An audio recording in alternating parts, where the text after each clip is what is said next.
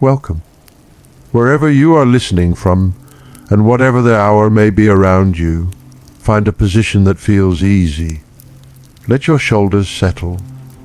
Let the room around you become a little less important. For a while, there is nowhere else you need to be. And if these quiet journeys through the past have become a place you enjoy returning to, you can leave a like and subscribe to Human and Time. Then there is nothing more to do. We can simply begin. Long before the first clear light reaches the valley, Olympia is still mostly shadow. The land lies low between water and hills, where the Alpheus moves through the broad valley and the smaller Clydios passes nearby. To the north, the dark rise of Cronios is only a shape against a slowly paling sky. You are awake before the full warmth of day. Exactly where men working here sleep is something time has not preserved for us. Their beds, their temporary rooms, whatever shelters held them through these years of labor, have disappeared far more completely than the stones of temples. So we will not pretend to know the walls around you. Only the morning remains. Cool air touches your face. The earth beneath your feet still carries the softness of the night, and somewhere beyond the darkness comes the quiet movement of water. The landscape has not yet divided itself into road, sanctuary, workshop, temple, river, tree. For a few moments everything belongs to the same grey stillness. Then you begin walking. Your clothing is simple, like that seen on working men elsewhere in the Greek world. A short tunic suited to movement, nothing intended for ceremony. Whatever dignity this day will contain will come from the work itself. Ahead, Olympia slowly gathers form.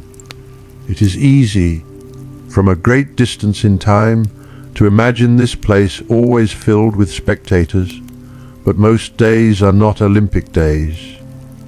The enormous gatherings come only at intervals. Between them, the sanctuary has another life, quieter, steadier, inhabited by those who tend its sacred places, those who arrive on religious or official business, and those whose hands maintain, build, repair, carry, shape, polish, and prepare. This is the Olympia, you know, not a roar of thousands, a working sanctuary. As the light strengthens, individual shapes separate from the darkness, trees appear first, their leaves still dull in the early hour. Paths emerge beneath your feet. Beyond them stand buildings already old enough to belong naturally to the landscape, and others whose stone still speaks of more recent ambition. Among them rises the temple of Zeus. Its great Doric form has stood here for years. The temple was built before the image, now being created for its interior. Its columns already hold their weight beneath the open sky. Its cellar already waits in shadow, but the enormous seated figure that will one day dominate that chamber is still unfinished. For now, Zeus exists elsewhere, in timber, in ivory fragments, in thin worked metal, in measurements, in molds, in the memory and judgment of craftsmen, and in a large building west of the sacred enclosure toward which you are walking now. The workshop does not look like a place where one of the most famous images of the ancient world should be born. Perhaps that is the first quiet truth of all great things. They begin in ordinary spaces, a broad working hall, doors, walls, tools placed where hands can reach them, debris gathering beneath benches, materials waiting for their next transformation. The building is substantial, roughly 2 meters long and 15 wide, and its proportions closely echo the interior space of the temple of Zeus. Long after everyone working here has vanished, archaeologists will uncover its foundations and realize that this resemblance is not accidental. But you know none of that. For you, it is simply the workshop. You approach as the new daylight begins to settle over its entrance. Other figures are moving now, men whose responsibilities differ from your own. Some belong to the world of timber and structure. Others work precious materials with a patience that allows no careless motion. There are those accustomed to metal, those who shape ivory, those concerned with surfaces and color, and laborers whose strength keeps materials moving through the building. Somewhere within this larger human machinery is Phidias. His name carries weight. But the workshop cannot survive on one name. A colossus requires many hands. And today, yours are among them. Inside, the morning air changes. The open landscape gives way to the enclosed smell of work. Wood, charcoal, oil, dry particles left by shaping and cutting. The faint mineral and organic presence of materials that have traveled astonishing distances before arriving beneath these hands. Ivory is among the most extraordinary. It has crossed through Mediterranean networks from lands most people here will never see. To the men in the workshop, however, its distant origin eventually becomes something immediate and practical. A surface, a thickness, a piece that must be shaped correctly. Ivory is not stone, it is dentine, the dense material of an elephant tusk, and it responds differently beneath a tool. Saws, scrapers, and drills can reduce and shape it, leaving pale debris where the work is done. Your fingers pass across a finished portion, cool at first contact, smooth where patient hands have already worked it. Beside it lies wood, rougher and warmer, carrying the visible grain of something that was once alive beneath another sky. Between those two textures rests much of the strange secret of the unfinished god. The immense figure is not a solid mass of gold and ivory. Beneath, what the worshipper will eventually see is structure. Timber bears what shining surfaces will later conceal.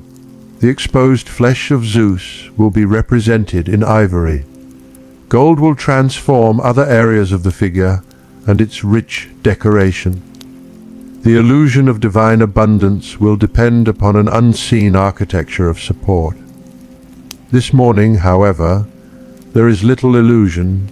You can see the work for what it is. Framework, sections, fastenings, tools, the evidence of human construction everywhere. A hammer sounds somewhere deeper in the hall, not loudly, just one measured impact, then another. From a different direction comes the rasp of a tool drawn across material. A brief pause. Again. Slowly the workshop wakes into rhythm. Metal meeting metal. Wood receiving a blow from a mallet. The dry whisper of scraping. Footsteps shifting across the floor. A low voice giving some small instruction that disappears almost immediately into the larger murmur of labor. There is nothing theatrical about it. No one stops to admire the symbolism of each movement. Work is too physical for that. Hands find grips. Bodies bend. Eyes judge distances. A tool must meet the surface at the correct angle. A section that looks nearly right must become right enough for another craftsman to continue. Above you, the emerging scale of the project alters the space itself. The completed seated figure will rise to roughly 12 meters. That number means little while spoken. Here, it becomes something the body understands. You look upward. The dimensions force your neck back. A human being standing beside such a construction is reduced almost immediately to proportion. A small figure beside a seated form, intended to make even the temple around it feel constrained. The ancient writer Strabo will later preserve the famous impression that if Zeus were to stand, he might lift the roof above him.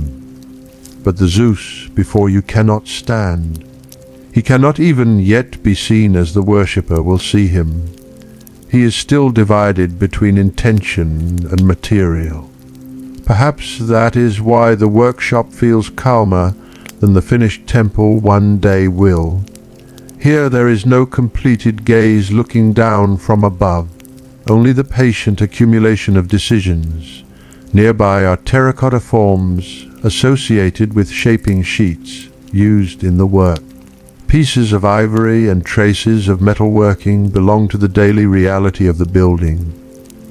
Centuries from now, people digging through what remains will find these fragments and understand that extraordinary objects leave very ordinary rubbish behind. They will also find something almost absurdly small beside the memory of a 12-meter god, a black glazed cup.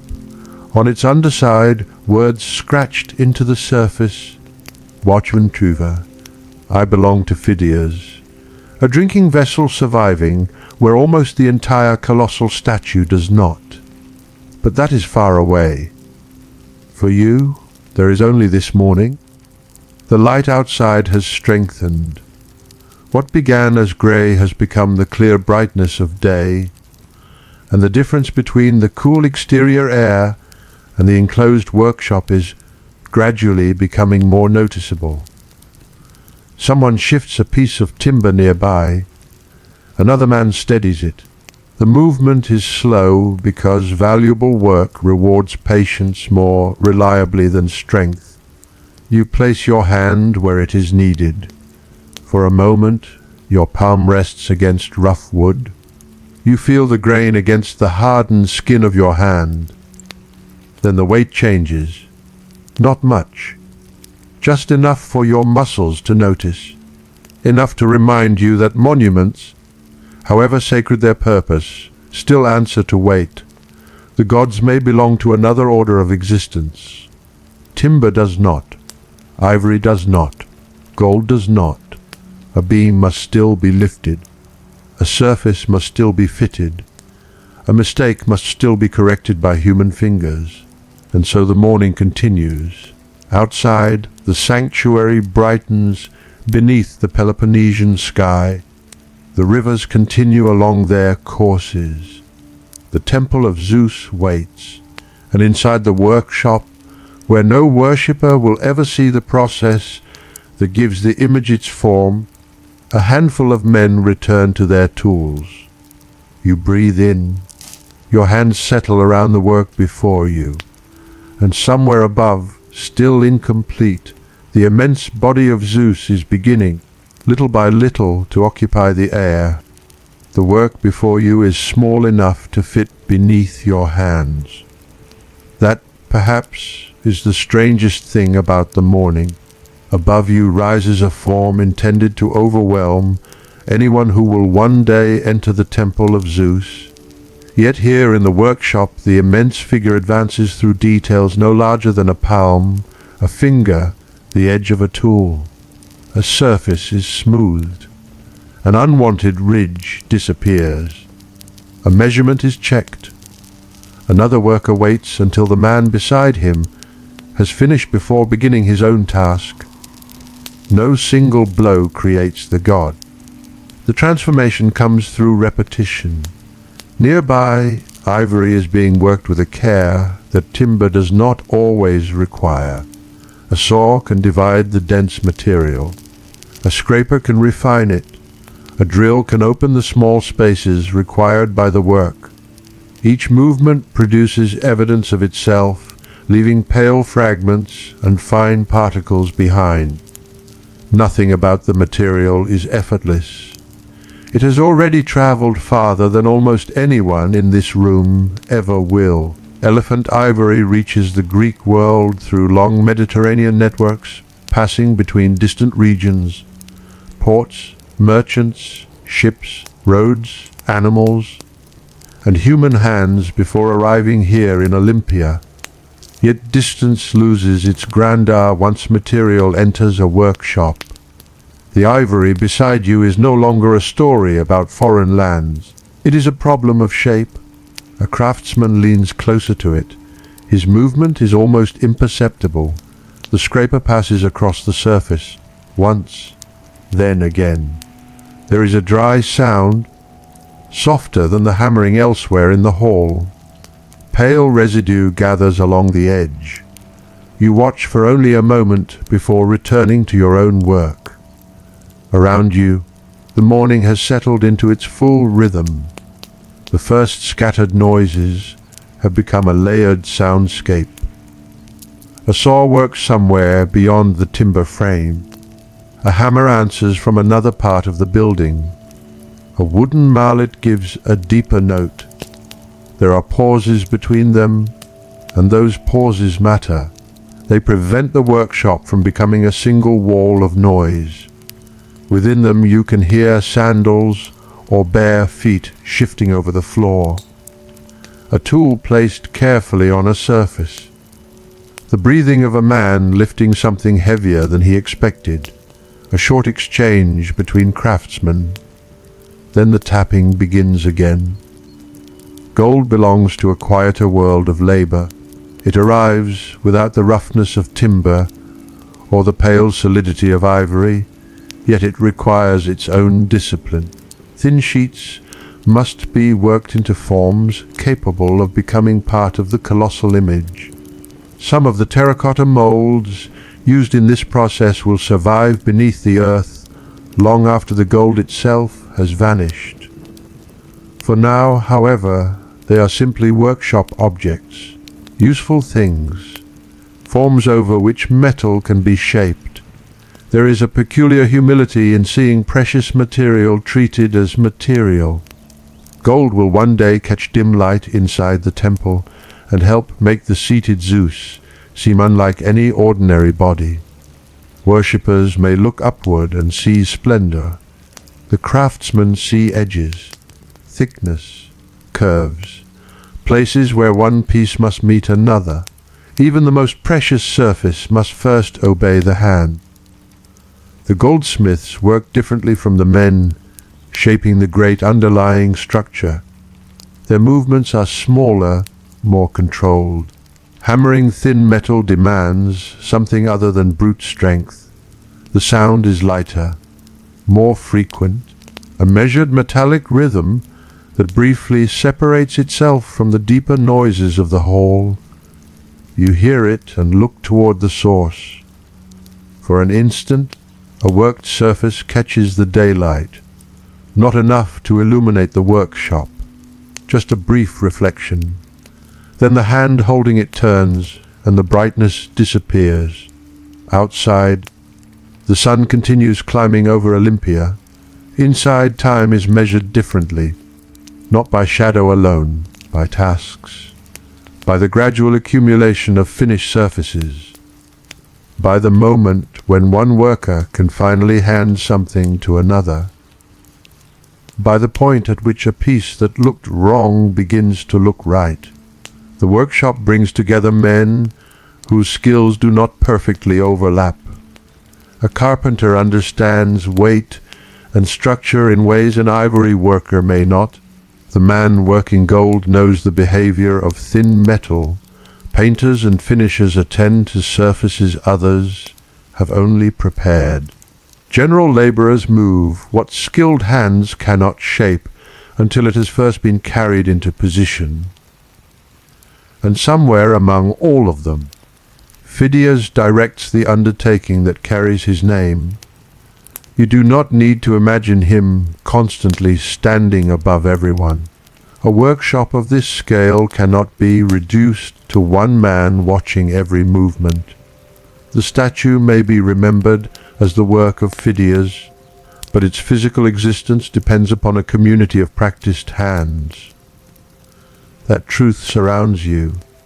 You see it in the timber rising overhead, in the ivory pieces waiting nearby, in the metalwork, in the tools, in the dust left where yesterday's labor ended and today's has begun. There is something almost invisible about ordinary craftsmanship once the finished object survives. People remember the face, the throne, the gold, the scale.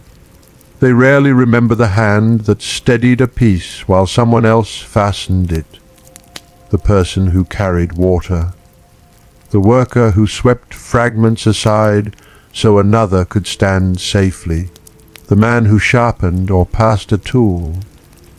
Yet without those movements, the great form above you would remain only an idea. Your hand closes around wood again. The grain presses into your palm. The surface has not yet been finished, and small irregularities remain beneath your fingers. You adjust your position. There is no hurry. The structure must support far more than its own appearance. What the visitor will eventually see is only the outer world of the statue. Beneath ivory and gold will remain the hidden world of support. This hidden architecture fascinates you less than it might fascinate someone looking backward across thousands of years. To you it is simply necessary. A large figure needs a structure. Weight must travel somewhere. Pieces must remain where they have been placed. The finished image may suggest stillness, but its stillness has to be built. You step away for a moment and look upward again. The incompleteness makes the scale difficult to understand. Your eye tries to assemble the fragments. A section here, another there, the suggestion of a seated body. The beginnings of surfaces that will someday appear whole. Perhaps the human mind always wants to complete what the eye cannot. You begin to see Zeus before Zeus is entirely there, not because the statue has become miraculous, because enough decisions have accumulated that absence itself begins to take shape. Beyond the workshop walls waits the temple built to contain this image. Its cellar is divided by columns into aisles, a long interior prepared for a presence far larger than an ordinary man. The temple existed before the statue. Stone came first, then emptiness. And now, west of the sacred enclosure, men are slowly creating what will occupy that emptiness. It is curious how buildings can wait. A temple may stand complete in sunlight, while the thing that will define its inner darkness still exists in pieces elsewhere. For years, stone can hold a space open. As though architecture itself understands patience, the thought passes without needing words. You return to the work. The morning air inside has become warmer. Not hot yet, only changed. The coolness that accompanied you toward Olympia has faded from your skin.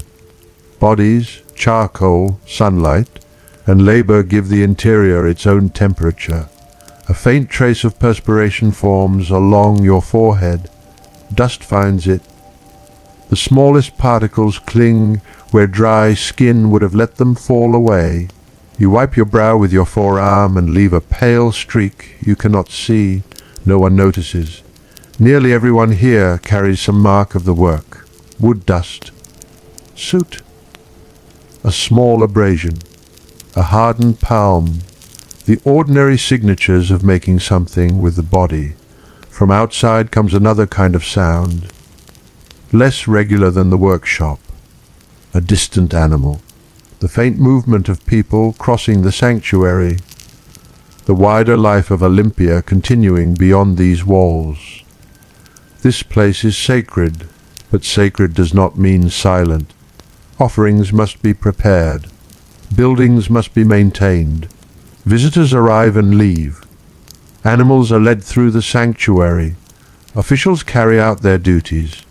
Somewhere, the rivers continue moving past the valley, whether anyone listens to them or not. For a brief moment, air enters through the workshop opening. It carries something cleaner than the interior smell of charcoal and worked materials. The change is small but immediate. You turn slightly toward it. Beyond the doorway, the day has become bright. The hard distinction between the darker workshop and the open landscape makes you narrow your eyes. Outside lies a world of stone, trees, paths, sunlight, and moving water. Inside lies a seated god who does not yet have all his skin, and you stand between them. The breeze fades. The workshop smell returns. Someone calls for assistance. You move. A length of material must be shifted. Hands gather around it. No one lifts before the others are ready. There is a brief stillness as grips are adjusted. Then the weight rises. Your shoulders tighten. The floor beneath you feels firm. For several slow steps, everyone moves together. The object is lowered. Hands remain against it for another moment, making certain it will stay where it has been placed. Only then do the men release it. No cheering. No ceremony. The work simply continues. The enormous figure above you has changed by almost nothing that an outsider would notice. Yet something is now where it needed to be. Perhaps this is how wonders are really made. Not in great moments, but in thousands of small ones that no one thinks to remember. And as the sun continues toward the middle of the sky, the steady sounds of the workshop carry on beneath the unfinished gaze of Zeus. The sounds continue beneath the unfinished gaze of Zeus.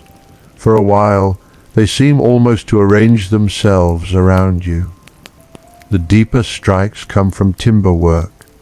Lighter metallic notes answer from elsewhere. Between them, the rasping of tools against ivory slips through the room like something finer, drier, more patient. Your body begins to know the pattern before your thoughts do. Lift. Hold, wait.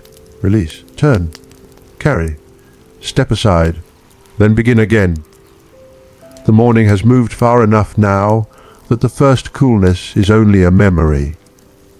Light outside the workshop has hardened into the brightness of a Mediterranean day, and when you glance toward the entrance, the open world beyond it seems almost white after the muted interior. You turn away from the glare. Near one of the work areas, a thin gold surface is being shaped. The material seems strangely delicate for something meant to belong to a god. A craftsman works it carefully against a form, using repeated, controlled blows rather than force. The gold responds because gold has always been willing to move beneath a patient hammer. It spreads, it takes shape, it accepts the contour given to it, and yet the preciousness of it changes the atmosphere around the work. Not dramatically. No one whispers, no one kneels, but care becomes visible in the hands.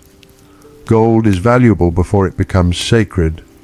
Ivory is valuable before it becomes a face. Timber is ordinary until it must carry both. In this way, the statue is being assembled not only from materials, but from different kinds of meaning. You move closer to where several finished or partly finished elements rest. The difference between them is striking. Ivory is pale and calm beneath the light. Gold refuses calmness. Even a small worked surface changes as you move around it. A bright edge becomes dull. A shadow suddenly catches fire with reflected daylight, then disappears again when the angle shifts. In the finished temple, those changes will be slower. The cellar will be dimmer than this workshop entrance, and the great figure will rise within a darker architectural world. The gold will not need to shine everywhere at once. A little light moving over such an enormous seated body will be enough. But that future belongs to another place.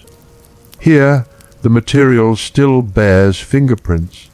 The workshop floor still receives what the final sanctuary will conceal. There are scraps, fragments, dust, pieces that did not become part of the god. The thought is almost comforting. Even a wonder leaves waste behind. Nothing human is made without something being discarded. You kneel to move a small accumulation away from the immediate work area. Fine material gathers against your fingers. Wood shavings curl differently from the paler residue left by ivory working. The two mingle on the ground without caring that one came from a tree and the other from an animal that lived far beyond Greece. Once they fall to the floor, distance disappears. Everything becomes workshop debris. You straighten again.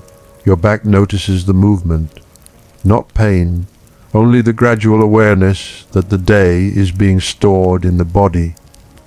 The arms remember lifting, the shoulders remember holding, the fingers remember pressure. A working day is measured in more than light. It is recorded quietly in muscle. Across the hall, the colossal framework remains almost motionless while everyone around it moves. That contrast grows more powerful the longer you remain beneath it. Men bend and straighten, hands rise and fall, tools change position, bodies cross from one side of the hall to the other, and above all of them, a seated form slowly acquires permanence. Perhaps this is one reason statues seem so calm. Their stillness is made from movement. Thousands of gestures can disappear into one unmoving surface. You look toward what will become the throne. Even incomplete, its complexity already suggests that Zeus will not simply sit upon an ordinary chair enlarged to impossible proportions.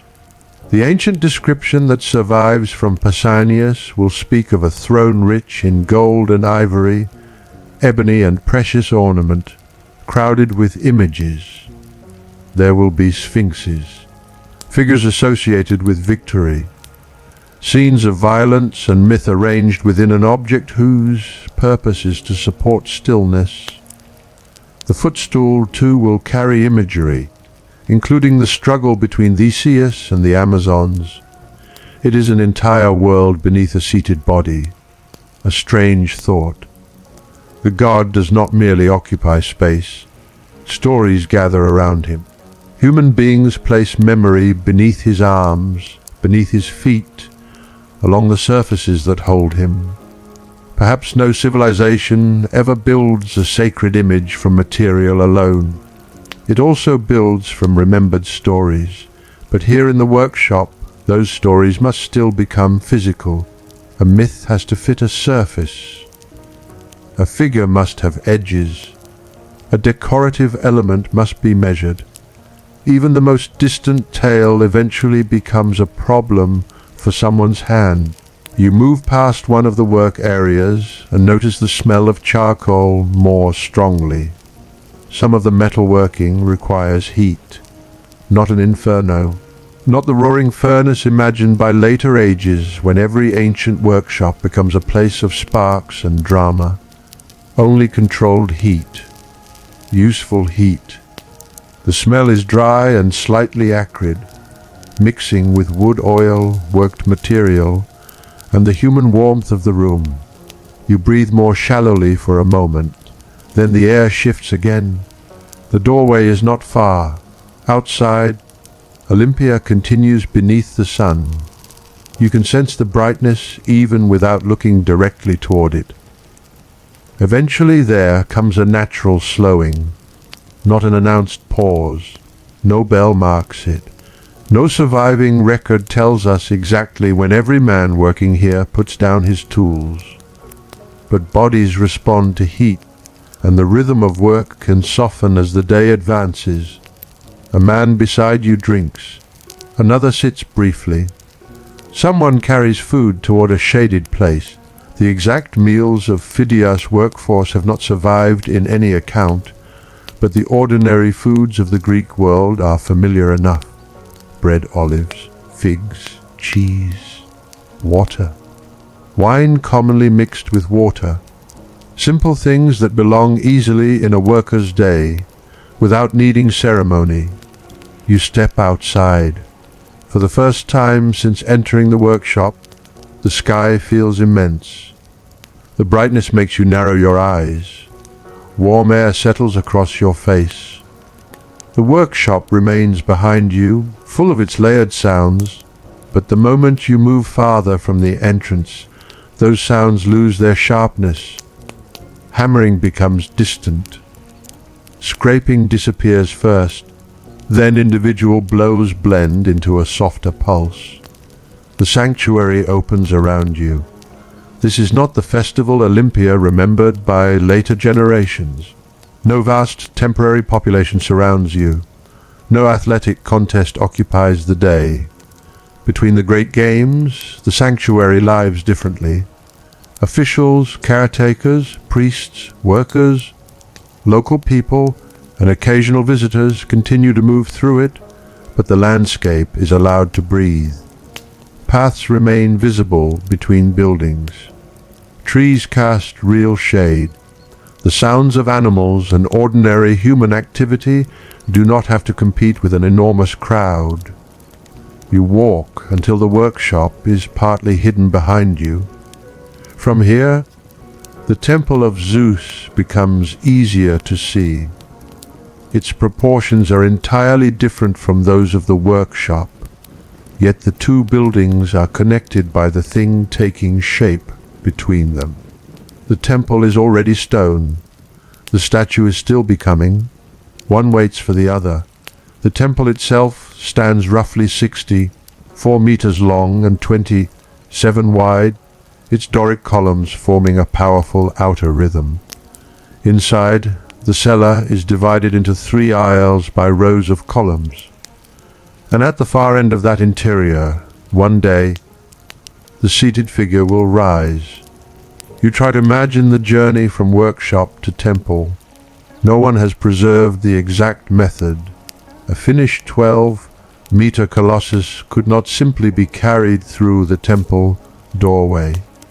So the great image must belong to a more complicated process of components, fitting, movement, and final assembly. The exact sequence is lost. That uncertainty does not make the work less real. Perhaps it makes it more human. You know only the immediate task. Something made here must eventually belong there. Your gaze moves between the two buildings. Workshop, temple, creation, destination. For a brief moment, the distance between them seems greater than it is. Not because the path is long, because the meaning changes along it. Inside the workshop, ivory is material. Inside the temple, it will become the flesh of Zeus. Here, gold is sheet. There, it will become divine clothing. Here, timber is structure. There, almost no visitor will think about it at all. Perhaps sacredness is sometimes a change in where something stands. The same material crosses a threshold, and people see it differently. You find shade. The temperature falls immediately against your skin. The earth beneath the tree is dry, and the quiet there has a different shape from the quiet before dawn. Morning silence was emptiness. This is rest. A few ordinary foods are passed among the men nearby. Bread is coarse beneath the fingers.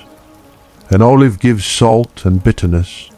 A fig, if there is one, carries a softer sweetness. Cheese offers something richer. Nothing on the meal announces that you are helping build one of the most extraordinary images in Greece. That may be the most truthful detail of all. Great works do not require great lunches. People eat because bodies need food. Then they return, above the sanctuary. Sunlight presses down on stone. Leaves shift lightly where a breeze reaches them. Farther away, the Alpheos continues through the valley. The river has no concern for the statue. It moved before Phidias came. It will move after every craftsman in the workshop is gone. For a little while you listen to the landscape rather than the tools. A bird calls from somewhere beyond the buildings. An animal sounds in the distance. Human voices rise and fade. Nothing holds the attention for long. Your breathing slows. Hands that were gripping timber a short time ago now rest loosely. The pale dust on your skin has settled into the lines around your fingers. You could wash it away. Tomorrow there would be more. Perhaps that is what ordinary labor does to time. It makes tomorrow resemble today until one day the thing being made is finished.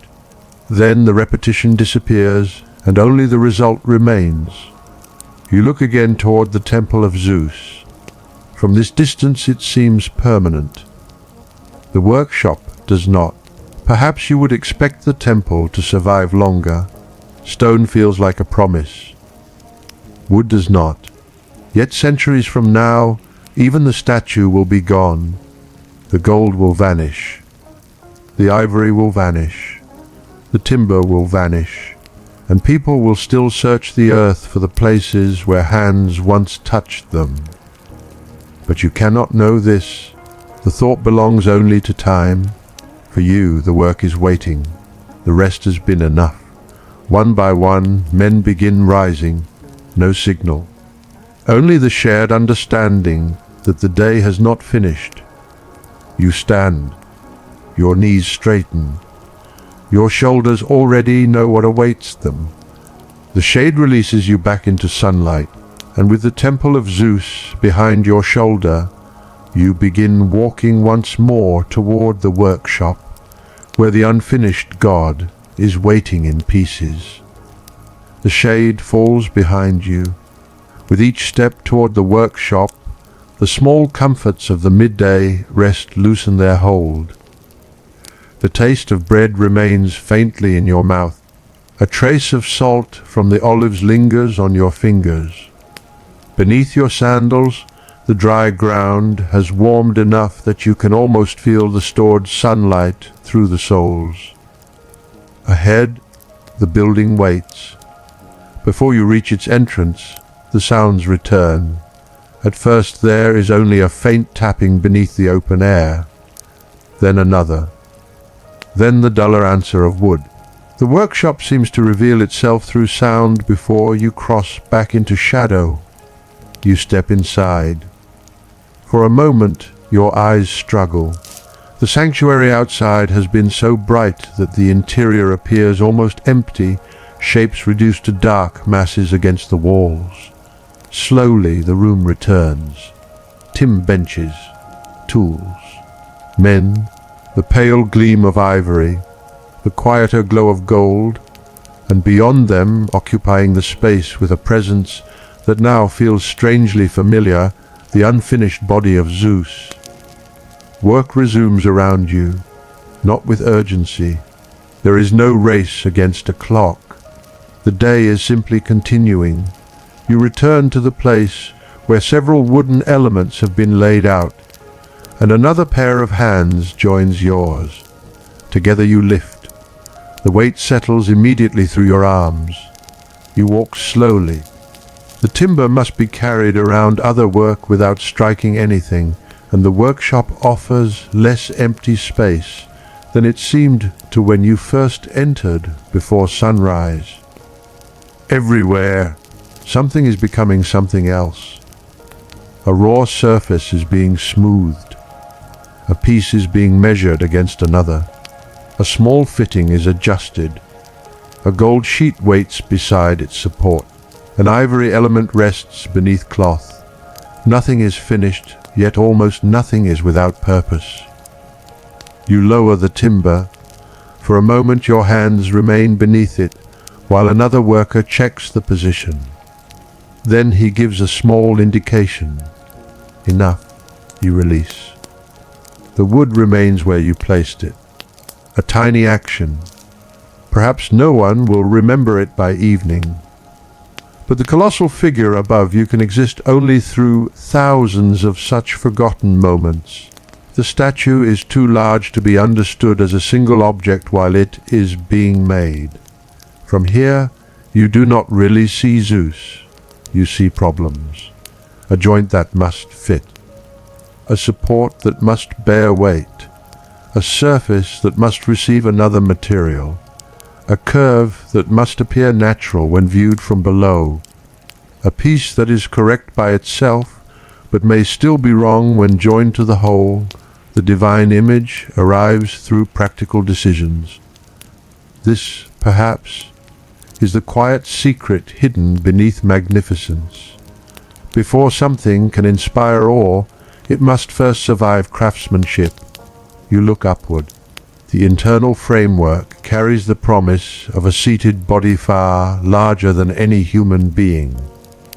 Timber gives that body its hidden strength. When the statue is complete, visitors will see ivory and gold.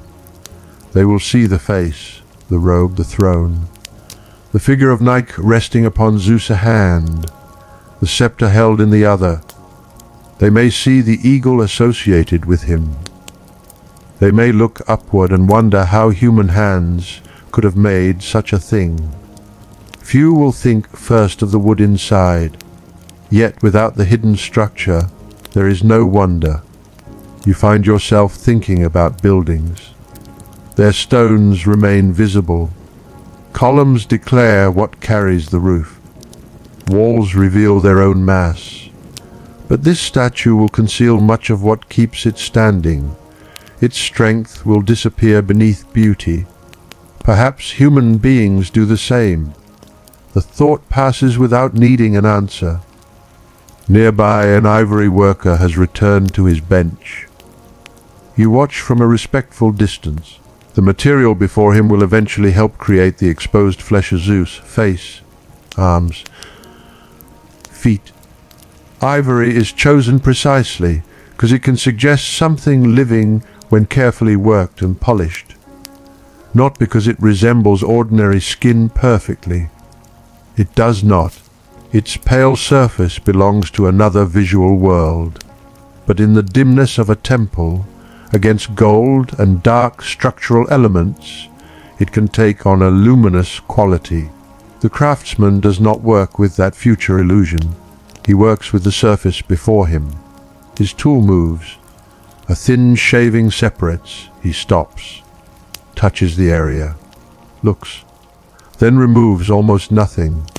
That almost nothing matters. You understand now why some work in the room sounds so quiet. Force would destroy what patience can reveal. A small mistake in timber may sometimes be corrected. A mistake in precious ivory is different. Material has traveled too far, cost too much, and there is no endless supply waiting beyond the door. So the hand learns restraint, remove enough. Never too much. You continue your own task. There are no surviving notes describing the instructions given to each worker in Phidias' workshop. No list tells us which man carried which beam, who prepared which surface, or how often the master himself moved among them. The archaeological remains preserve the place more readily than the voices. Yet the work itself requires coordination. A project of this scale cannot be built by isolated hands. One task waits upon another. A fitted wooden element determines where a surface may be attached. A sculpted piece must agree with the structure beneath it. Decoration depends upon shape. Shape depends upon measurement. And measurement depends upon someone remembering what the whole is meant to become. Perhaps that is where Phidias is most present. Not always through the touch of his own hand, through intention. A colossal image can have many makers and still possess one vision. Somewhere in the workshop a decision is made. You do not hear the words clearly. You only see several men turn toward the upper structure. One points. Another looks from the framework toward something resting on a bench. A comparison is being made. For a while, no one moves. Then a piece is lifted. You are called closer. Your hands find a familiar place beneath the weight. Another worker takes the opposite side. The object rises. This time, carrying it is not merely a matter of moving something across the floor. It must be brought toward the colossal framework and held while others examine the relationship between the piece and the structure. You lift higher. Your shoulders tighten. Someone steadies the edge. A man above reaches downward. The piece moves a little to the left, then back, not there, again. Your arms begin to burn. No one rushes. That is the difficult part. Weight creates urgency in the body, even when the work demands patience. You want the decision to come quickly. The craftsmen studying the alignment do not have that luxury. A poor fit will remain long after your tired arms recover. So you hold. Breathing becomes part of the task. In, out, do not shift. The timber presses into your palm. A bead of sweat travels slowly from your temple. The workshop sounds seem to recede. For several moments, the entire world is the weight above your hands. Then the signal comes. Lower, carefully. The piece descends. Your muscles tremble slightly as the load leaves them. It has not been accepted. Something must change, perhaps a surface, perhaps an angle, perhaps only a small adjustment. You do not know. The piece returns to the bench, and the work continues. There is no disappointment, only correction. This too belongs to creation. Things do not become beautiful by being right the first time. They become beautiful because someone notices when they are wrong. Outside, the afternoon begins its slow movement. The light entering through the doorway is no longer the same white blaze that followed you after the midday rest. It has softened almost imperceptibly. Shadows stretch farther across the floor. Dust becomes visible inside them. Tiny particles drift where sunlight cuts through the room. For a while you watch them. Wood dust, earth, fibers, perhaps fragments too small to name. They move upward and downward with no purpose at all. Behind them the unfinished Zeus rises. The contrast is strange. A monument intended to endure. Dust that will settle before sunset. Both occupying the same light. You return to the timber. A craftsman begins adjusting the piece that failed to fit. The correction is smaller than you expected. A little material removed here. A surface reconsidered there. The difference between fitting and not fitting may be less than the width of your finger. That seems impossible when the figure itself is so enormous. But great scale does not eliminate small precision. It multiplies the need for it. You run your hand along another prepared wooden surface. The grain remains faintly perceptible. The tree that produced it once grew beneath weather.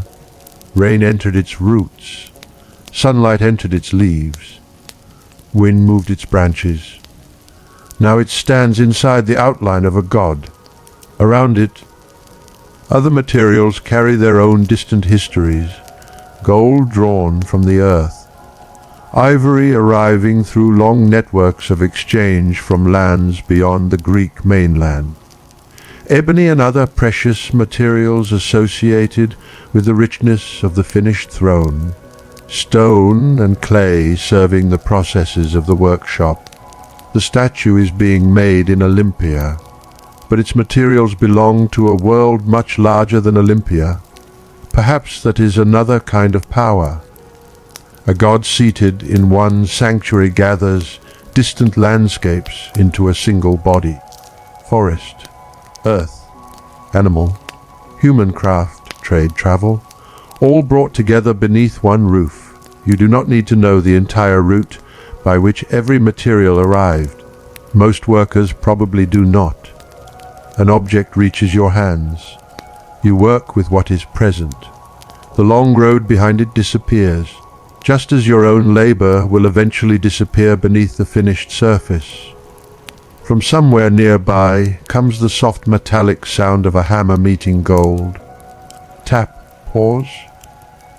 Tap, pause. The rhythm is gentler than the timber work. Gold can be hammered into thin sheets, shaped over prepared forms, fitted to the surfaces intended to represent the robe and other divine elements. It is not the mass of gold that will create the illusion. It is surface, light, coverage. A thin precious layer can transform what lies beneath it. You move closer. The sheet seems almost fragile enough to tear. Yet when laid correctly over a prepared form, its weakness becomes irrelevant. It does not need to carry the statue. It needs only to become what the eye sees. The hidden wood carries weight. The gold carries light. Each material has been given a different responsibility. A craftsman turns the piece slightly. Sunlight reaches it. For one brief second, the workshop changes. A warm reflection touches the nearby timber. Then the angle shifts and the light is gone. You imagine that same effect multiplied across the finished figure. Not blazing, not shining like the sun. Something quieter, a shoulder emerging from darkness, a fold of the robe catching a lamp's glow, an edge of gold appearing while the rest remains shadowed, a pale ivory hand extending from the dimness. Visitors entering the temple of Zeus will not encounter the statue beneath open daylight. They will approach through architecture. Column, threshold, shadow, interior, and then scale. The seated guard will nearly fill the height available to him. The ancient geographer Strabo will later express the effect through a famous idea. Although Zeus is seated, he appears so immense that if he stood, he would lift the roof from the temple. The image does not need to move. Architecture makes the thought possible. A roof above his head, a body too large for standing. Stillness containing imagined power. Here in the workshop, however, the roof remains safely where it is. And Zeus cannot yet stand or sit. He is timber, ivory, gold, measurement, and unfinished intention. Someone brushes past you carrying a tool. You step aside. A clay vessel rests near one of the working areas. Another sits farther away. Ordinary containers, easy to ignore. Yet pottery fragments discovered centuries later in the area of this workshop will become part of the evidence connecting the building with Phidias and the making of the statue. Among those finds will be a small drinking cup bearing a scratched inscription naming Phidias. Something so modest surviving beside the memory of something so enormous. A cup, a wonder of the ancient world. Time has a strange sense of proportion, but none of that has happened yet. For now, the cup is only the kind of object a man might lift when thirsty. The statue is still here. The workshop still has a roof. The tools still have owners. You reach for water. The vessel is cool only in comparison with the air. You drink. Not much. Enough to clear the dryness from your mouth. When you lower it, your fingers leave damp marks on the surface. They darken the clay, then slowly begin to fade. You watch them vanish. Another small trace that refuses to last. By late afternoon, fatigue no longer announces itself sharply. It has become part of the room. Men move a little differently. Not dramatically slower, more economically. Unnecessary motion disappears. A worker who earlier might have crossed the room twice now carries two things at once. Someone stretches his fingers before returning to a tool.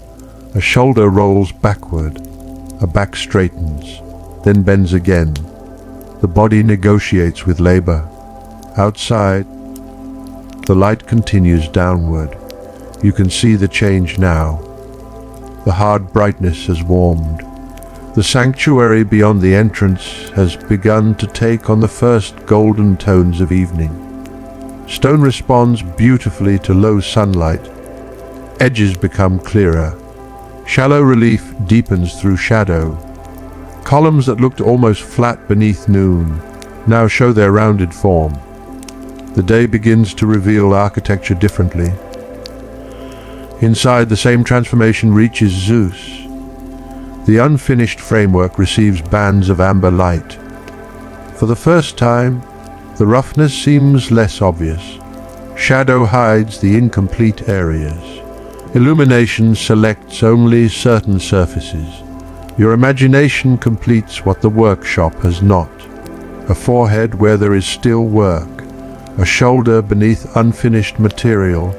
A hand that will one day hold victory. The illusion lasts only a moment. Someone moves between you and the doorway. The light breaks, the workshop returns.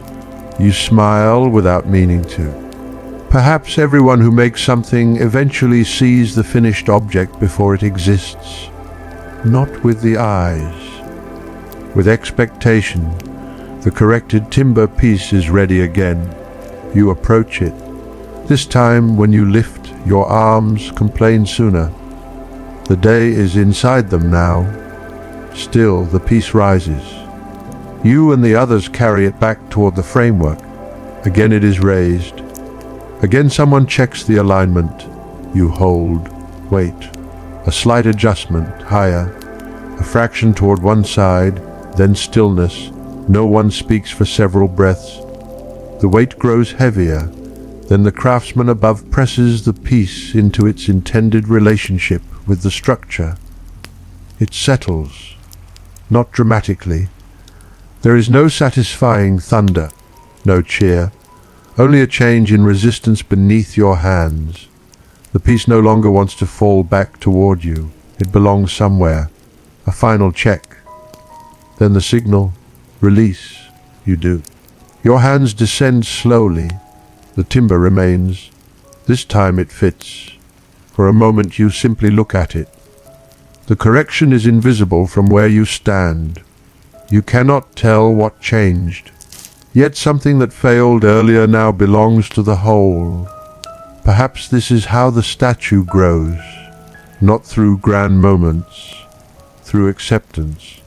Piece after piece reaching the point where it no longer needs to be held. You step backward. The framework seems almost unchanged. Of course it does. One piece cannot transform something so large, but you know where it is. Your eyes find it immediately.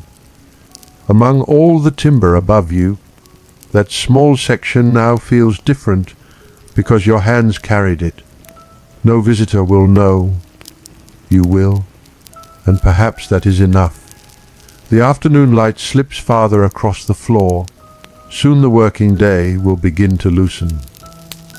Tools will be set down, surfaces covered, precious material secured. The sanctuary will move toward evening. But not yet. There is still light, still warmth in the walls, still the smell of wood and charcoal, still gold answering softly when the hammer touches it. You return to the floor beneath the enormous unfinished figure. Above you, one more piece of Zeus is resting where it belongs. And for the first time all day, you understand that the god is not merely being built around you. Very slowly, almost too slowly to notice, he is becoming heavier than yesterday. The added weight does not announce itself. Nothing groans beneath it. No one stops to admire the change. The new piece simply remains above you, joined to all the pieces that came before, while the workshop carries on beneath it. For a little while, you keep looking upward. There is satisfaction in knowing exactly where your hands have entered the hidden anatomy of the statue. Yet even that feeling begins to dissolve as another task appears. A worker nearby needs several smaller wooden pieces moved away from a bench. You bend, lift, carry, set them down, then again. The body returns quickly to ordinary things. Perhaps this is how great works protect themselves from pride. There is always another piece waiting. The afternoon has begun to lean toward evening now. You can feel it before you look outside. The heat inside the workshop is changing. For most of the day, warmth has seemed to press downward from the roof and rise from the ground at the same time. Now the air moving through the doorway carries a faint coolness, not cold. Only the first suggestion that the sun has lost some of its authority. You straighten and turn toward the entrance. Beyond it, Olympia has changed color. The sanctuary that blazed beneath the midday sun is becoming softer. Stone no longer reflects light directly into your eyes. The surfaces of buildings have begun to hold warmth instead of throwing it back. Farther away, trees darken into deeper greens. The ground is still bright, but the brightness has become golden. Even the dust looks warmer. Someone passes outside. His shadow is long enough to enter the workshop before he does. For an instant, the silhouette crosses the floor, stretches over scattered wood shavings, climbs the base of a bench, and disappears beneath the enormous unfinished figure. Then the man himself moves past the doorway. You hear voices beyond the walls. Workers elsewhere in the sanctuary are beginning to finish their own day. The sound of labor has altered. Fewer sharp impacts, longer spaces between them. A distant hammer stops. Another continues. Somewhere a man calls to someone you cannot see. A response comes back more quietly. Then the sanctuary settles again. Inside the workshop, however, there is still work to do. One of the craftsmen gestures toward the floor. Shavings and fragments have accumulated beneath the benches. Small pieces of wood lie where they fell. Dust has gathered around feet, tools, supports, and containers. You understand. A workshop must be prepared not only for what is made today, but for what must be made tomorrow. You begin clearing the area. The work is simple. Perhaps the simplest you have done since morning. Yet your tired body welcomes it. You no longer need to hold a heavy piece in position while others judge its alignment. You no longer need to keep your arms steady beneath a load. You gather what can be gathered, move what must be moved. Separate useful offcuts from waste. Return tools toward the places where their owners expect to find them. The floor slowly emerges again. As you work, you begin noticing things that escaped you while the room was busy. Marks in the wood, scratches along a bench, darkened places where countless hands have touched the same edge. A tool whose handle has been worn smooth by fingers. The workshop carries the memory of labor even before the statue is complete. You wonder how many mornings have begun here before yours. How many times this doorway has brightened at sunrise. How many meals have been eaten in the shade outside. How many disagreements have taken place over measurements that seemed insignificant until someone proved they were not. How often Phidias has stood somewhere in this room and looked upward without speaking. The statue did not begin with you. It will not end with you. That thought should make your day feel small. Instead, strangely, it makes the work feel larger. You are not responsible for the whole, only for your part of it. There is relief in that. A human life may be too short to contain many enormous things, but perhaps it does not need to. Perhaps it is enough to enter something already underway, carry what can be carried, place one piece correctly, and leave the rest for other hands. You brush another gathering of shavings aside. They make a dry whisper against the floor. Nearby, a craftsman begins covering an ivory component. The pale material disappears beneath cloth. You watch carefully. Ivory demands attention even when no tool is touching it. The material used for the visible flesh of the chryselephantine Zeus must be protected and maintained. Ancient accounts would later preserve traditions concerning the care of the statue and the effects of the sanctuary's environment upon its precious surfaces. But tonight, none of that is history. It is simply responsibility. A valuable piece must not be left exposed carelessly. Cloth falls across it. The ivory vanishes. Another worker checks the gold. There is something almost ceremonial in the way precious materials are secured at the end of the day, though no ritual is being performed. Gold attracts the eye even in fragments. A thin sheet can catch the last light and seem brighter than objects many times its size. So the pieces are handled carefully, counted by attention if not always allowed, moved where they belong, protected. Nothing about the process suggests the careless abundance that future imagination might attach to a golden wonder. Here, gold is not fantasy. It is material, expensive material, finite material, material that must be measured, shaped, fitted, recovered when possible, and guarded. A small fragment falls near a bench. You notice the movement. So does the craftsman. Both of you look down at once. The piece is tiny. He picks it up between his fingers. For a moment it rests against the rough skin of his hand, golden labor, one smooth and bright, the other line dusty and darkened by the day. Then the fragment disappears with the others. You continue cleaning.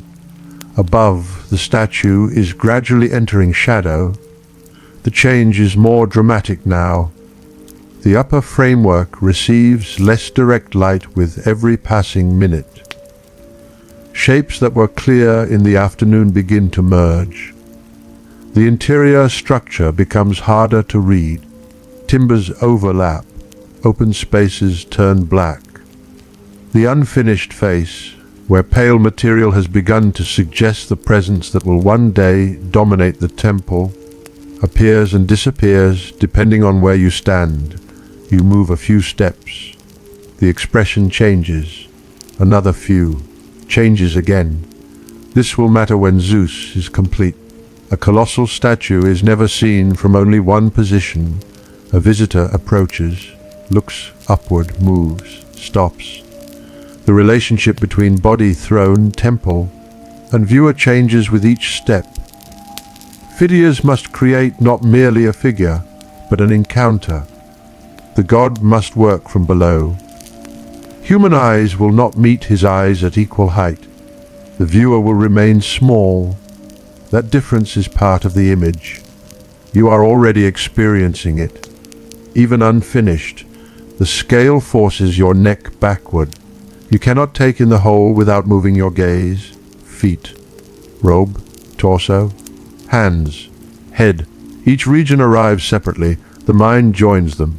Perhaps that is why enormous statues can feel larger than their measurements.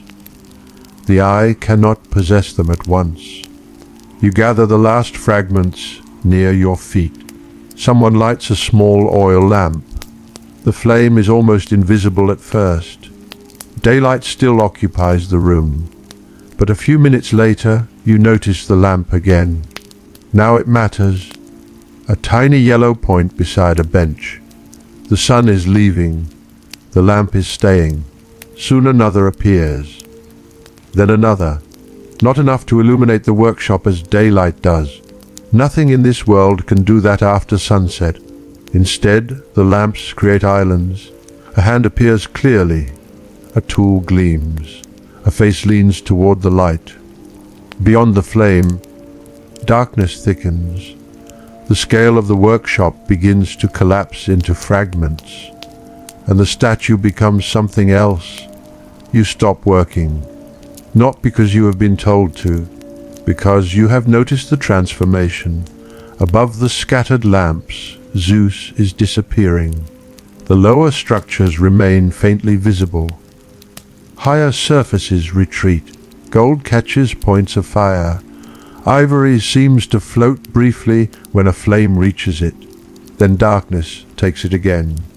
For the first time today, you can imagine the statue inside the temple at night, not as visitors will usually see it, not in full ceremony, only as an image held within darkness, a god that does not need to be completely visible to be present. The thought stays with you. One of the older workers passes and gives you a small task with a gesture. A container must be moved. You take it. The clay feels rough beneath your fingers. You carry it toward the wall and place it beside others. The vessels are ordinary. Some hold materials. Some have held water. Some have been used so often that no one looks at them anymore. And yet one day, fragments from this working area will help people recognize what happened here.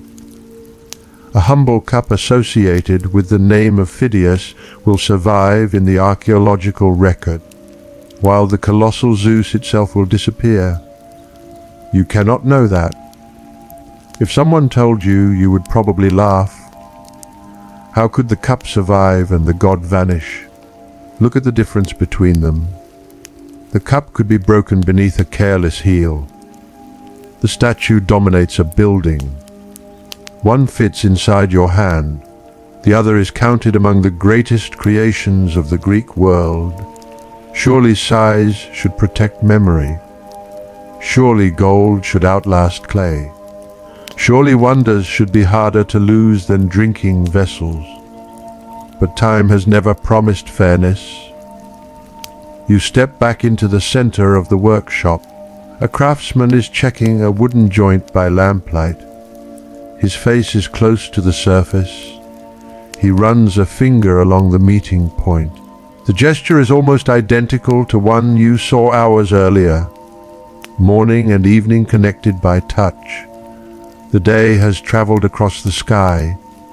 The work remains precise. You look at your own hands. Dust has settled into the lines of your palms. There are small reddened places where wood pressed against skin. One finger is sore near the joint. Nothing serious. By morning, perhaps you will barely notice it. But tonight the hands feel older than they did before sunrise.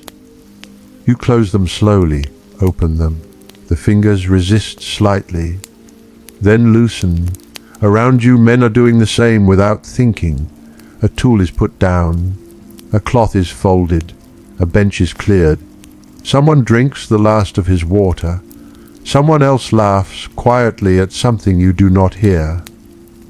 The sound surprises you. You have spent so much of the day listening to tools that an ordinary laugh feels unusually alive. Another man answers. For a few moments, the workshop is not the birthplace of a wonder. It is simply a place where tired people have reached the end of a long working day. That may be closer to the truth than anything else. Monuments encourage us to imagine extraordinary people, but hands become tired in every century. Backs ache. Thirst arrives. Mistakes irritate. Food tastes better when the body has earned hunger.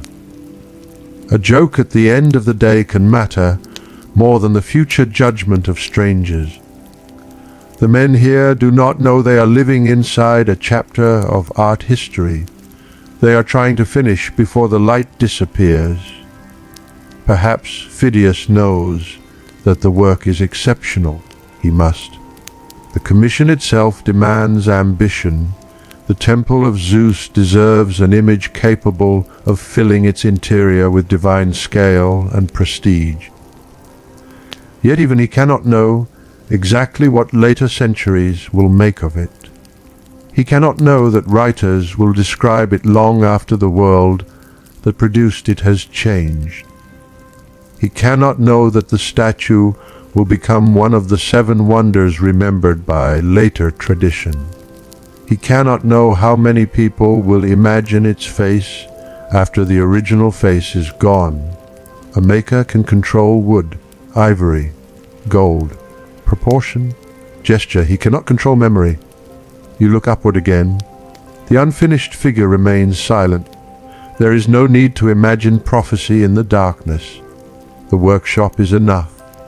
Another lamp is moved. Its light travels briefly across part of the structure. A golden surface appears. Then the flame passes. Darkness closes behind it. The effect reminds you of sunlight moving across hills, only faster and smaller. Light revealing, light abandoning. Nothing stays visible forever. Outside the evening has deepened. The doorway is no longer a rectangle of gold. It is blue now, a cool, clear blue that seems almost strange after the heat of the day. You walk toward it. The moment you cross the threshold, the air changes. The workshop has held the warmth of bodies, lamps, worked material, and the day's heat. Outside, the sanctuary is breathing out. You stop. The sky above Olympia is broad and pale, with the last brightness concentrated toward the west. The surrounding hills have darkened. Trees are losing their individual leaves and branches, becoming larger shapes. The stone buildings still hold enough light to remain distinct. Columns rise quietly. Roofs form dark lines. Paths that seemed white at noon have become muted. You hear birds settling somewhere beyond the buildings. Their calls are brief, then fewer, then farther apart. Insects have begun to occupy the spaces left behind. The sound is continuous but gentle. You had barely noticed them during the day. Now they belong to the sanctuary. A breeze reaches your damp skin. For the first time since morning, you feel cool. You stand still and let it pass across your neck. There is dust on your legs, dust on your arms, dust beneath your nails. The smell of the workshop follows you outside. Timber, worked material, oil, smoke, human sweat. But the evening air begins diluting it. Earth returns, vegetation, dry grass. The faint smell of cooking from somewhere beyond the sacred precinct. Your stomach answers before you consciously think of food. The midday meal feels distant now. You step farther from the doorway. Behind you, the workshop lamps glow against the interior darkness. From outside, the building looks smaller. This surprises you. All day, the statue has made the room feel enormous. But from the sanctuary path, the workshop returns to architecture, walls, roof, entrance, a building among buildings. The giant inside is hidden. Anyone passing without knowledge of what is being made there might see only light in a doorway and workers preparing to leave. You walk a few paces, then turn. For an instant, a man crosses the entrance carrying a lamp. His silhouette fills the opening. Behind him, high in the darkness, a tiny patch of gold answers the flame. Then both disappear. You remain facing the workshop. The great statue is inside. But the evening does not care. The sky continues darkening. The breeze moves through the trees. Men leave their tasks. Somewhere, food is being prepared. Somewhere, water is being poured. Somewhere, a tired worker is already thinking about sleep. The ordinary world surrounds the extraordinary one completely. Perhaps that is how all wonders exist, not separated from life, hidden inside it. You begin walking through Olympia. Your pace is slower than it was in the morning, not because you are trying to observe the sanctuary. Your legs simply prefer slowness now. Each step reminds you that you have been standing, carrying, bending, and lifting since the first light. The ground feels different beneath tired feet. Small stones seem sharper, slopes seem steeper, distances stretch. You pass through areas that were crowded earlier. They are quieter now. The sanctuary is not empty, but its rhythm has changed. People who came for business, offerings, meetings, labor, or errands begin moving toward wherever evening will keep them. A few voices linger near a building. Someone leads an animal along a path. Farther away, two men walk together, their conversation too soft to understand. You pass them without greeting. No discourtesy is intended. Everyone seems to belong to his own fatigue. The temple of Zeus rises ahead. You slow. You have seen it repeatedly throughout the day, from different angles, across open spaces, between buildings, beyond the workshop doorway. But evening has altered it. The columns are no longer bright. They stand in long bands of shadow and fading light. The temple seems heavier now, more rooted. During the day, sunlight revealed its stone. At dusk, darkness reveals its mass. You think of the chamber within. The place the statue is being prepared to occupy. Empty, or at least incomplete, while the god grows elsewhere. Architecture waiting for an inhabitant. There is something strange about that. The temple already possesses sacred meaning. Zeus does not require Phidias to exist. Worship did not begin with ivory. The god belongs to the sanctuary before the statue, and yet the image will change the experience of entering this building. People will travel far to see it. They will stand beneath its scale. They will describe it, remember it, perhaps argue about it. The invisible God will receive a visible body shaped by human hands. You look at the columns, stone supporting stone. Inside the workshop, wood supports the future skin of divinity. Different structures, different purposes. Both depend upon balance. Both depend upon people understanding weight. For a moment you imagine the completed statue already seated inside, not because you know exactly how every detail will appear, you do not. But after a day beneath its growing frame, your mind has learned its scale. You place that scale inside the temple. The result is almost uncomfortable. Zeus seated, the throne rising, the head approaching the upper space of the interior, gold in the dimness, ivory emerging from shadow. The figure so large that standing seems impossible. You understand the later observation before it has ever been written. If he rose, there would be nowhere for him to go. The roof would seem too low for the god. You let the image fade. The temple before you returns to evening stone. A breeze passes between the columns. You hear it more than feel it. Then footsteps behind you. You move aside. A man walks past carrying something wrapped in cloth. He does not look at the temple. Perhaps he has seen it every day of his life. Familiarity has its own blindness. What astonishes a visitor may become background to someone who lives beside it. You wonder whether the same will happen to the statue.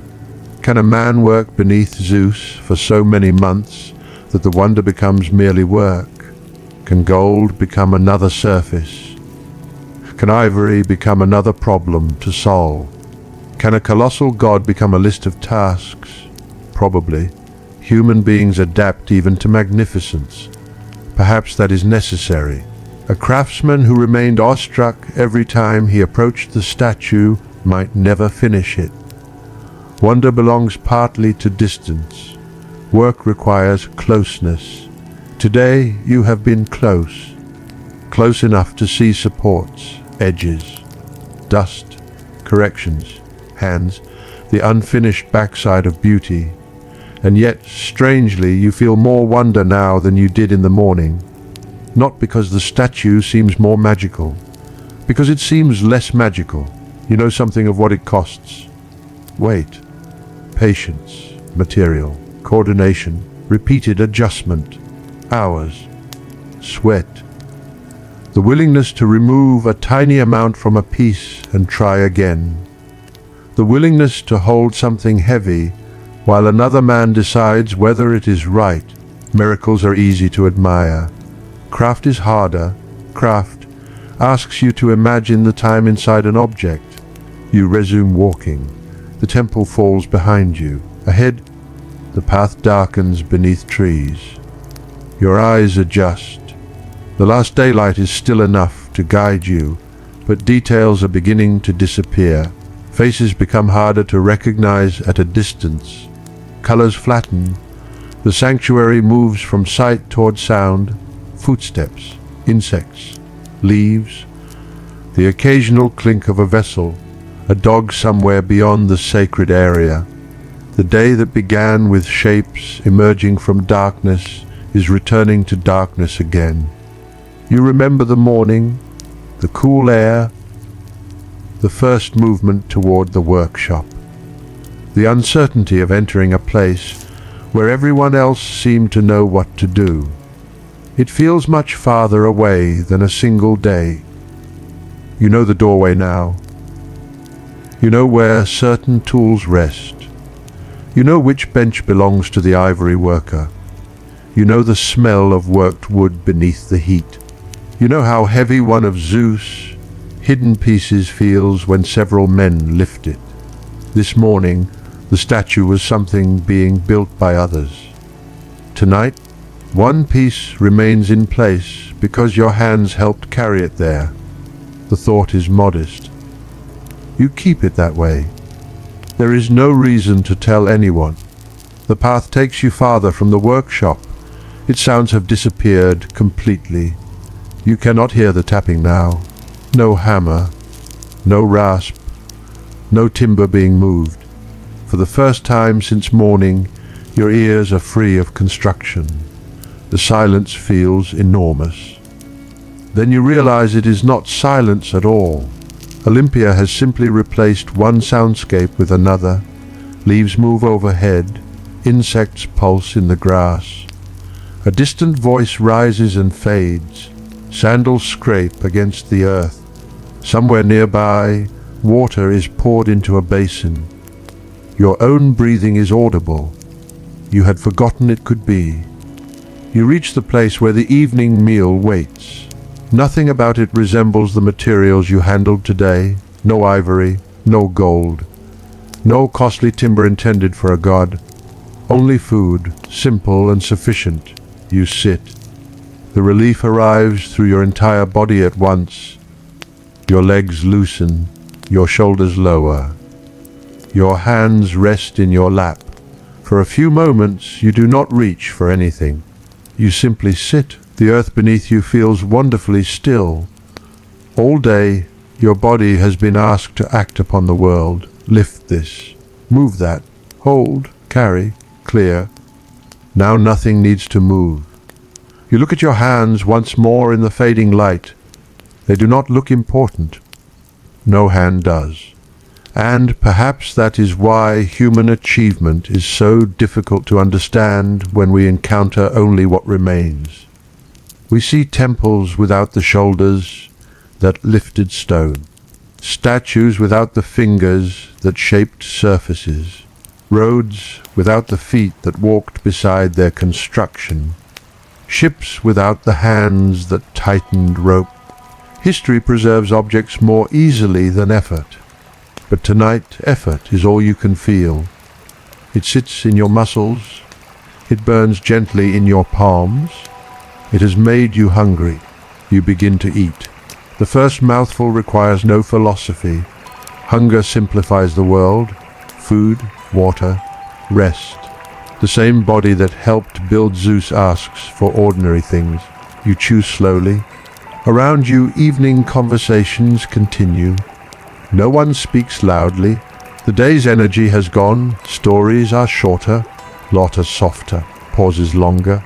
Someone mentions tomorrow. The word catches your attention. Tomorrow, of course. The statue will still be unfinished. The workshop will still be there. The piece you helped fit will remain above the floor. More timber will need shaping. More surfaces will need preparation. Ivory will need careful hands. Gold will need patient ones. The god will continue becoming heavier. You look toward the direction of the workshop, though buildings and darkness now hide it. For the first time, you understand something the finished wonder will never reveal. Zeus is not being created in a single heroic act. He is arriving one working day at a time. And tomorrow, before the sanctuary grows hot again, human hands will return to meet him. Tomorrow. The word remains with you even after the conversation around the meal has moved elsewhere. It is a simple word, one that belongs to every worker, every farmer, every sailor, every craftsman who has ever looked at an unfinished task and known that daylight will return. Tomorrow there will be more to carry, more to shape, more to correct, more of Zeus waiting to become visible. But tonight, nothing asks that of you. You finish eating slowly. The hunger that felt so clear a short while ago has softened. What remains is the pleasant heaviness of a body finally permitted to rest. Your hands lie loosely across your knees. In the dim light, the dust embedded in their lines is difficult to see now. The skin feels rough when one thumb passes over the opposite palm. There are places hardened by older work and places made tender by this day. Tomorrow those same hands will return to timber. For now they need only be still. Around you, the meal is ending in no particular order. One man finishes before another. Someone reaches for water. Someone breaks the last piece of bread.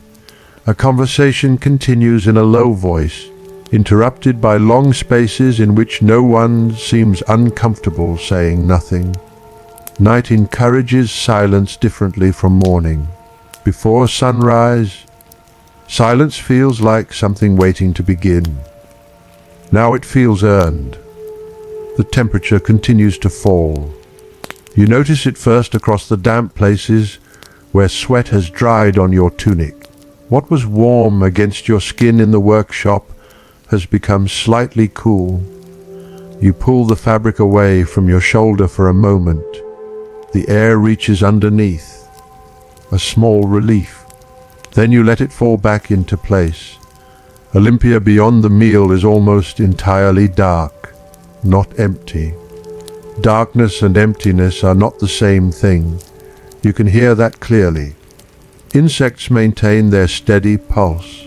Somewhere farther away, an animal shifts. Occasional footsteps cross a path you cannot see well enough to follow. Voices appear, move, and fade as people pass between buildings.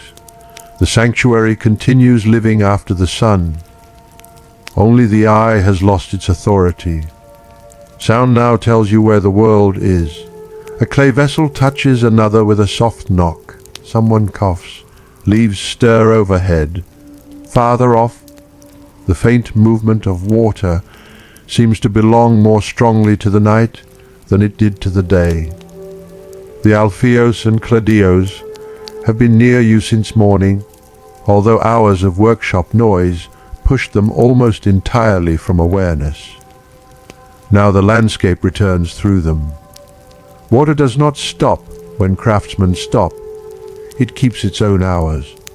You rise after a while, slowly. The first movement reminds you how long you have been sitting. Your legs feel stiff. You straighten your back and remain still until the body remembers standing. Others are beginning to move too. There is no great departure, no crowd leaving at once.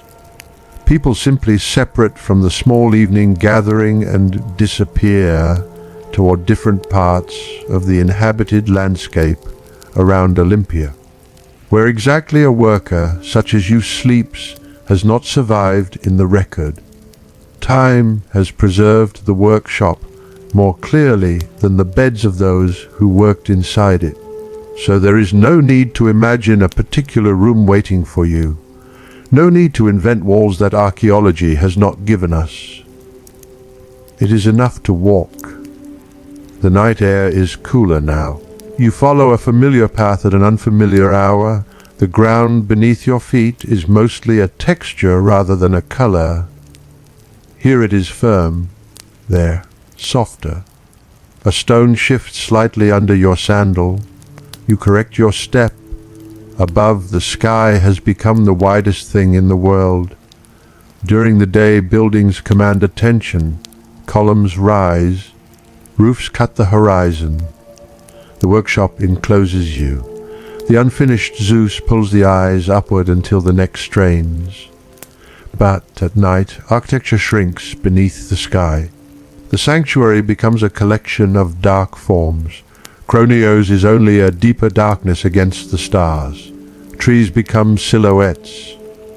The temple of Zeus, so commanding in sunlight, now rests low beneath the immense open heavens. You slow as it comes into view. There are no floodlights to pull it from darkness, no modern brightness surrounding the columns. Where small flames exist, they illuminate only what is near them. Beyond their reach, stone returns to night. The temple does not disappear completely. Its shape remains. A line of column against sky, a darker roof. The suggestion of mass, enough for the mind to complete what the eye cannot. You stop. For most of the day, you have thought about the object being made for this building. Now, with the workshop hidden somewhere behind you, it is easier to think about why the object is being made at all. Zeus is already here, not the statue, the god.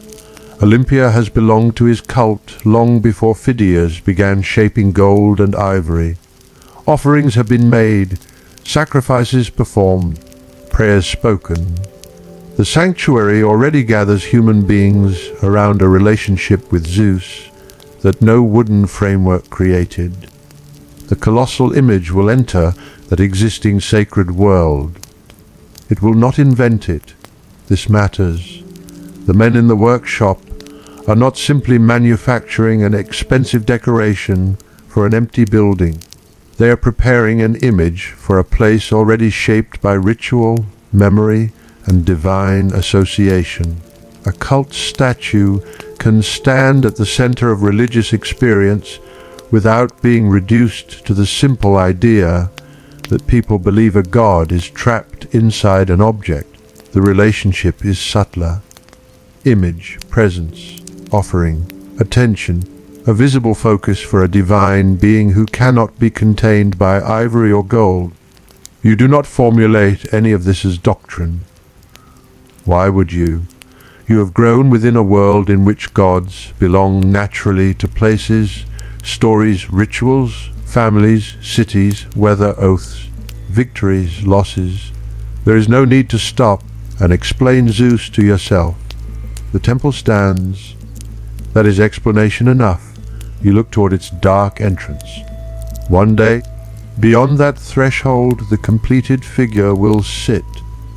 Perhaps you imagine it there again, not as you did earlier, by placing the unfinished workshop structure into the temple. This time the image arrives through darkness. A visitor enters. Outdoor brightness falls away behind him. His eyes adjust. Then something pale appears. An ivory surface.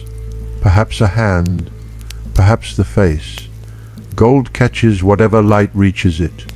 A seated body grows out of the cellar until the architecture around it feels barely able to contain its scale.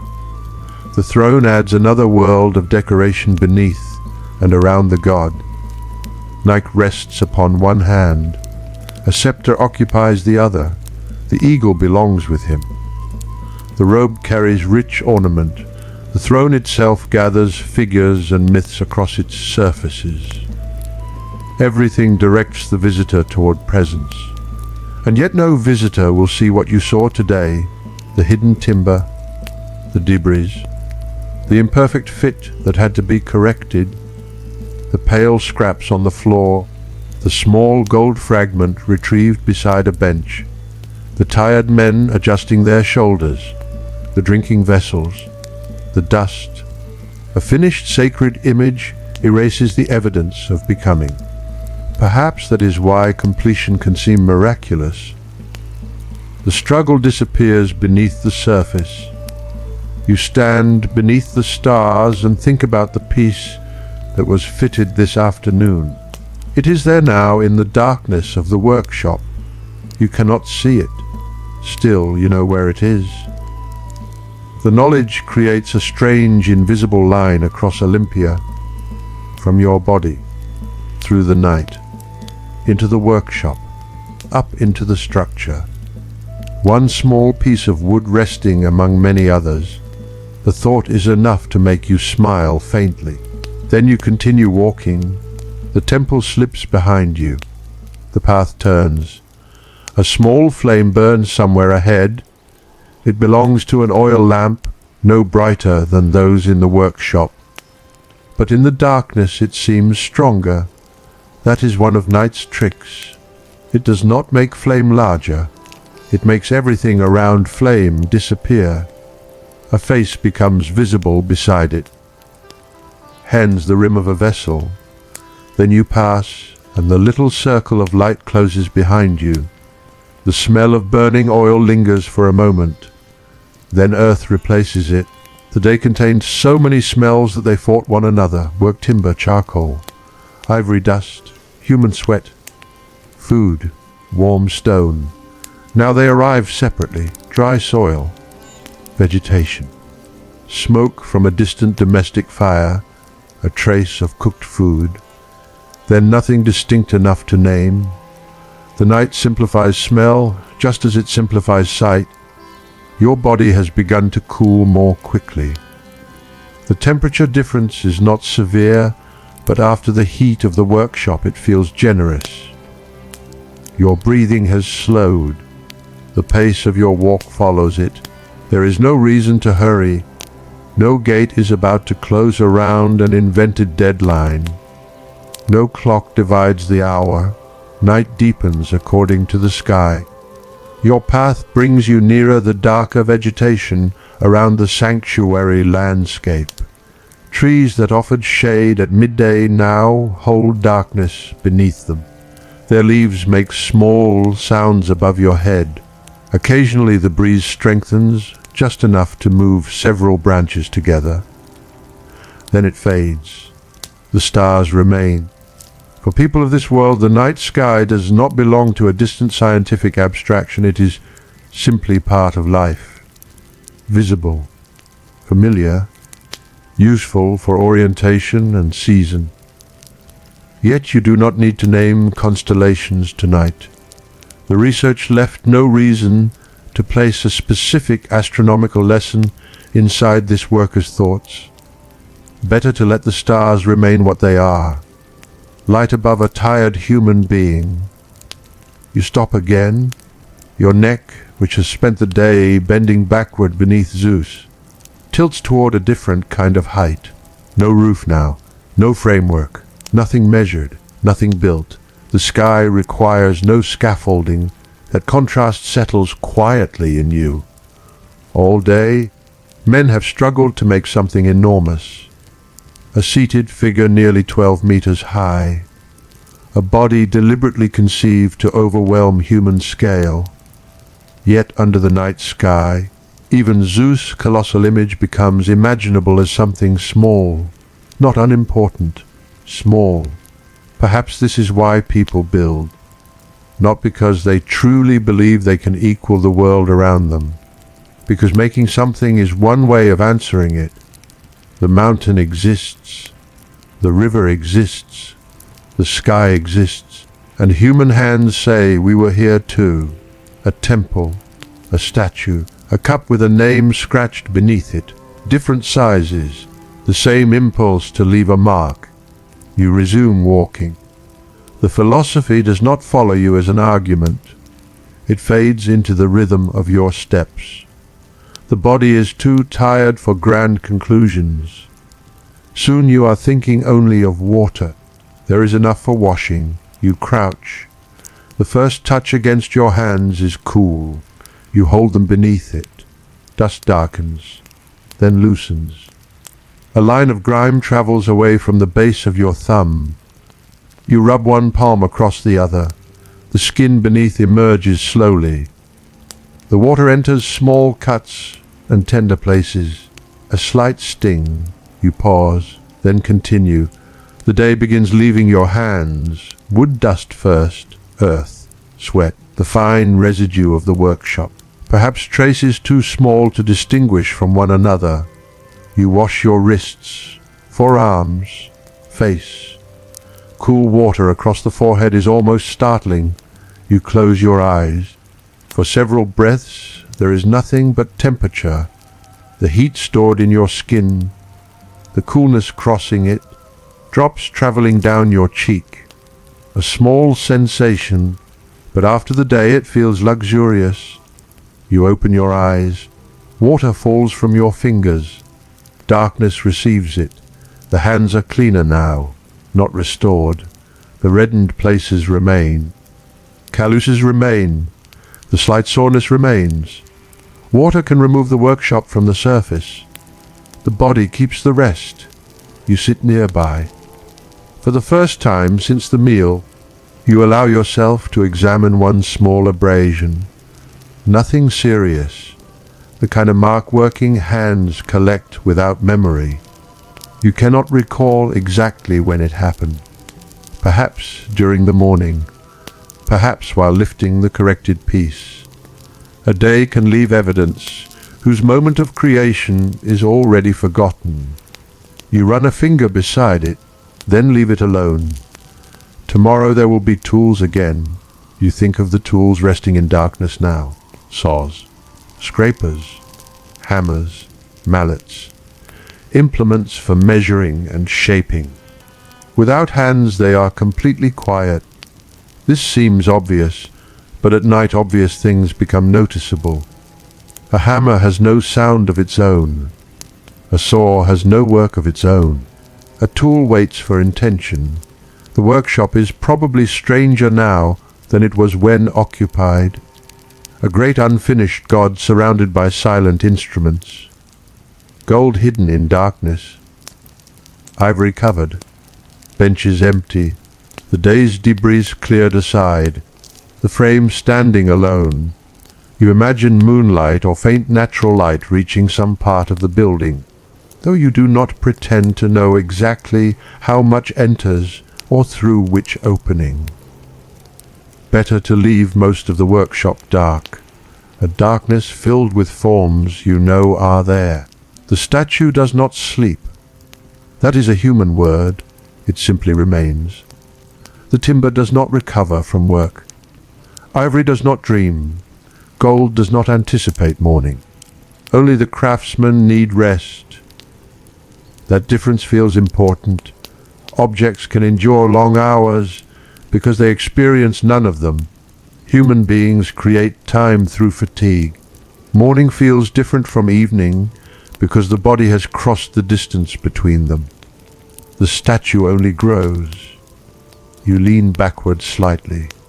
The night is quieter now. Not silent, never truly silent. Insects continue.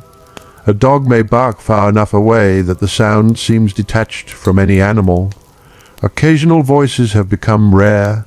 Somewhere, Perhaps closer to the sanctuary, religious duties and ordinary custodial life continue according to rhythms not preserved in detail for this particular night. We need not invent chants floating perfectly through the darkness. The evidence does not require them. What survives more securely is simpler. Olympia remains a sanctuary. People remain within its world. The god remains the reason much of this landscape matters. And tomorrow, work on his image continues. You are growing sleepy. Not suddenly. Sleep arrives first as indifference. You stop following distant sounds. You stop examining your hands. Your thoughts begin losing their edges. The day that felt so immediate an hour ago starts becoming difficult to hold in sequence. Morning, the first cool air, workshop, ivory, gold, wait. Food beneath shade. Timber lifted again. The piece fitting. Evening lamps. The temple at dusk. They no longer arrive as a line. They drift. Images touching and separating. A bright strip of gold appears behind your eyes. Then the pale ivory surface beneath a scraper. Then the rough pressure of timber in your palms. Then only darkness. You breathe. Your shoulders lower further. Across the valley, the rivers continue their slow passage. The Alpheus carries water past Olympia as it did while you worked. The Cladios moves nearby. Neither preserves the sound of today's hammer. The water takes nothing with it that can be named. Still it carries time. Perhaps tomorrow the same river will seem unchanged, and the day after, and through all the days required to finish the statue. Workers will come and go beside it. Seasons will move. The colossal body will acquire more ivory, more gold, more of its throne.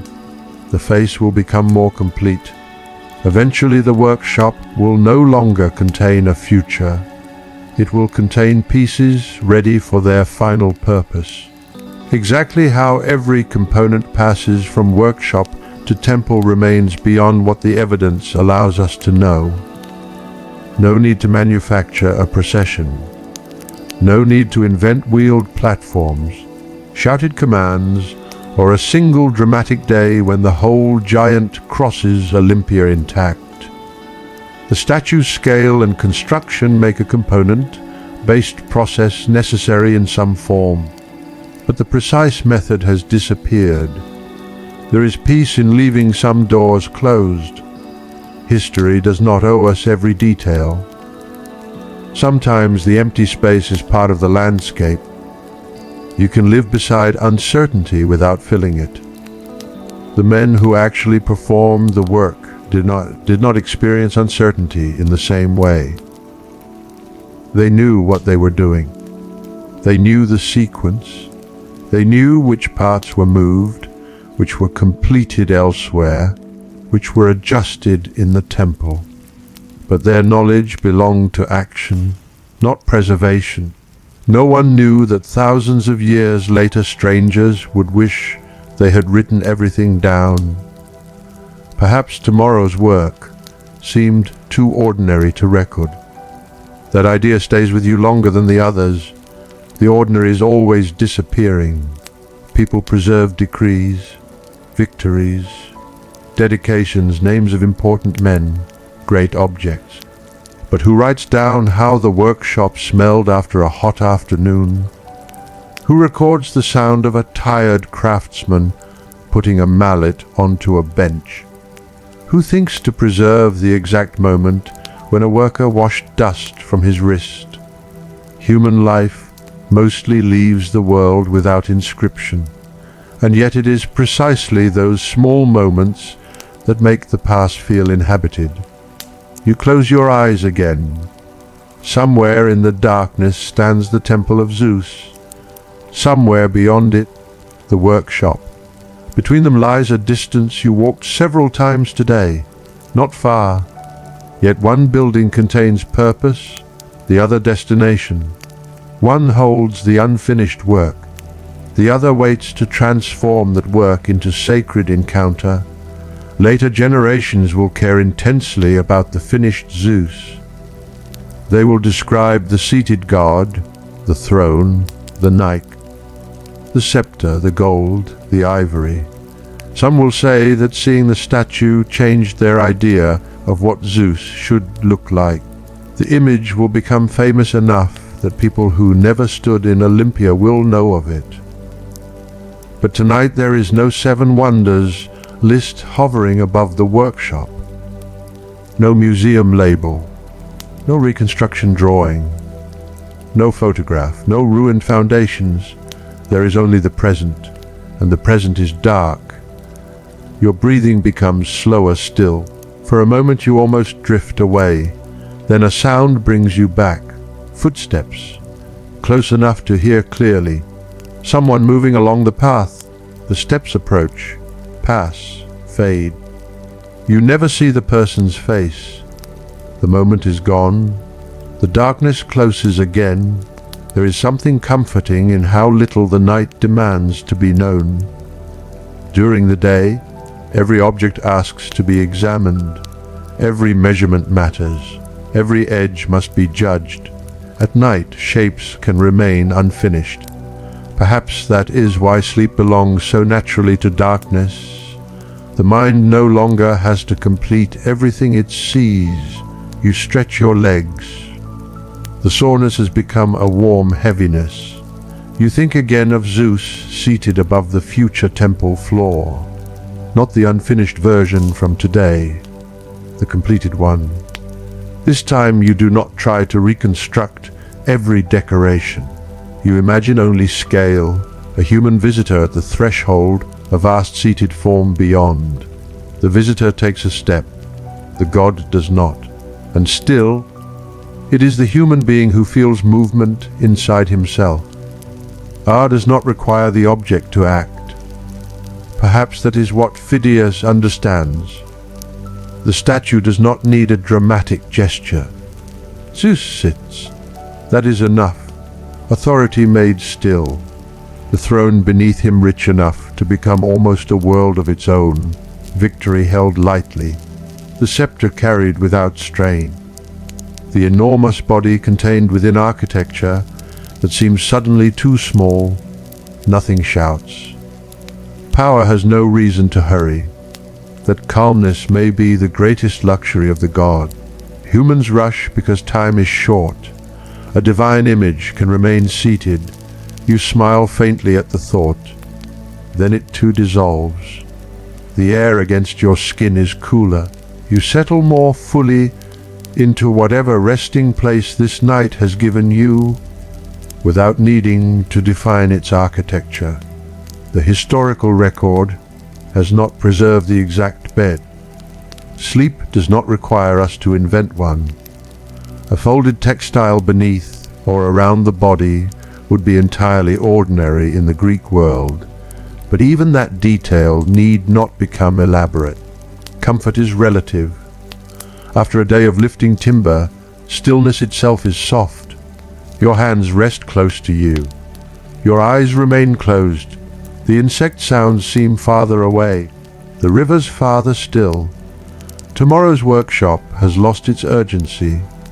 It will come when light comes. For now the statue can wait. The god has waited through all the hours before today. He can wait through one more night. And while Olympia settles beneath the dark sky, something happens that no sculptor needs to design. The worker disappears from his own attention. The sore hands cease to matter. The tired shoulders cease to matter. The unfinished timber ceases to matter. Thought loosens. The day releases you. Yet beyond sleep, the world continues. A breeze passes through the valley. Leaves respond, water moves. Small flames burn down. The temple of Zeus remains beneath the stars. And in the darkened workshop to the west, high above the silent tools, one piece of timber placed by tired human hands holds its position through the night. The timber remains where you left it. Through the deepest hours of darkness, nothing asks it to move. No hand tests the joint. No eye searches the surface for a flaw. No voice calls across the workshop. For a little while, the work exists without workers. Then, almost imperceptibly, the darkness begins to weaken. Morning does not arrive in a single moment. First, there is only a difference in the sky. Black becomes something less complete. The eastern horizon separates itself from the land, and shapes that had disappeared during the night begin returning one by one: a hill, the line of a roof, the upper branches of a tree, the pale suggestion of a path. Olympia is becoming visible again. The air is cool enough that you notice it immediately when you wake. For several breaths you remain still. Your body remembers yesterday before your mind does. There is heaviness in your shoulders, a dull resistance in your arms. Your hands feel stiff when you close them. You open them again, slowly. The small abrasion you examined last night has dried. The soreness is ordinary now, nothing dramatic. Only the quiet account a body keeps of work already done. You sit up. Around you, other people are beginning their own mornings. No trumpet announces the day. No single sound awakens Olympia. Life simply accumulates. A voice somewhere nearby, footsteps, the movement of a vessel, an animal stirring, birds becoming more insistent as the light grows. The world that seemed enormous beneath the stars begins shrinking again into paths, buildings, trees, walls, tools, tasks. You drink. You eat something simple. There is no need to invent a particular breakfast for this particular morning. Enough that the body receives what it needs before labor begins. Soon you are walking. Yesterday's path feels different now. Not because the earth has changed, because you know what waits at the end of it. The workshop, the unfinished Zeus, the timber piece that finally settled into place before evening. Perhaps this is one of the quiet transformations that repeated work produces. On the first day, a workplace is a destination. After enough mornings, it becomes part of the body's map of the world. You know where the ground rises slightly, where a path narrows, where shade will fall later in the day, where the workshop roof first becomes visible between other structures. You walk without needing to think about walking. The sanctuary gathers light around you. Stone begins to recover color. Surfaces that were only silhouettes during the night become limestone, earth, wood, foliage. The temple of Zeus emerges from darkness with no memory of having disappeared. Its columns catch the early light. You look toward it only briefly. Last night you stood before it and imagined the completed god waiting inside. This morning the building feels less mysterious. Daylight has returned scale to everything. The temple is stone again. The path is dust again. Your hands are hands again. And Zeus is waiting in pieces. The workshop entrance lies ahead. Someone has arrived before you. You hear movement from within. A wooden object dragged a short distance. The low sound of men speaking. A tool touching a bench. Nothing yet resembles the full noise of yesterday. The building is waking. You step inside. The temperature changes immediately. The morning air remains cool within the workshop. Yesterday's accumulated heat is gone. The smell, however, has survived. Timber, dust, worked material, oil. The faint mineral and organic mixture of a place where wood, ivory, metal, clay, tools, and human bodies repeatedly meet. It is stronger after the night because your senses have not yet grown accustomed to it. You pause for half a breath. Then you see the structure. still there. Of course it is. Yet after imagining it alone in darkness, seeing it in morning light produces a strange sense of reunion. The unfinished Zeus rises above the workshop floor. Timber outlines the hidden logic of a body that will eventually appear to visitors as gold and ivory. The piece you helped fit yesterday remains in position.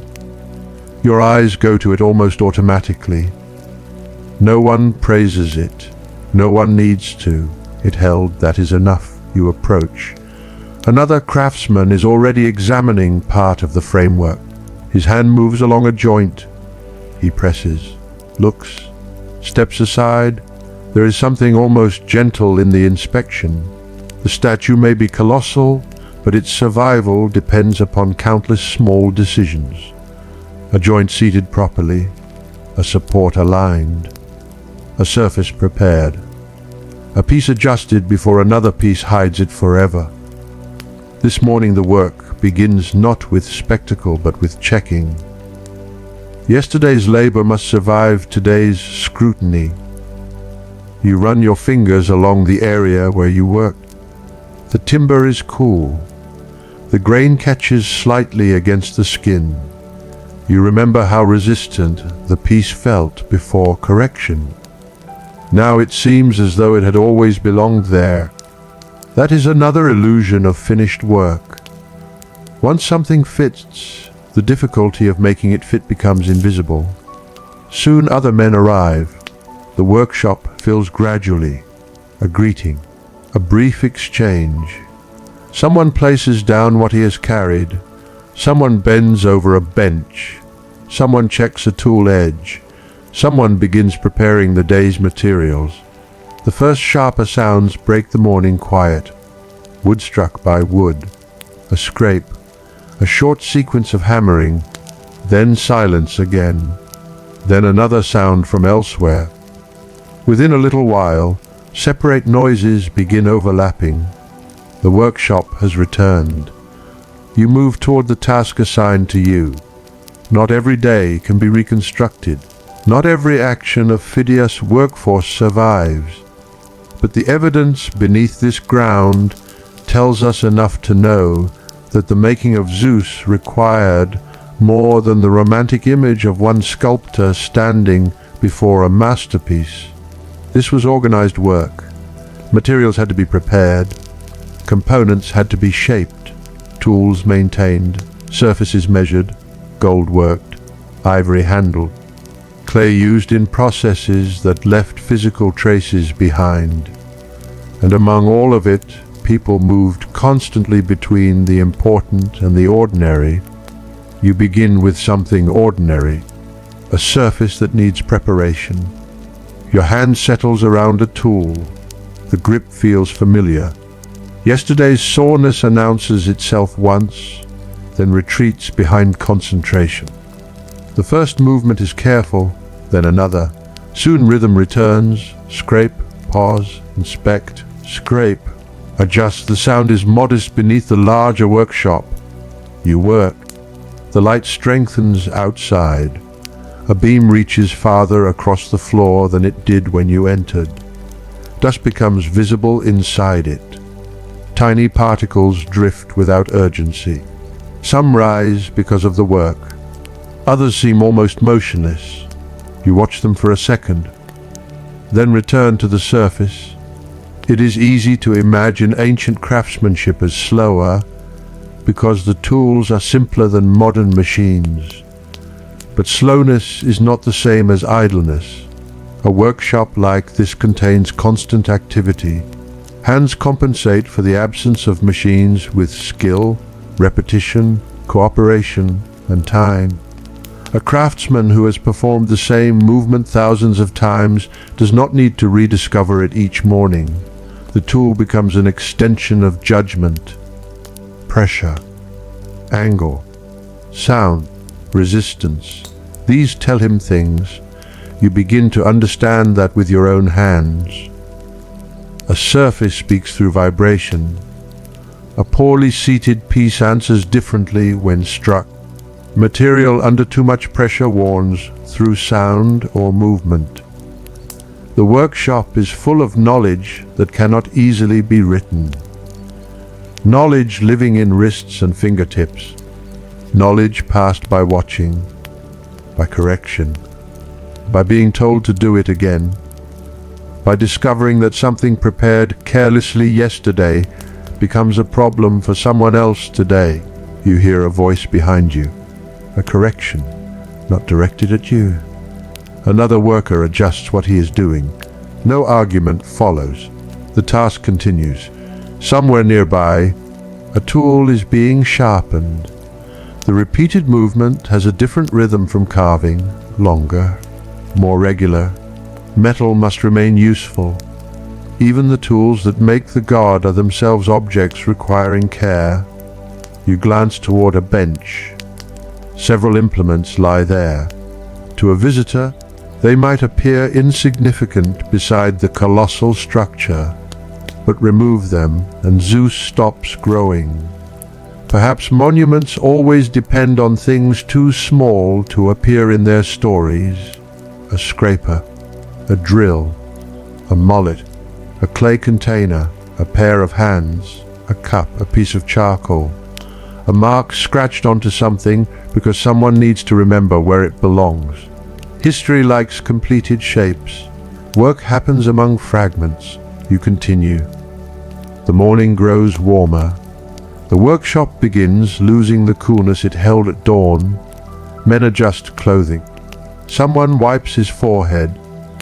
The smell of work materials strengthens, and gradually another activity draws your attention. Ivory. Even after seeing it yesterday, it still carries a peculiar presence. Gold announces value immediately. It catches light. It draws the eye. Ivory is quieter, pale, dense, organic. Once part of a living animal, now transformed into material for the imagined flesh of a god. The contrast is difficult to ignore. Zeus will not be carved from a single block.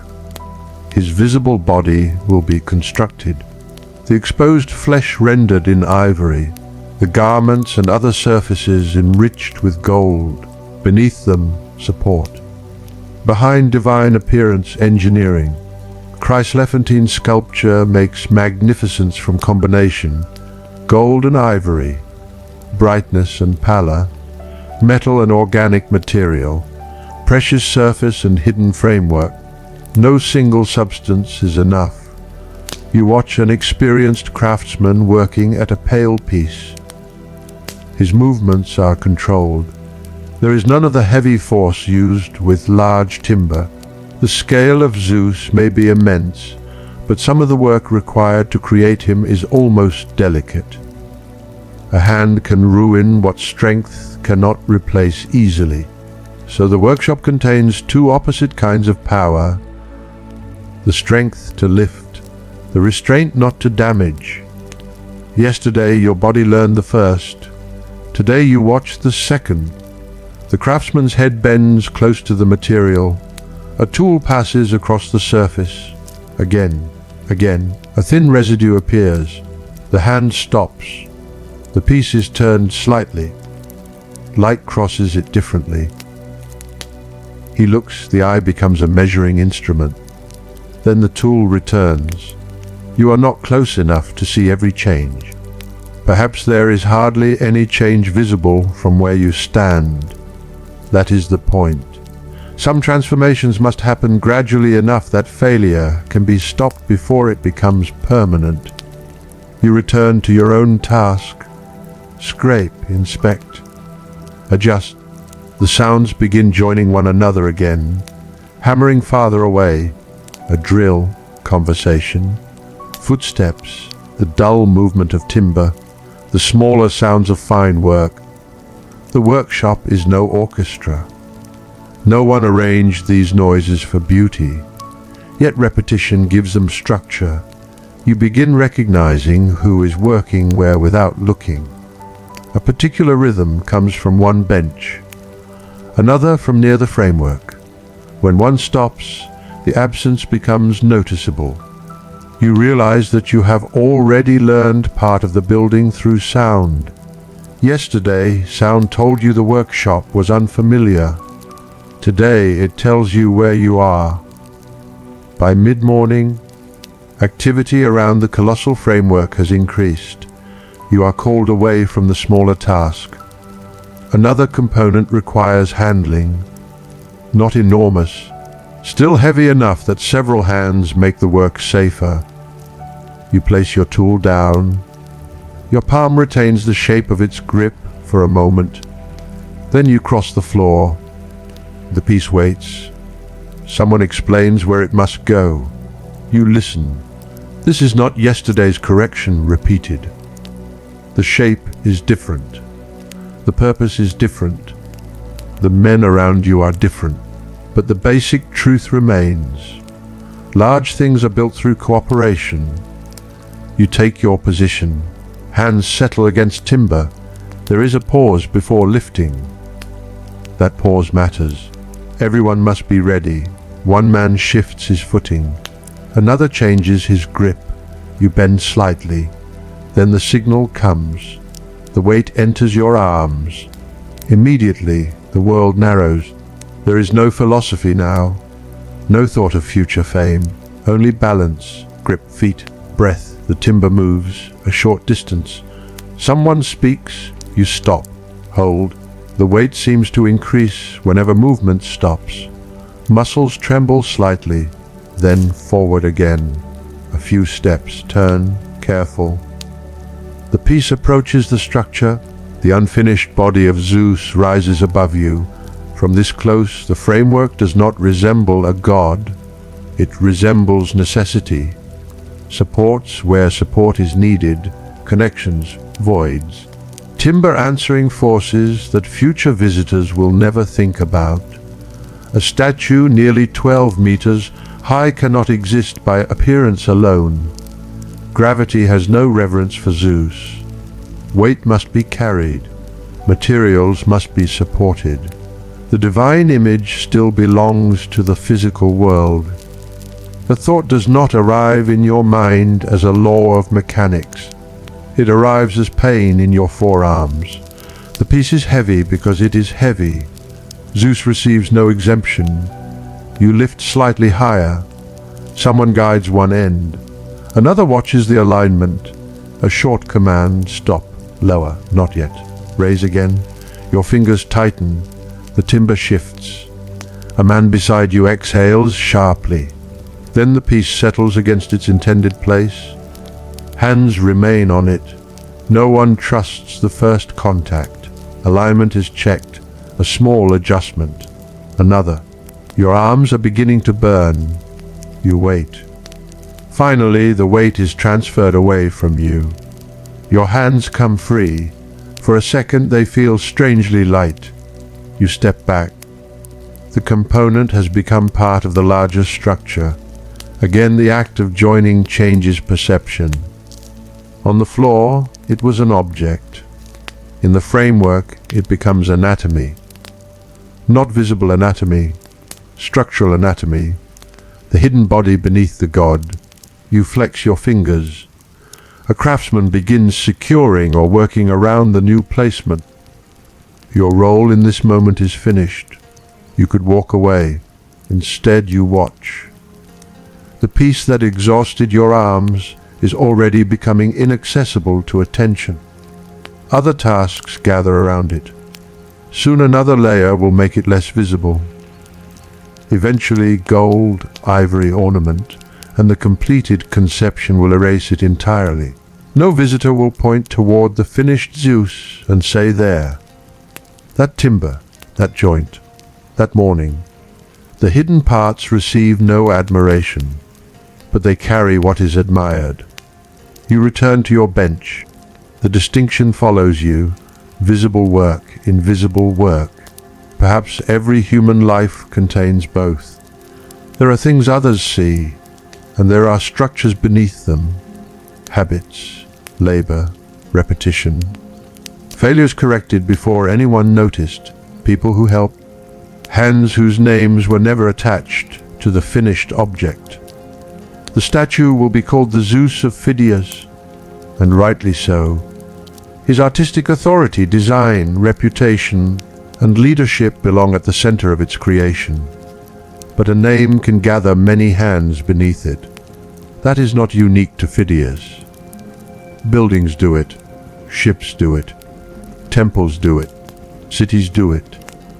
A single name becomes the doorway through which later generations enter work that was always larger than one body. Your own name may never matter to anyone beyond those who know you. This does not make your grip weaker. You pick up the tool again. Work resumes. By now sunlight is strong beyond the workshop. The brightness outside makes the interior seem darker whenever you look toward the doorway and then turn back. Your eyes adjust. The unfinished Zeus appears out of shadow. A section catches light, another disappears. This fragmented visibility suits him. He is not yet one image. He is a sequence of solved problems. A support, a surface, a joint, a pale piece, a decorative element, a thrown component, a measurement, a correction. Only later will the eye combine them. Perhaps this is what creation always does. The maker sees parts long after the viewer sees a whole. You wonder whether Phidias himself will ever look at Zeus without also seeing every problem hidden inside him. Perhaps not. Perhaps the privilege of the visitor is ignorance. To enter the temple and simply feel awe, to see gold shining in the dim interior and never think of supports, to see ivory flesh and never imagine dust, to look upward and believe, for one suspended moment, that Zeus has always been sitting there. The craftsman cannot have that illusion. You have touched the inside. The thought almost makes you laugh, not because the god is ridiculous, because making sacred things requires such unsacred action: sweating, measuring, lifting, scraping, cleaning, trying again, searching the floor for something dropped, eating with dusty hands, arguing over fit, sharpening a tool, moving a bench out of the way. The ordinary does not weaken the sacred. Perhaps it gives the sacred somewhere to stand. The day moves toward its brightest hours. Heat gathers. The workshop changes with it. The air feels thicker. The smells deepen. Sweat returns across your back. Your hands become less comfortable around the tool. You stop to wipe one palm against your clothing, then continue. Outside, Olympia lives beneath the same sun. People cross the sanctuary. Animals move through their own routines. The rivers continue beyond the buildings. Trees hold shade beneath their branches. Somewhere near the temple of Zeus, someone may look toward its entrance and know that the great image intended for its interior is still unfinished. Perhaps they wonder when it will be ready. Perhaps they do not think about it at all. Most people have their own work. That thought is easy to forget when standing inside the workshop. Here, Zeus feels like the center of everything.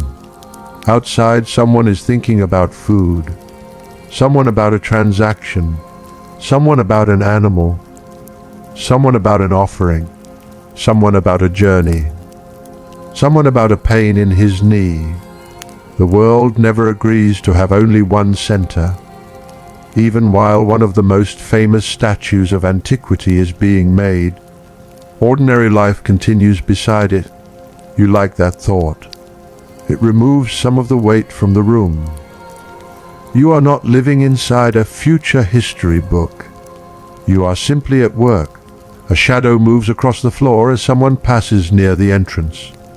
For an instant the light changes, then returns.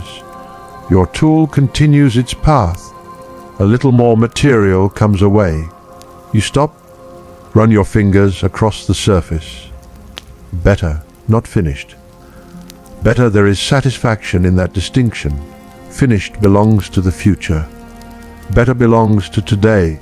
You continue until someone signals a pause. The tool leaves your hand. You straighten slowly. Your back objects. You roll one shoulder, then the other. The workshop noise thins as men step away from tasks. Outside, the heat is stronger than you expected. You narrow your eyes.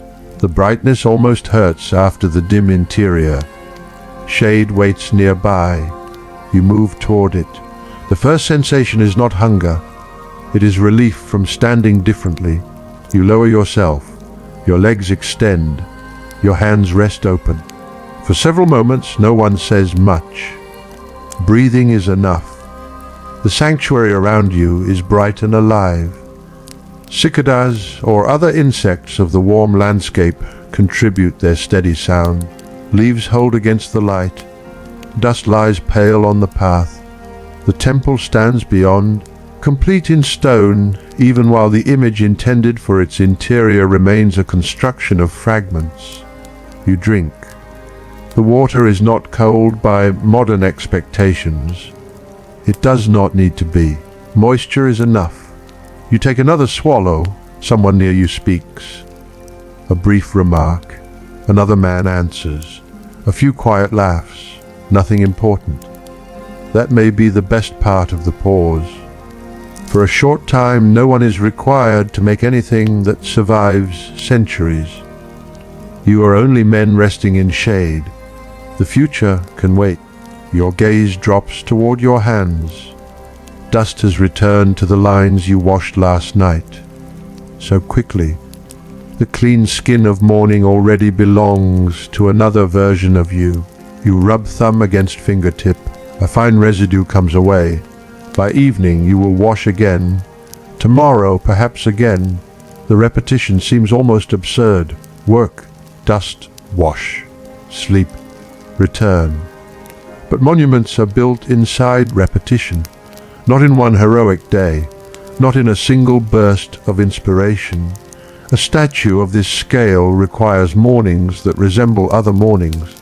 The same doorway, the same benches, the same tools, the same hands growing gradually more familiar with what they are asked to do.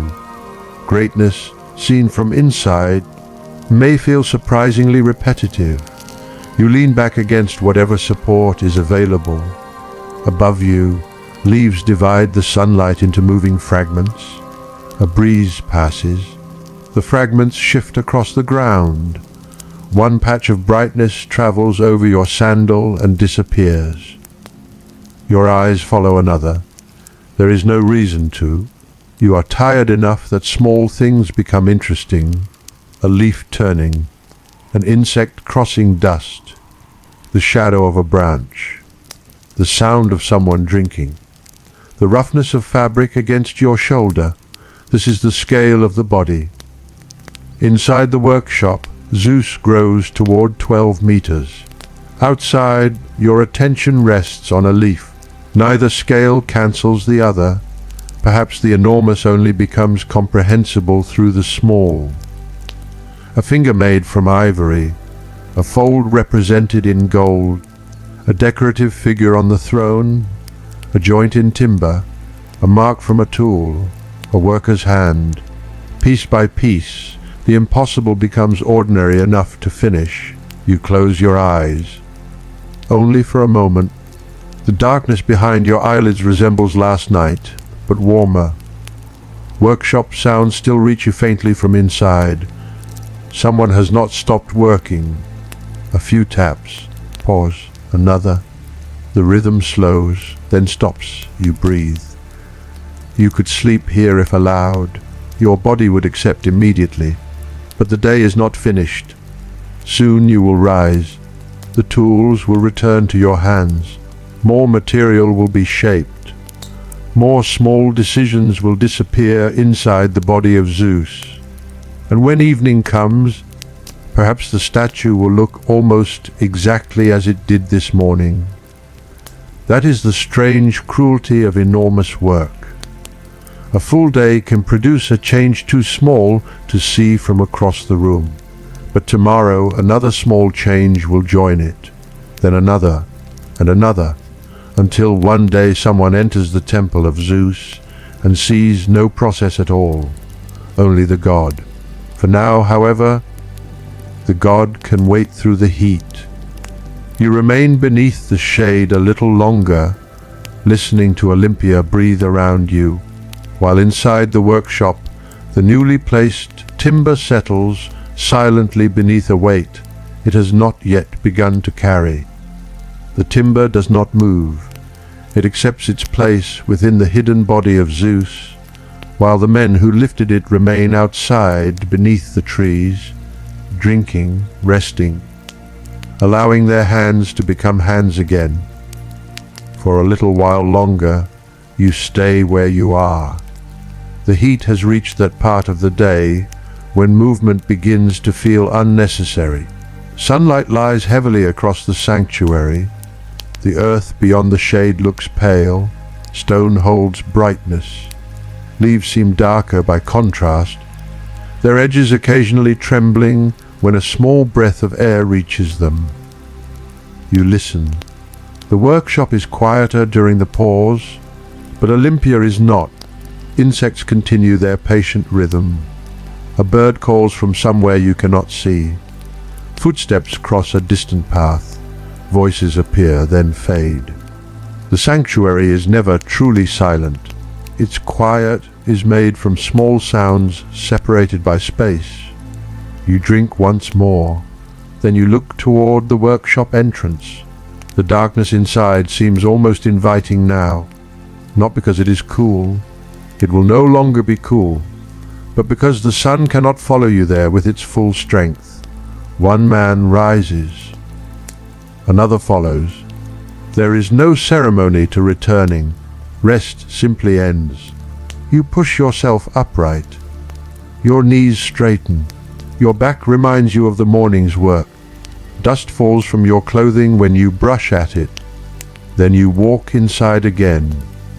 For several seconds you can barely see. The workshop has become shadow after the white brightness outdoors.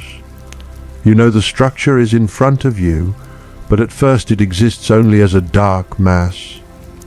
Your eyes adjust slowly.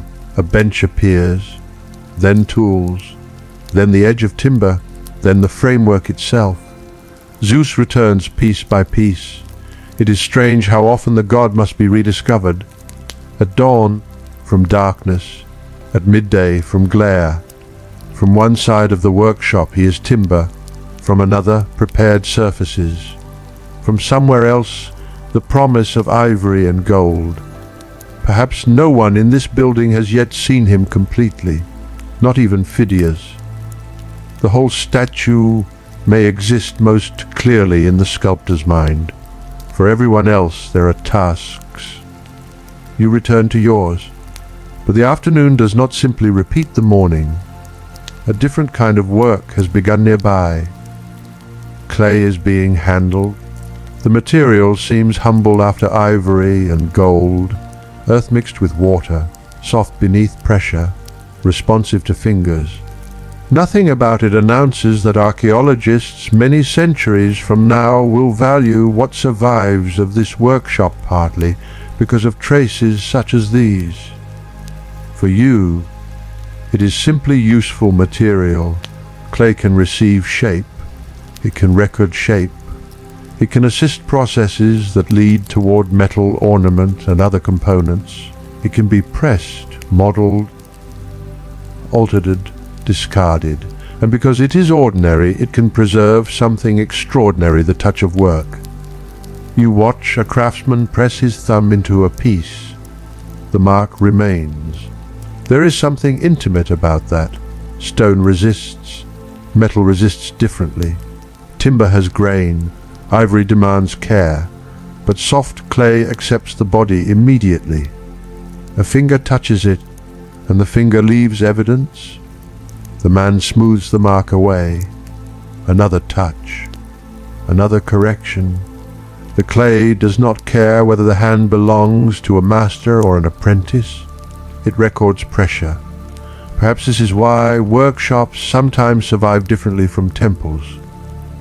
Temples preserve intentions. Workshops preserve accidents, a discarded mold, a broken tool, a fragment no longer needed, a cup left behind, material thrown into waste because its purpose has ended.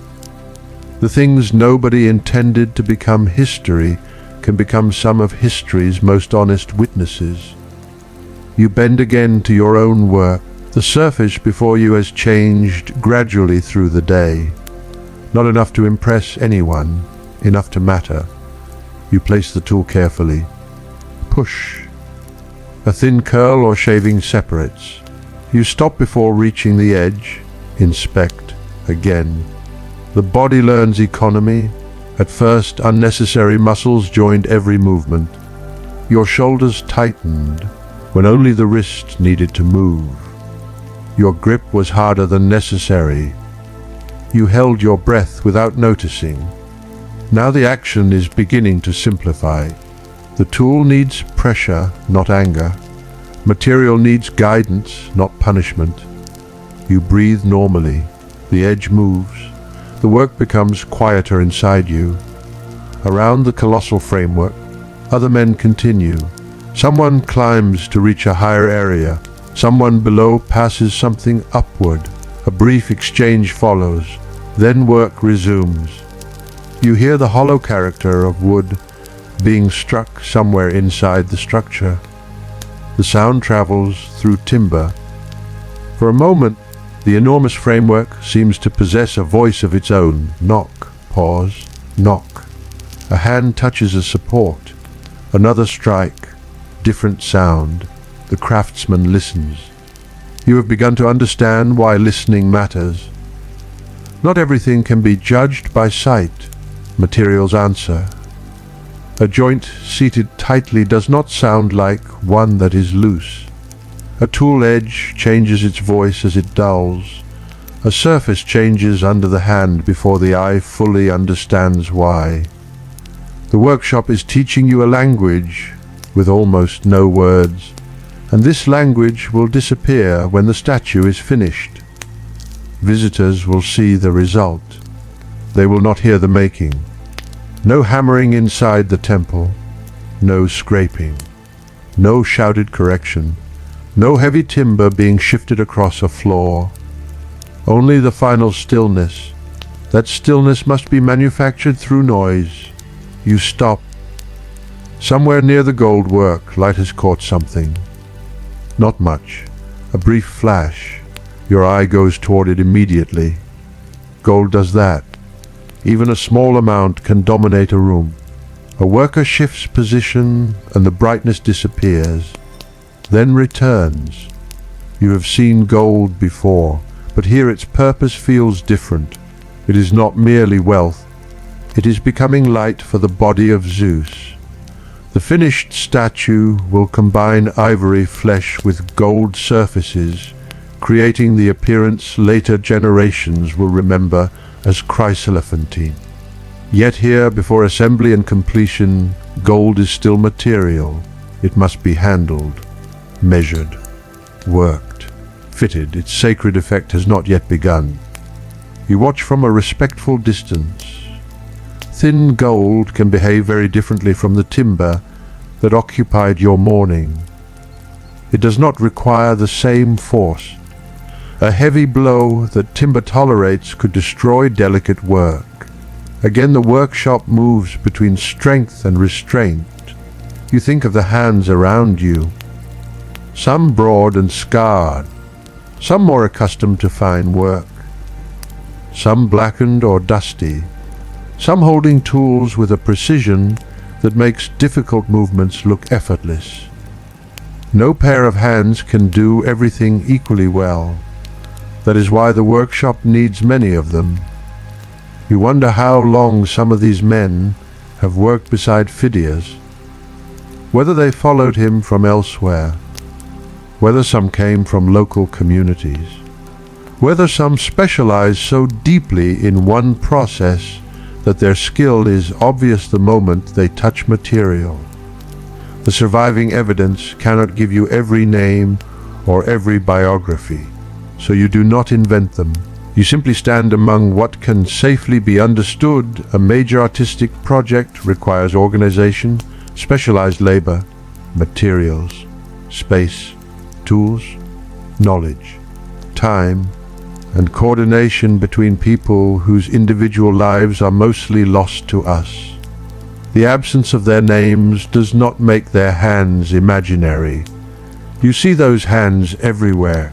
One holds timber steady, another shapes clay, another works metal, another tends a tool, another prepares a surface that someone else will later cover. You return to yours. For a time, thought disappears. This is one of the gifts of repetitive work. The mind does not always need to narrate what the body is doing. The hand moves, the surface changes, dust gathers, breath enters and leaves. Outside, the afternoon continues. Inside, you become almost unaware of time. Then someone nearby speaks sharply, not in panic, only enough to make several heads turn. A piece has not aligned as expected. Work around it stops. You look. Two craftsmen examine the problem. One touches the edge. Another checks the adjoining surface. A third steps closer. There is discussion, short, practical. No one curses the gods. No one declares disaster.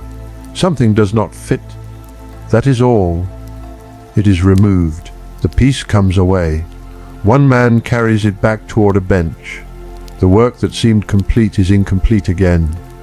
You recognize the feeling. Yesterday, it might have appeared like failure. Today it looks different. Correction is not outside the making. Correction is the making. The finished statue will contain countless moments when something was almost right. Almost. A dangerous word in craftsmanship. Almost aligned. Almost smooth. Almost strong enough. Almost symmetrical. Almost invisible. The future viewer will never see the almost. Only what survived correction.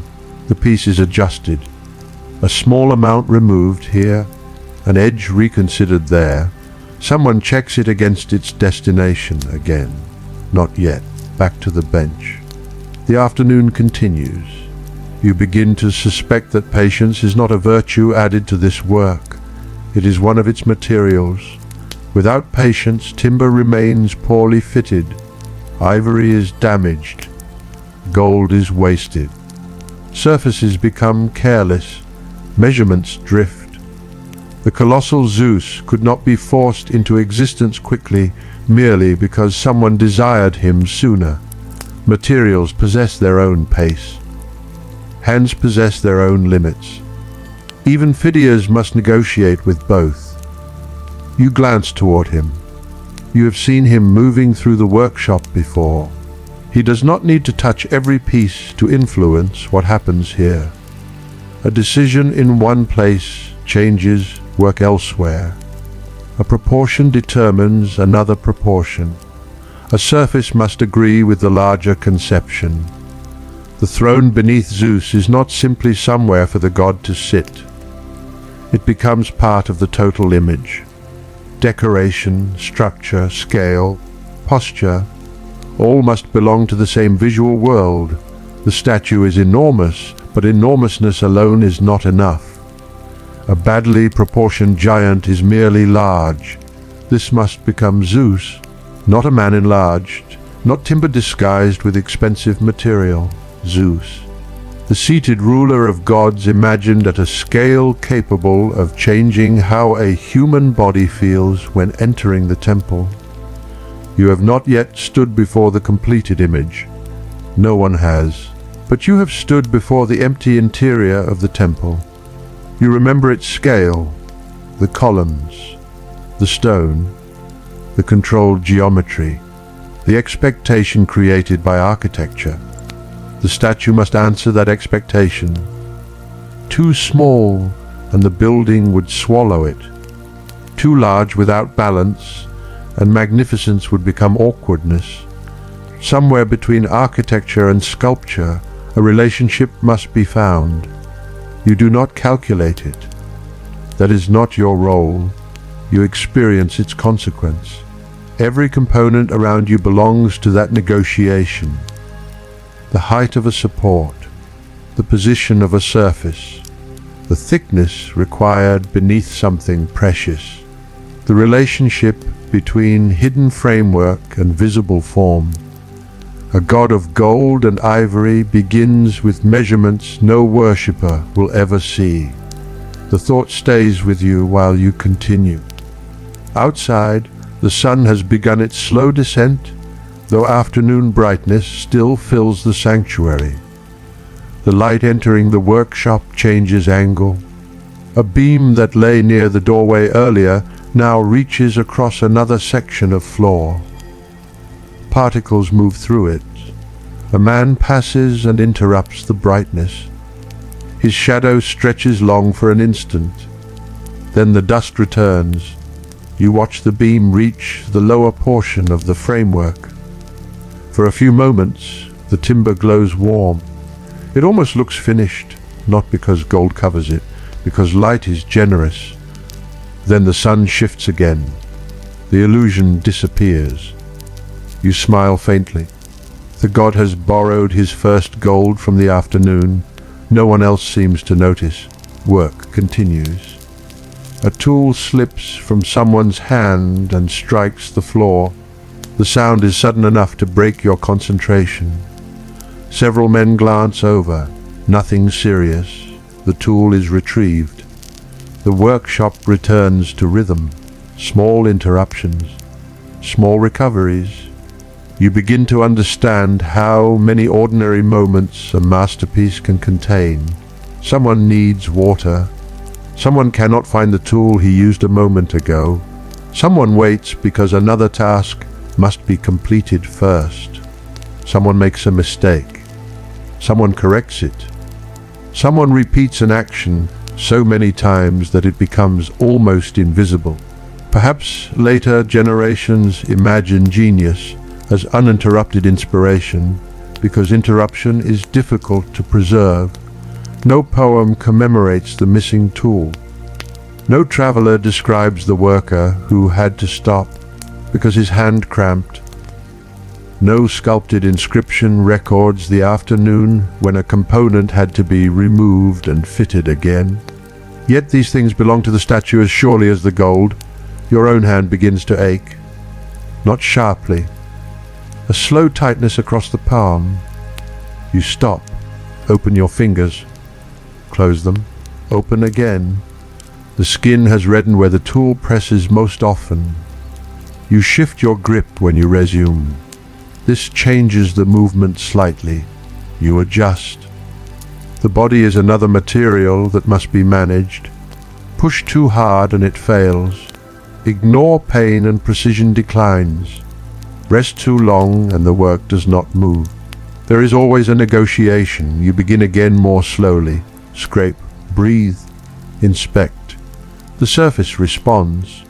Somewhere outside, a louder group of voices passes.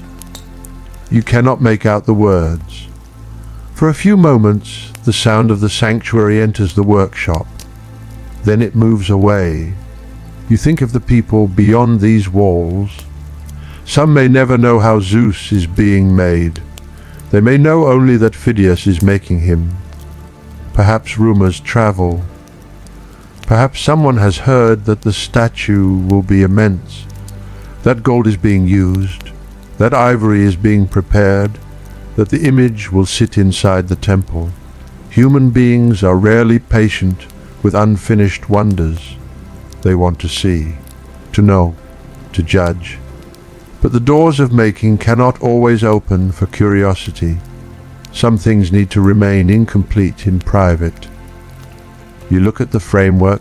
There is vulnerability in unfinished work. A finished statue can command awe. An unfinished one reveals uncertainty. Supports exposed.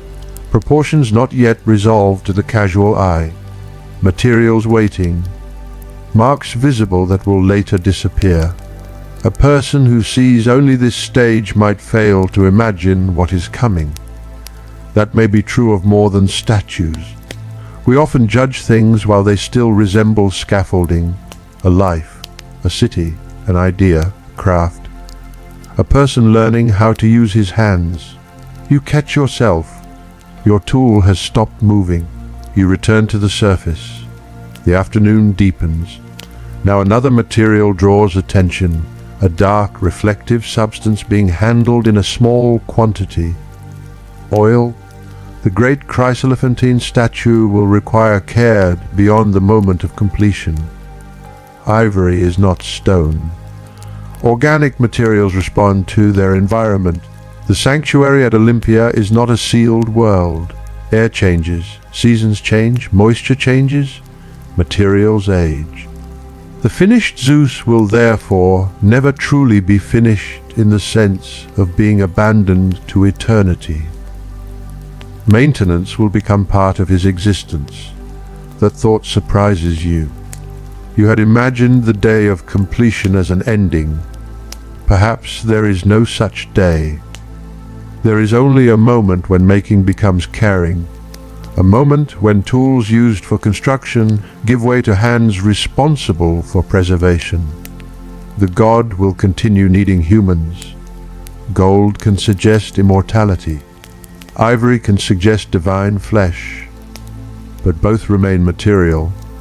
The image may represent something deathless, while its physical body requires attention. There is tenderness in the contradiction. Human beings build an immortal God. Then they must care for him so that he does not decay. You run your hand across your own work. For the first time today, the surface feels close to what is required. You call someone to inspect it. He approaches. His fingers pass over the area. Once again. He looks along the edge. You wait. There is always a small tension in this moment. Your own hand has become accustomed to the surface. It may no longer detect what another hand will feel immediately. The craftsman points to one place. A little more, that is all. He moves away. You look at the spot. At first, you cannot see the problem. You touch it. There, a slight irregularity. Tiny, almost nothing. But almost is not enough. You adjust the tool, work again. This time, only a little. You stop sooner. Touch. Better again. Touch. Enough. You place the tool down. Your fingers remain on the surface. There is satisfaction, but it is quieter than you expected. No triumph. The task is simply ready for whatever comes next. Perhaps that is how most work ends. Not with celebration, with transfer. One person's finished task becomes another person's beginning. You move aside. Someone else takes responsibility for the piece. Your hours are now inside it. Invisible. The thought does not bother you. It feels almost peaceful. You wash your hands as well as circumstances allow. Water darkens the dust before carrying some of it away. The lines of your palms reappear, not clean, cleaner. The afternoon is moving toward evening. The workshop has changed again. Morning energy is gone. Movements are slower. Men speak less. Fatigue makes unnecessary words expensive. The sounds of tools remain, but intervals between them lengthen. A hammer strikes 3 times. Silence. A scrape. Footsteps. Silence again. The building seems to breathe between actions. You stand for a moment without a task. This is rare. Your eyes travel upward. The unfinished Zeus fills your vision. You try to imagine ivory covering the visible flesh. Gold over the garments. The throne beneath him enriched with imagery and ornament. The head high above. The expression. The scale. You cannot do it completely. Your mind keeps seeing timber through the imagined surface. You know too much now. When you picture gold, you see what supports it. When you picture ivory, You remember the careful hands preparing it. When you imagine divine stillness, you hear hammering. The statue will never be the same for you as it will be for a pilgrim. Perhaps that is the price of making. Wonder changes when you learn how wonder is constructed, but it does not necessarily disappear. It may become another kind. A visitor may wonder, how can something so beautiful exist? A craftsman may wonder, how did all these imperfect days become that? The second wonder is quieter, perhaps deeper. A voice calls. There is one more task before the day closes. You join two others near a collection of prepared material. Nothing monumental. Things must be moved into better positions before work ends. Protected, organized, kept from accidental damage. The workshop cannot simply be abandoned at sunset exactly as it stands. Tools must be gathered, materials considered, work areas made ready for another morning. Creation includes cleaning after creation. You lift something smaller this time. Carry it. Set it down where instructed. Another object follows. A tool is returned, a bench cleared, fragments gathered, useful pieces separated from waste. The floor reveals the history of the day, shavings, dust, small discarded bits, footprints crossing one another, evidence of movement everywhere. Tomorrow, much of this will be disturbed again. You crouch to collect a fragment. It fits easily between two fingers. Worthless now. You almost drop it with the others. Then you look at it. A tiny remnant of something larger. No future visitor will know you held it. No historian will reconstruct this second. It is not important. And yet you are here. Perhaps history is mostly made of moments that are not important enough to record. The fragment leaves your fingers. It joins the waste. You stand. Outside, the light has softened. The fierce white brightness of midday is gone. Warm color returns to the sanctuary. Stone no longer reflects the sun harshly. It receives it. The upper portions of buildings glow. Shadows lengthen across paths. Trees stretch dark shapes over the earth. You step out of the workshop. The air feels different against your skin, still warm, but loosening. The day is releasing its grip. Behind you, work continues for a few final moments. Then one sound stops, another. The workshop does not become silent immediately. It empties by subtraction. One worker leaves, then another. A final tool is put away. Someone speaks near the entrance. Footsteps. The interior grows darker. You remain outside. Your shoulders ache. Your hands ache. There is dust in places you will discover only when you wash. But you do not feel the same exhaustion as yesterday. Perhaps the body has already begun learning what is expected. Or perhaps today's work simply asked for a different kind of effort. You look toward the temple of Zeus. Evening light touches its columns. The building waits. You think again of the strange relationship between the temple and the workshop. One appears complete but waits for its god. The other appears rough and temporary but contains him. The polished sanctuary depends on the dusty room. The sacred interior depends on ordinary labor outside it. One day, Zeus will leave the workshop. That movement itself is difficult to imagine. How does something so large pass from making into display? How are its parts brought together? How does the hidden framework become a seated presence beneath the temple roof? You do not know every answer, so you let the questions remain questions. There is peace in that too.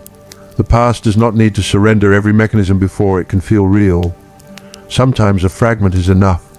A workshop, a cup, a tool, a mold, a piece of ivory. a description written by someone who saw the finished statue generations later. From such fragments the shape of lost labor returns.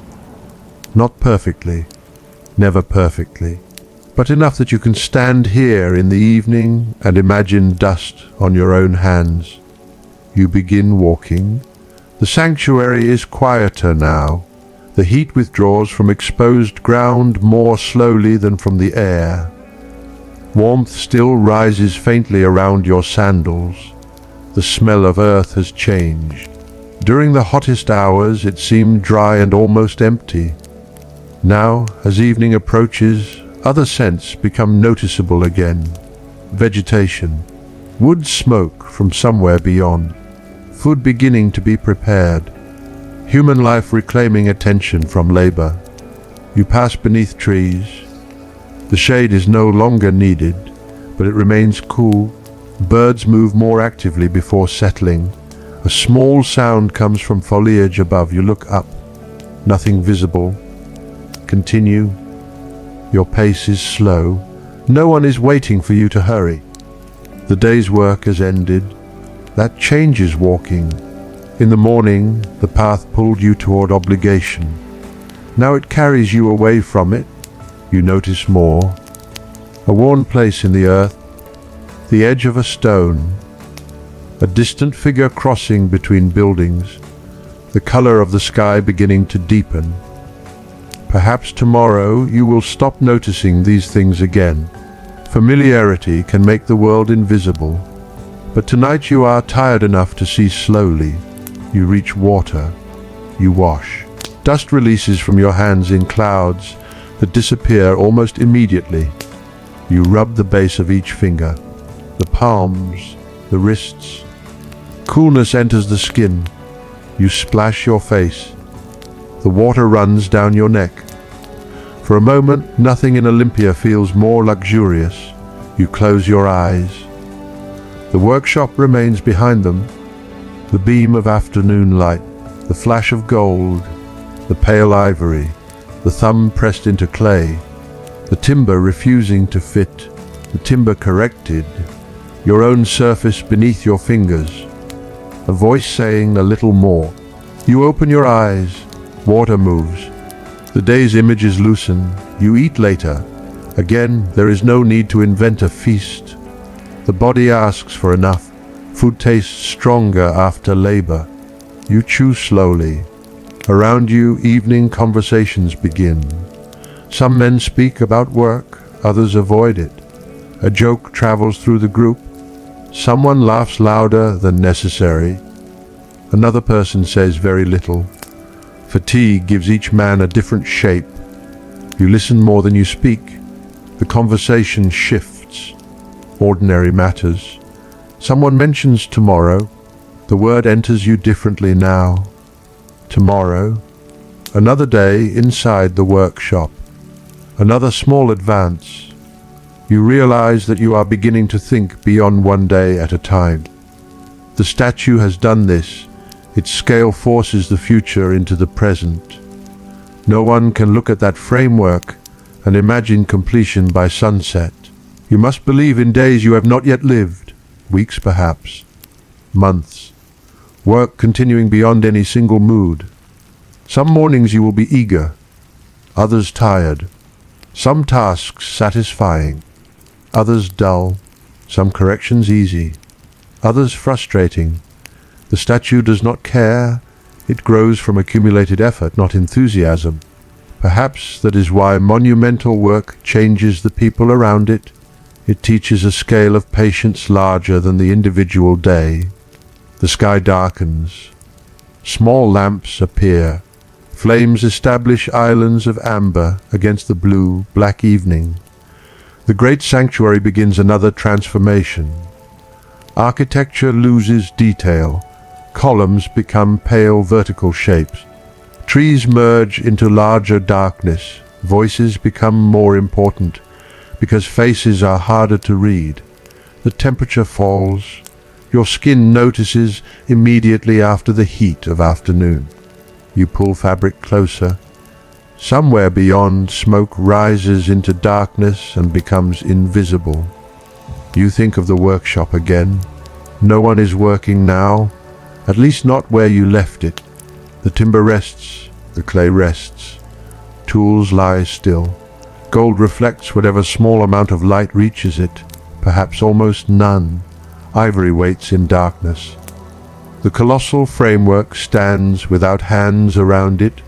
You imagined this last night. Tonight the image is clearer. You know more of what is inside, not only objects. Today's effort, your effort, a corrected surface, a newly placed support. Marks that did not exist yesterday. The statue has changed. You can prove it. And yet if someone who saw it yesterday entered now, perhaps he would barely notice. That is how time works inside long creation. Change becomes undeniable only after enough invisible changes have accumulated. You look at your hands. Clean enough now that the damage of work is visible again.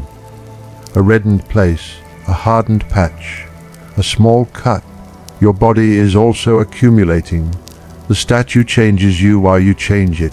Callous for surface, fatigue for structure, skill for correction. Day exchanged for day.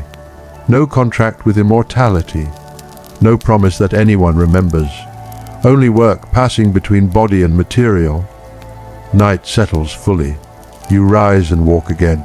Not toward the workshop, toward rest. The temple of Zeus remains visible in the darkness for a while, pale beneath the sky. You slow when you see it. Perhaps you no longer need to approach tonight. Yesterday, curiosity pulled you closer. Tonight, distance feels right. You know what waits inside that temple. Emptiness, prepared space, expectation. And you know what waits elsewhere. The unfinished answer. The statue is not yet there, but something has changed in your imagination. You can almost feel the future weight of Zeus inside the building, not physically, as presence. A seated form rising so high that visitors must look upward. Gold catching limited interior light. Ivory suggesting flesh where there is none. A throne beneath him dense with ornament and meaning. The human body made small by proximity. People entering. Stopping, looking. Perhaps falling silent. They will see completion, you see days. That is what you will carry into the temple if you live to see the statue installed. Not only Zeus. And dust, thirst, the sound of a dropped tool, the frustration of a piece that would not fit, the touch of a surface almost smooth enough, men lifting together, someone laughing in the shade, hands washing at evening. The finished God will contain all of these without showing any of them. You turn away. The path beneath you is darker now. You know it well enough. Your feet find the way. Above, stars begin appearing. One, then another. Then enough that counting would be pointless. The sanctuary rests beneath them. So does the workshop. So does the timber inside Zeus. And so, soon will you. You lie down. The earth or bedding beneath your body feels firm. Your muscles release themselves slowly. First the legs, then the back, then the shoulders. The hands take longest. Even at rest, the fingers seem to remember the shape of tools. You open them, let them lie empty. There is something pleasant about holding nothing. No timber, no scraper, no weight, no responsibility for alignment, only air against the palms. You breathe. The sounds of night gather. Insects, a distant animal, low voices becoming fewer. The occasional movement of someone not yet asleep. The breeze touching leaves. Nothing demands attention. Your mind returns once more to the clay. Not the gold, not the ivory, not the colossal structure, the clay. A thumb pressing into softness. A mark appearing, then a hand smoothing it away. Such a small action, it stays with you. Perhaps because the entire day has been about marks. Marks intended to remain. Marks intended to disappear. Tool marks removed from a surface. Measurements erased by later work. Fingerprints smoothed from clay. Supports hidden beneath precious materials. Labor concealed beneath beauty. Some marks survive because they were protected. Others survive because no one thought them worth removing. Most vanish. Tomorrow you will make more. The thought is not sad. A world in which every mark remained would have no room for new work. Some things must disappear so that another form can emerge. The rough surface disappears into the smooth one. The correction disappears into the proper fit. The framework disappears beneath the God. The day disappears into memory. You close your eyes. Darkness arrives immediately. Your breathing slows. Somewhere beyond the walls of sleep, Olympia continues. The rivers move. Night air settles into the sanctuary. Stone releases the warmth it gathered beneath the sun. Inside the workshop, the unfinished Zeus waits without impatience. He does not know how many mornings remain. Neither do you. And for tonight, neither of you needs to know. Morning does not arrive all at once. It gathers slowly around the edges of things.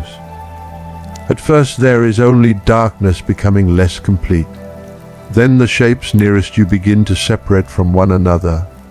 The ground, a folded piece of cloth, your own hands resting where you left them.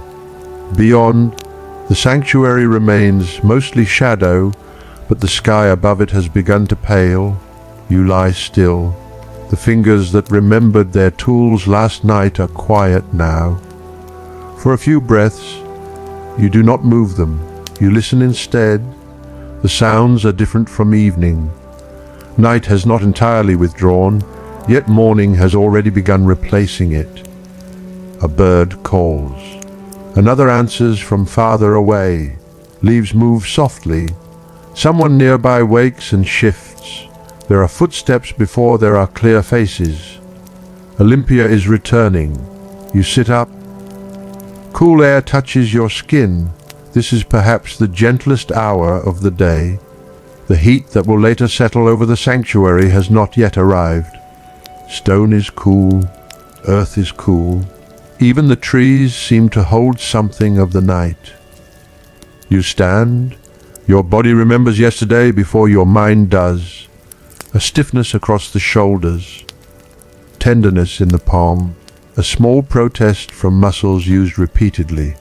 Nothing serious. Only evidence. You open your hand. Close it. Open again. Then you begin walking. The path toward the workshop is familiar now. That familiarity has changed something. You no longer approach as someone entering a mysterious place. You know where certain tools will be.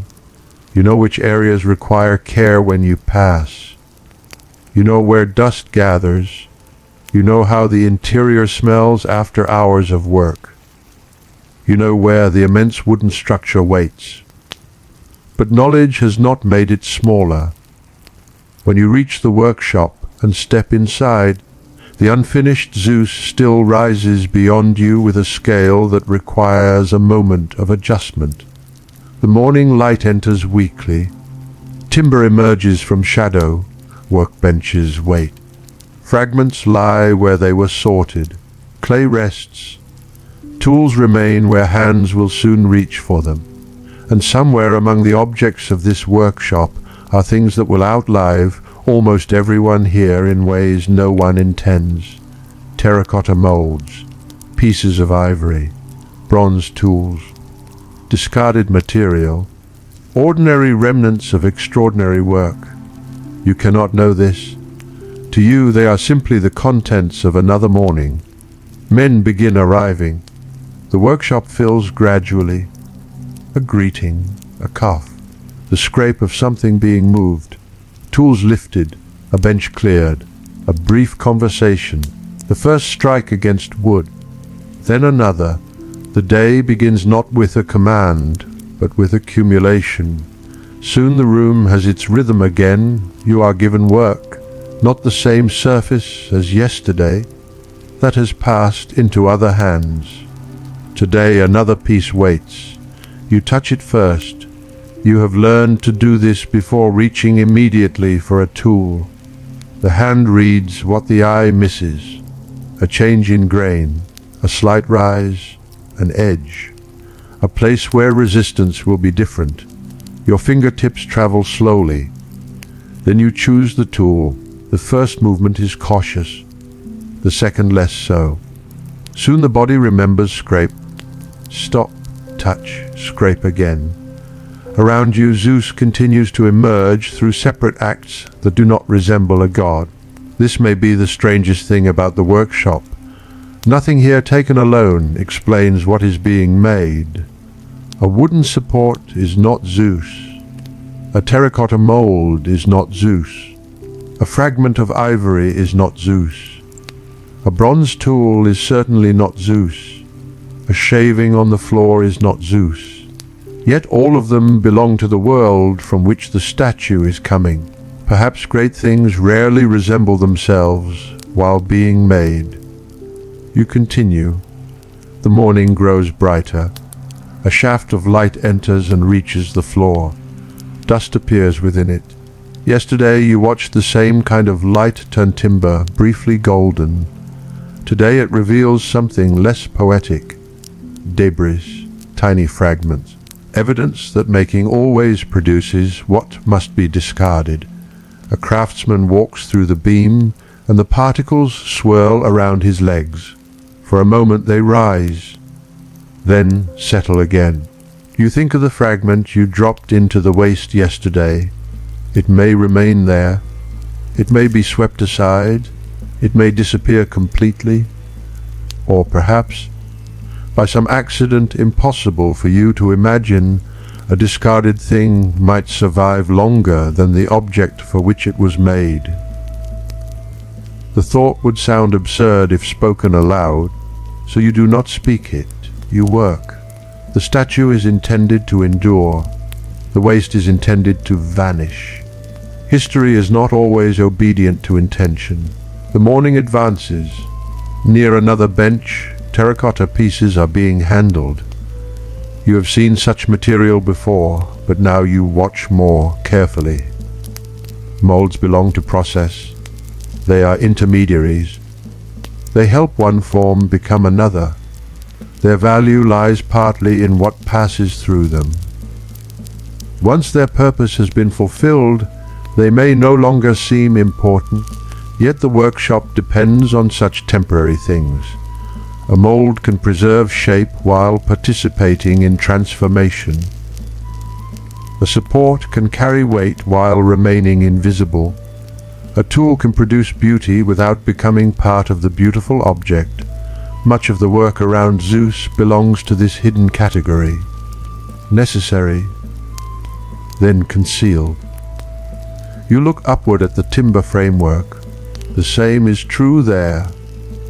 The internal structure will bear the precious exterior, but the visitor is not meant to admire the framework itself. Its success will be measured partly by disappearance. It must become unseen. There is humility in useful things that vanish beneath the result. You wonder whether craftsmen think of themselves this way. Perhaps not. Perhaps that is only the thought of a tired worker watching morning dust. A voice nearby brings you back. You have pressed too far along one edge. Not enough to ruin anything. Enough to require attention. You stop. The correction is shown to you. Yesterday you learned that almost is dangerous. Today you learn something else. Confidence can become dangerous too. The hand that has repeated a motion many times begins to assume it already knows the next one. That is when the material surprises it. You slow down. The tool returns to the edge. This time you do not allow rhythm to replace attention. Scrape, look, touch, scrape. Look again. The mistake disappears gradually, not completely at first, then enough. You feel a small release in your chest. No one congratulates you. No one needs to. The work continues. From somewhere deeper in the workshop comes the sound of bronze against another surface. A clear, harder note than wood. Bronze tools are part of this place too. Their surviving traces will one day help identify the building not merely as an abstract structure near the Altis, but as a place of manufacture. For now, the tool is simply a tool, held in a hand, used, set down, picked up again. Its future as evidence does not alter its present function. This is true of nearly everything around you. The men do not know they are creating archaeology. They are creating Zeus. Archaeology will come later, after purposes have collapsed, after walls change, after objects are buried, broken, scattered, forgotten, after names disappear.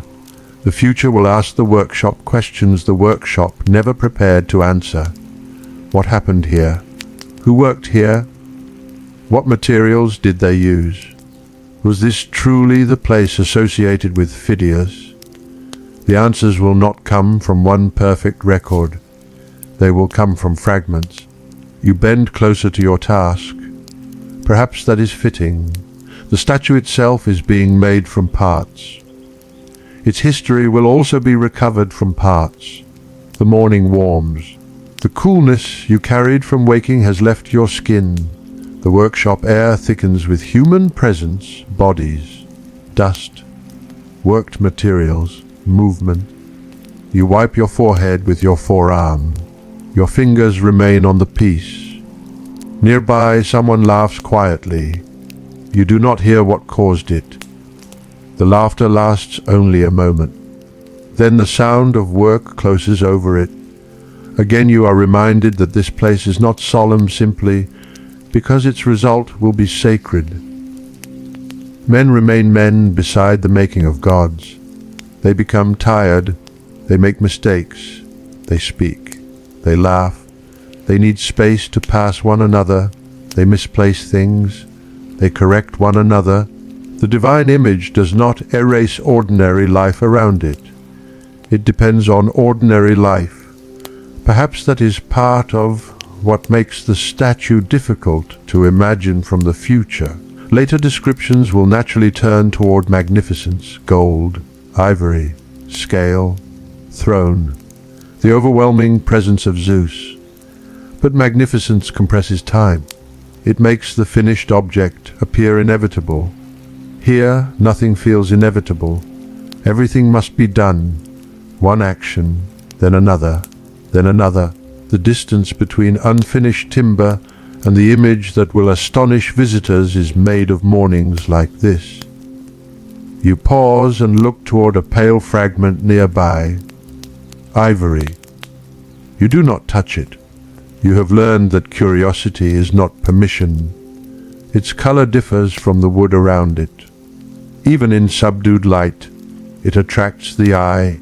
The finished statue will use ivory for visible flesh. That knowledge changes how you look at the fragment. It is difficult not to imagine a larger surface, an arm, a face, a hand. Yet the fragment does not tell you exactly where it belongs, so you leave it without a story. There are limits to what material reveals. This too is part of patience. Not only patience in making, patience in knowing. A future age may find ivory debris here and know that ivory was worked. It cannot safely invent every gesture that produced each fragment.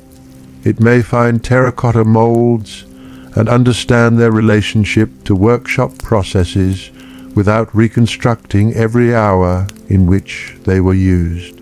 It may find bronze tools and recognize craftsmanship without recovering the name of the hand that held each one. Evidence can bring you close. It does not always bring you all the way.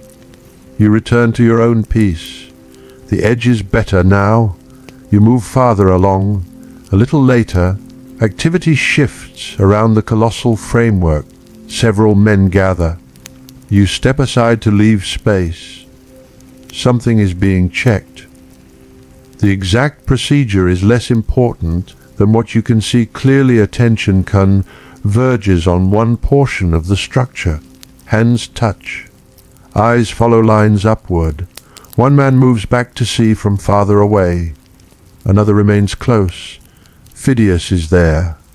His presence changes the stillness around the task, not because everyone freezes, because decisions matter differently when the larger conception is being judged. You watch only briefly. There is a temptation to imagine the mind of a famous artist as something completely unlike your own. Perhaps visions arrive whole. Perhaps Zeus exists within him already, perfect and complete, waiting only to be released into matter. But the workshop contradicts that fantasy, even a great conception, must pass through resistant things. Wood, ivory, gold, clay, tools, measurements, hands, space, gravity, time. A vision that cannot negotiate with material remains a vision. The statue exists because imagination is being translated into physical decisions. Translation always changes something. A line conceived must become an edge. A surface imagined must be made touchable. Scale must become structure. Expression must become form. And form must survive its own weight. You cannot know every thought behind those decisions, but you can see their consequences accumulating above you. The men separate. Work resumes. Whatever was being judged has moved forward. You do the same. By late morning, your hands have entered the familiar state, where the tool feels less like an object being held and more like an extension of the movement itself. You stop noticing its weight. You notice only what it does. There is danger in this, as you learned earlier, but there is skill too. The best movement often feels smaller than the effort that taught it. Yesterday's awkwardness becomes today's habit. Today's correction may become tomorrow's instinct. You wonder how many years lie inside the hands of the older craftsmen, how many surfaces they have touched, how many mistakes they made before you met them. Skill hides its own history. A precise hand does not display every failed attempt that trained it, just as the finished Zeus will not display the workshop. Again the same pattern. The visible result conceals the road toward it. You hear footsteps behind you. Someone sets down a drinking vessel. For a moment, you notice it only because it is ordinary, a cup in a workshop, nothing more. You drink later from another vessel and return it. Such objects pass through hands without thought. No one expects a cup to become important. And yet one cup associated with this workshop will become extraordinary to people far in the future because of words scratched or painted upon it. Ephaiketum T. Darkim. I belong to Phidias. You do not know that future. You do not know which ordinary object time will choose to preserve.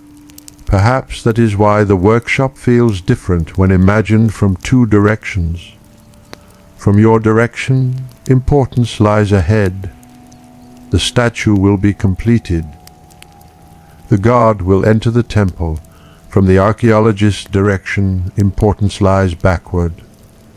A broken cup may lead toward a vanished workshop. A discarded mold may lead toward lost technique. Ivory debris may lead toward the body of a statue that no longer survives. Time reverses value. Gold can disappear. Rubbish can become evidence. You set the cup down. Its base touches the bench with a small sound. Then you forget about it. The day does not. The sun climbs. Brightness outside becomes harder. The sanctuary passes toward the hours when shade matters again. Inside, the workshop remains busy. Your stomach reminds you that morning has lengthened. Others are slowing slightly too. But work does not stop yet. There is another piece to carry. You join the movement. It is not among the heaviest tasks you have faced, but it requires several people because awkwardness can matter as much as weight. Hands find positions. Someone speaks. You lift. Immediately the body reorganizes around the burden. Arms tighten. Back steadies. Feet become deliberate. The workshop floor that seemed flat when you crossed it empty now seems full of obstacles. A fragment, a tool, a narrow passage, another worker. Every step is negotiated. You move together. No one person controls the object completely. If one turns too soon, everyone feels it. If one lowers unexpectedly, the weight changes for the others. Cooperation becomes physical, not an idea. A shared load. You reach the destination. Wait. Turn. Lower. The object settles. Hands remain beneath it for a moment until everyone is certain. Then release. You straighten. Your palms carry the pressure after the weight is gone. You flex your fingers. There is that strange emptiness again. Last night you noticed how pleasant it was to hold nothing. Now, for a few seconds, nothing feels almost weightless enough to be a substance. You step back. The move piece is examined. It is where it needs to be. For now. That phrase has become part of the workshop too. For now. Placed for now. Prepared for now. Aligned for now. The statue advances through temporary states. Some will last minutes, some days. Some perhaps much longer, each one necessary before the next can exist. Outside, the first strong heat of midday waits.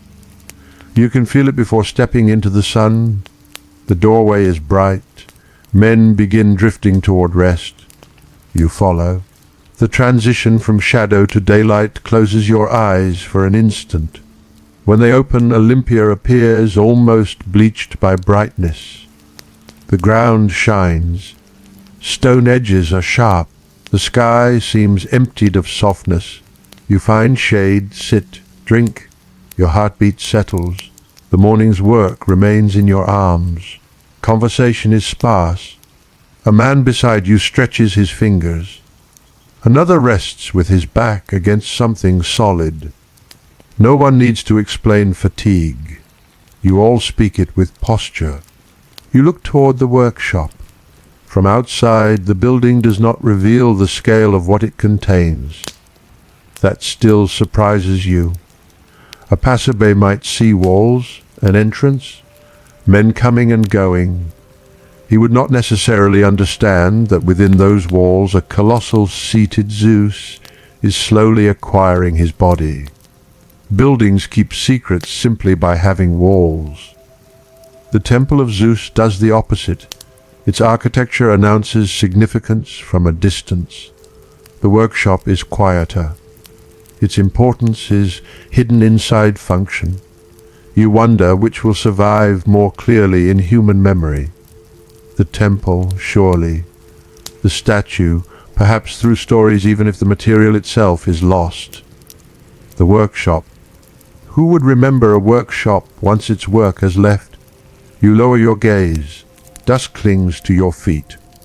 An insect moves across the ground near you. It pauses, changes direction, continues. The question passes. You drink again. Time has no obligation to preserve things according to their grandeur. You have already seen enough of work to understand that. A tiny mold may survive where a vast surface does not. A tool may remain after the hand is gone. A cup may carry a name farther than a voice ever could. But you do not know any of this, not truly. You only know the shade, the water, the ache in your shoulders, the workshop waiting, and after the pause you return. The afternoon begins with a different task. You are asked to assist rather than shape. This means watching another craftsman's movements closely. He works with a material that demands more precision than your own morning task. You stand ready, hold when instructed, release when instructed, move the object slightly. Stop, wait, the work is slow, you become aware of breathing. He's yours, the breathing of another man nearby. No one speaks unless necessary, a small adjustment, another. Then stillness while the surface is examined. You begin to understand that assistance is its own skill. Holding badly can ruin another person's precision. Moving at the wrong moment can undo careful work. The person whose hand appears to perform the delicate action may depend entirely on the person keeping everything else still. Again, invisible labor beneath visible labor. The workshop seems built from such layers. A master depends on specialists. Specialists depend on assistants. Visible surfaces depend on hidden structure. Precious materials depend on ordinary tools. Sacred presence depends on mundane repetition. Nothing stands alone. Not even Zeus. The thought would be dangerous if misunderstood.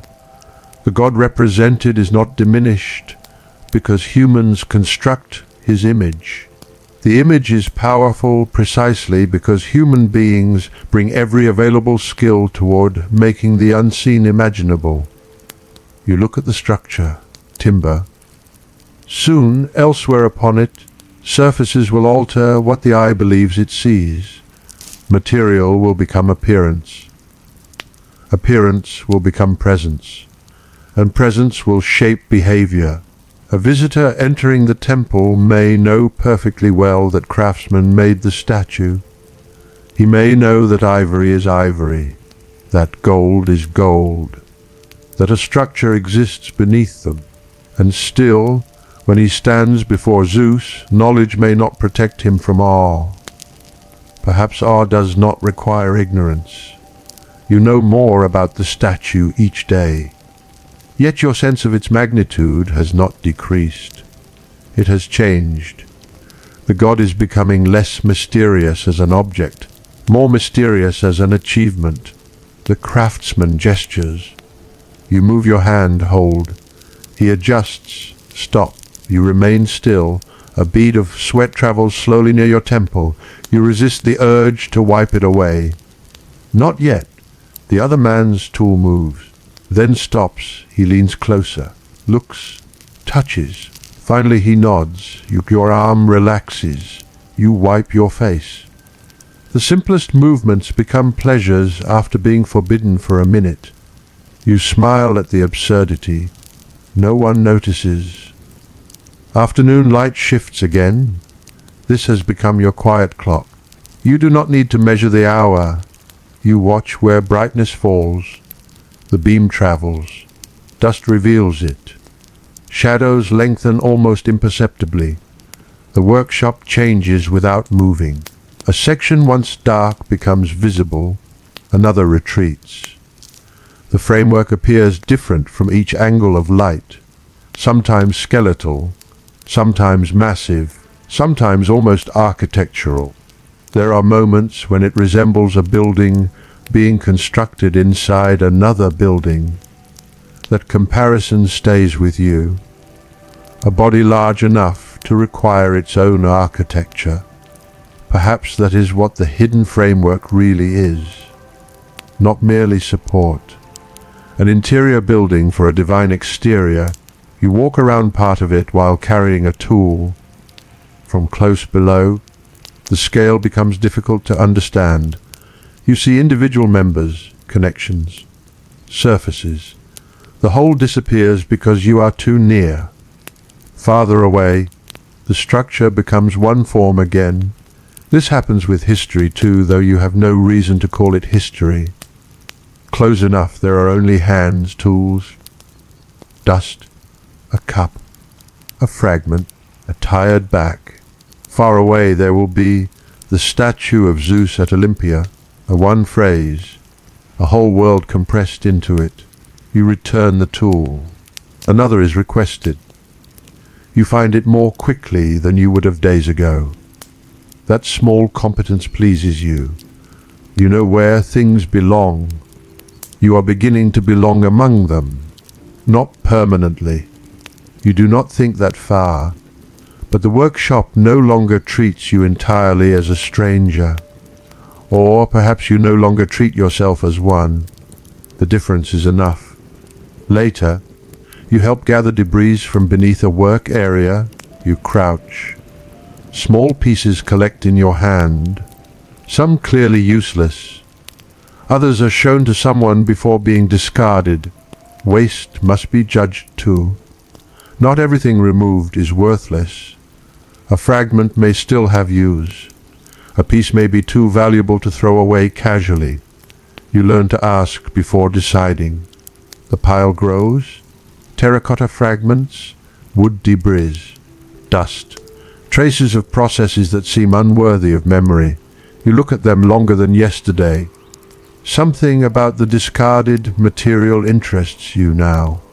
Perhaps because finished surfaces tell you what craftsmen wanted.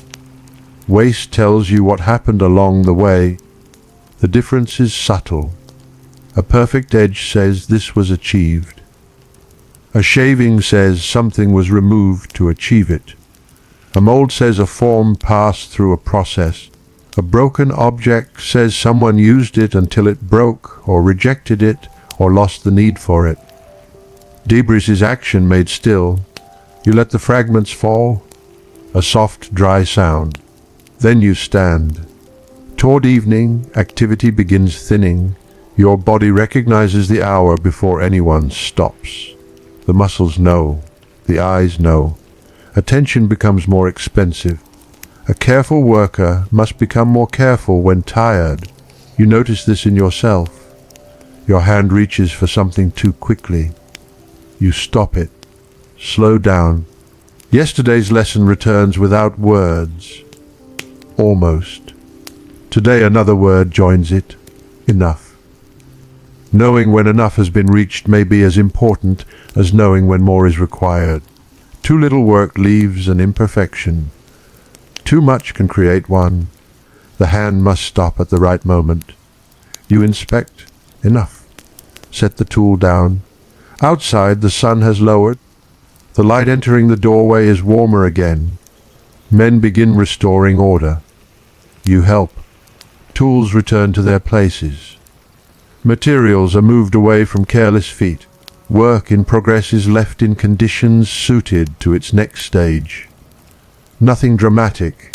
The ritual of ending. You find yourself moving through it more naturally than before. Pick up. Carry. Place. Check. Return. The workshop slowly changes from active disorder to resting disorder. It will never be perfectly neat. It is too alive for that. But the day is being closed. You pass one of the workbenches. A drinking vessel sits there. You glance at it, only a cup. You continue walking. Centuries from now, people will excavate this place. They will uncover traces of the processes that surrounded Phidias and his workshop. Terracotta molds, ivory debris, bronze tools, and a cup bearing words that cross an almost impossible distance of time. Varkitam dafar I belong to Phidias. A small object, a short inscription, enough to make a vanished person feel suddenly near. But tonight there is no archaeology. There is only a workshop being closed. You step outside. The evening air meets you. The sanctuary is changing color. Stone warms beneath the declining sun. Trees deepen into shadow. The sky remains bright above them. You stand still. Another day has passed into Zeus. How much did the statue change? You cannot say. Enough that work mattered. Not enough that a stranger would necessarily understand. That seems to be the rhythm now. Small changes. Accumulation. You begin walking. Your feet know the path. There is comfort in that. The first days required attention to everything. Now the body chooses turns without asking you. The sanctuary has begun becoming a place rather than a spectacle. You still notice the temple of Zeus. You still feel its presence. But you also notice where shade lasts longest, where the ground is uneven, where men tend to gather, where certain sounds carry. Monumentality and familiarity are learning to coexist.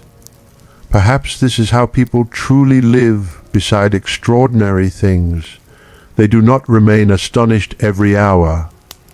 A temple becomes part of the root home. A sacred precinct can also contain dust beneath a sandal. A masterpiece can coexist with thirst. Human life absorbs grandeur until grandeur becomes part of ordinary geography. You wash. Cool water runs over your fingers. The reddened areas have begun hardening. Not much, enough that you notice. Yesterday you thought of the statue changing your body. Tonight you can feel the evidence. You rub the palms together. Water, skin, a slight roughness that was not there before. The exchange continues. You give the statue time. The statue gives you solace. You smile, a poor bargain perhaps, but an honest one. Evening settles, food, voices rest. The sequence is becoming familiar. You listen to men speaking nearby. No great philosophical conversation. No prophecy about the statue's future. The world does not know when it is living inside a story that later generations will find important.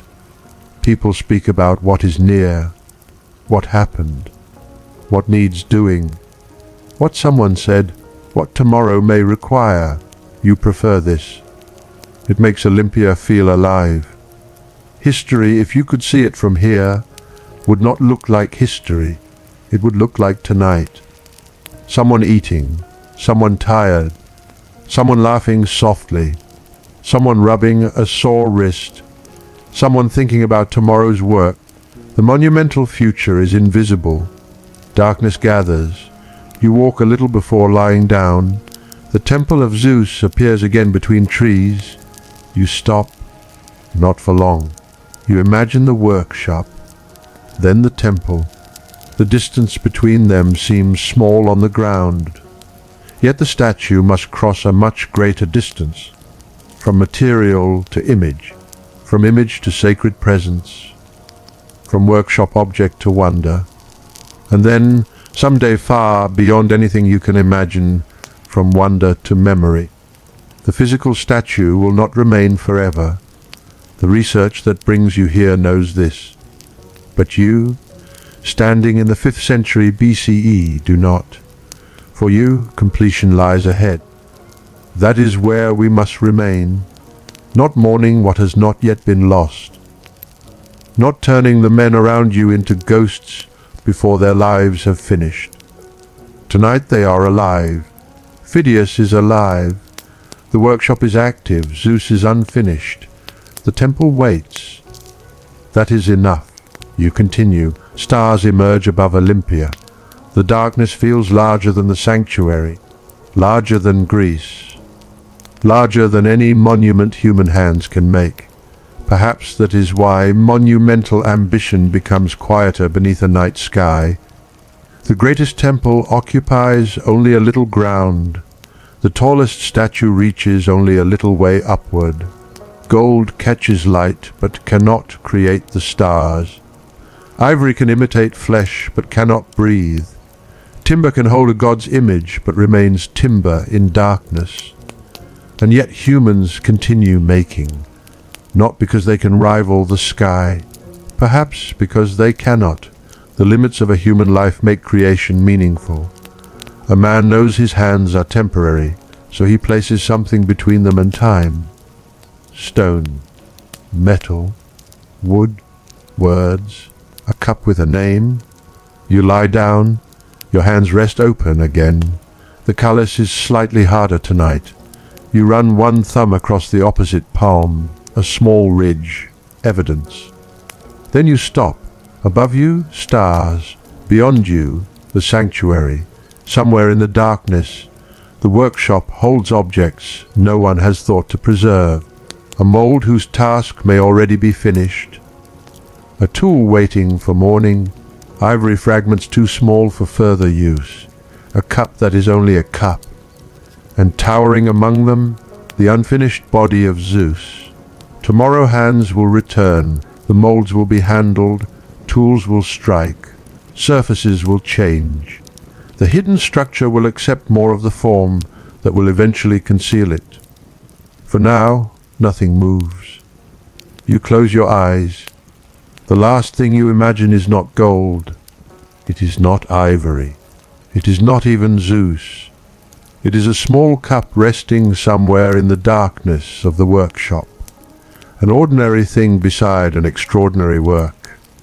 One day, the great statue will be gone, and something small may still be there. The cup disappears from your thoughts before sleep takes you. Not because it was unimportant, because tonight it was not important yet. That is one of time's quiet habits. It does not tell us which moments will survive. It does not lean close to the craftsman and whisper that the object beneath his hand will someday be remembered. It does not warn the traveler to look longer at a doorway because the doorway will vanish. It does not ask anyone to preserve the cup. Morning will come, and someone may drink from it again. A hand will lift it. A mouth will touch its rim. It may be placed carelessly upon a bench. It may be moved aside to make room for work. And somewhere nearby, the unfinished Zeus will continue to grow. But for now, beneath the stars of Olympia, none of this concerns you. Your eyes are closed. The earth beneath you still holds a little warmth from yesterday. The air has cooled. Leaves stir somewhere beyond the darkness, then become still. A distant sound crosses the sanctuary and fades before you can decide what made it. You breathe.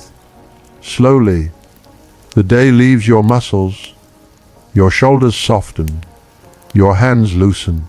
Even the small hardness forming across your palms no longer asks for attention. The workshop waits without you, and for a few hours, the statue waits too. There is something comforting in that. Even Zeus can wait for morning. When you wake, the sky is already beginning to change. You do not rise immediately. For several mornings now, Olympia has revealed itself to you in fragments, a roofline emerging from darkness, the edge of a column, a tree becoming green instead of black, dust becoming visible beneath your feet, the first voices, the first footsteps, the first metallic sound from a workshop not yet fully awake.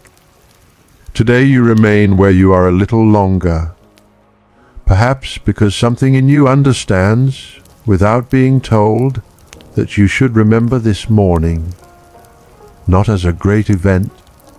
There is no ceremony waiting, no crowd, no revelation.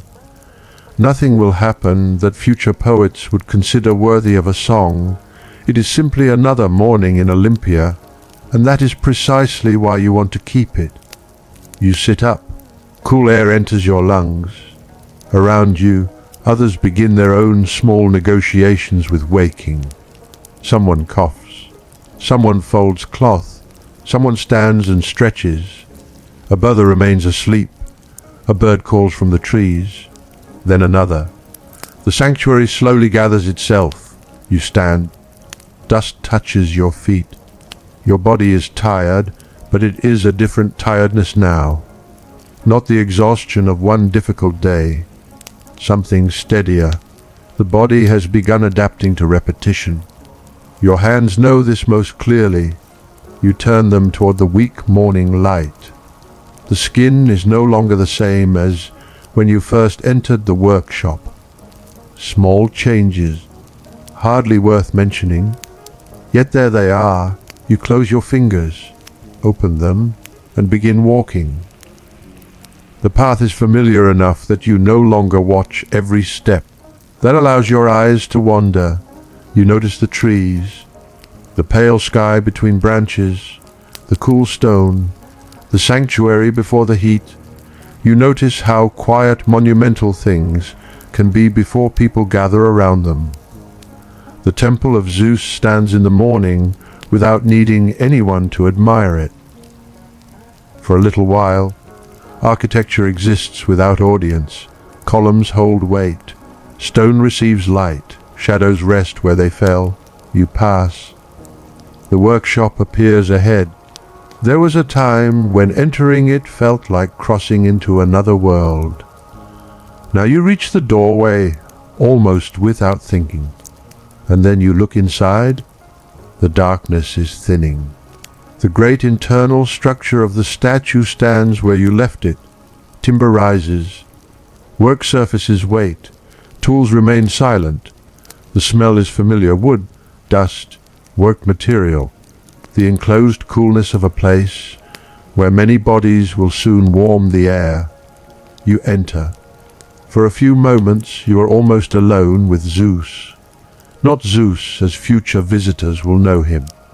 Not the enthroned image whose scale will overwhelm those who enter the temple. Not the finished union of ivory and gold.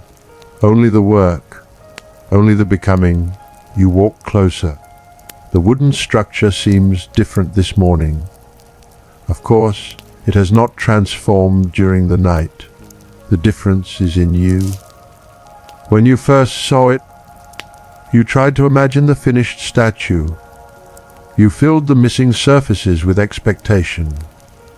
You wanted the timber to disappear. Now you look at the timber itself.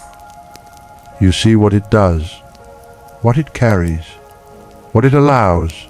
The hidden structure no longer feels like an incomplete version of something more important. It has acquired dignity of its own.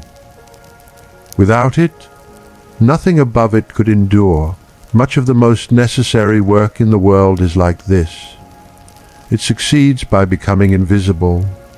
Soon footsteps enter behind you. The workshop begins again. One another. A voice. Tools. Shift a bench disturbed. The first strike of the morning. The spell of solitude breaks gently. You join them. No announcement marks the beginning of your final day. You are simply given work, and you work. Your hands move more confidently than before. Not quickly. Confidence and speed are not the same thing. You learned that yesterday. Instead, the movement has become quieter. The tool meets the material. Your fingers follow. The surface answers. You adjust again. There is less struggle between intention and hand. This may be what learning feels like from inside. Not suddenly knowing, simply needing less noise to do what once required all your attention. Around you, the workshop gathers its rhythm. Scraping, a muted strike, footsteps, a short instruction, wood being moved, someone breathing through effort. The sounds overlap without becoming chaos. You could close your eyes and know where you are. Perhaps places enter memory first through sound. Long after the exact arrangement of the room fades, you might remember this rhythm. Tool against surface, foot against floor, voices beneath timber, a cup touching a bench, the quiet after a mistake, the small exhale when something finally fits. You work through the morning. There is no need to hurry toward an ending. The day does not know it is an ending, so we will not force it to behave like one. The sun rises. The workshop brightens. Dust enters the beams of light. Your hands continue. At one point you stop and examine what you have done. There is an imperfection. Small. You might once have missed it. Now you see it immediately. You touch the place. The fingers confirm what the eye suspected. You correct it. Carefully, a little removed. Then less, then nothing more. Enough. You stop. The word returns. Enough. A craftsman must know when to continue. He must also know when to leave the surface alone. You set the tool down for a moment. Your hand rests beside it. The tool has no idea what it has made. Perhaps that is obvious. But you find the thought strangely peaceful. The bronze does not need to understand Zeus. The wood does not need to understand the throne. Ivory does not need to understand flesh. Gold does not need to understand light. Materials participate without comprehension. Humans are different. We want to understand what we are part of. Sometimes we can, often we cannot. Perhaps you will leave Olympia before the statue is finished. Perhaps years from now you will hear stories about it. Perhaps you will return. Perhaps you will not. You cannot know how much of the whole you will be allowed to see. Still, your hands have touched its making. That must be enough. You pick up the tool again. Work resumes. Later in the morning, you are asked to carry materials across the workshop. You do. Nothing remarkable. A few steps. Set them down. Return, then another task. You help steady something while another craftsman works. His fingers are more experienced than yours. You watch them. There is no wasted movement. He does not appear hurried. That interests you. Skill often looks slower than anxiety. The inexperienced hand rushes because it fears time. The experienced hand trusts that the correct movement is faster than repairing a careless one. You hold still. He works. When he finishes, he examines the result from one angle, then another. His thumb passes lightly across the surface. A nod, done. You release your grip. No celebration. The object moves onward. That, too, is familiar now. Completion in the workshop rarely feels complete. One person's finished task becomes another person's beginning. A surface prepared, a support ready, a mold finished, a component placed. Each conclusion opens into another action. Perhaps that is why the statue seems to have no single moment of creation.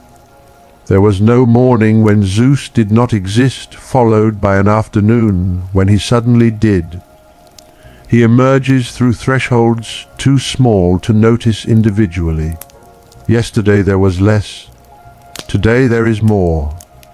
Tomorrow there will be more again. Eventually someone will look at the image and call it finished. But even that word may simply mean that human hands have agreed to stop.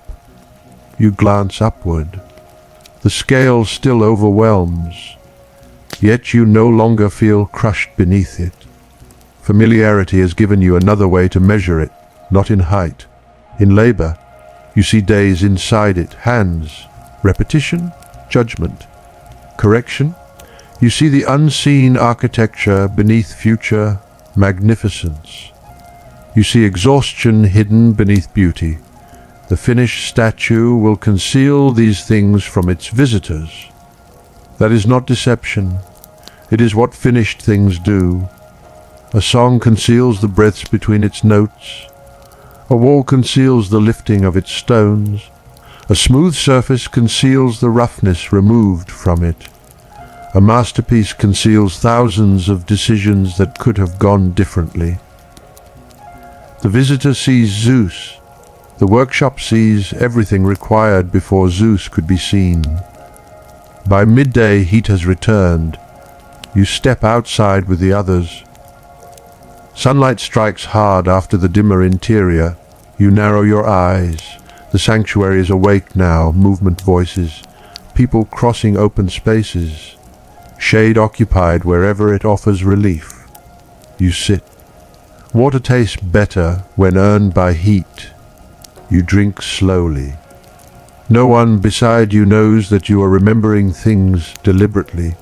The grain of the cup beneath your fingers, the pressure of the ground, the shape of shadow, the smell of your own skin mixed with dust and work. You are not sure why, perhaps because familiarity has begun to frighten you a little. Not true fear, only the realization that what becomes ordinary is often what we forget most completely. On the first day, you noticed everything. Now you could walk from your resting place to the workshop without consciously seeing half the path. This is how a place becomes home, and perhaps how home becomes invisible. You look again, deliberately. Trees, ground, stone, people, the workshop, the temple beyond. You let your gaze remain. There will never be another Olympia exactly like the one before you now. Even tomorrow will differ, a shaving removed, a surface changed, a footprint erased, a cup moved, a man absent, another arrived. Time does not need catastrophes to destroy a world. It does so gently, moment by moment, by replacing each present with the next. You drink again. A breeze passes through the shade. For a moment your skin cools. You close your eyes. You hear insects, voices farther away, footsteps on dry ground, something being carried. A brief laugh, then quiet between sounds. If someone asked you what Olympia is, perhaps you would once have answered with names. Zeus, the temple, Phidias, the games, sacred ground, great works. Now you might answer differently. Olympia is the coolness beneath a tree at midday. It is dust in the lines of your palm. It is a workshop doorway, too bright to look through from the inside. It is the sound of someone correcting a tool stroke. It is thirst. It is shadow. It is the strange scale of timber rising above tired men.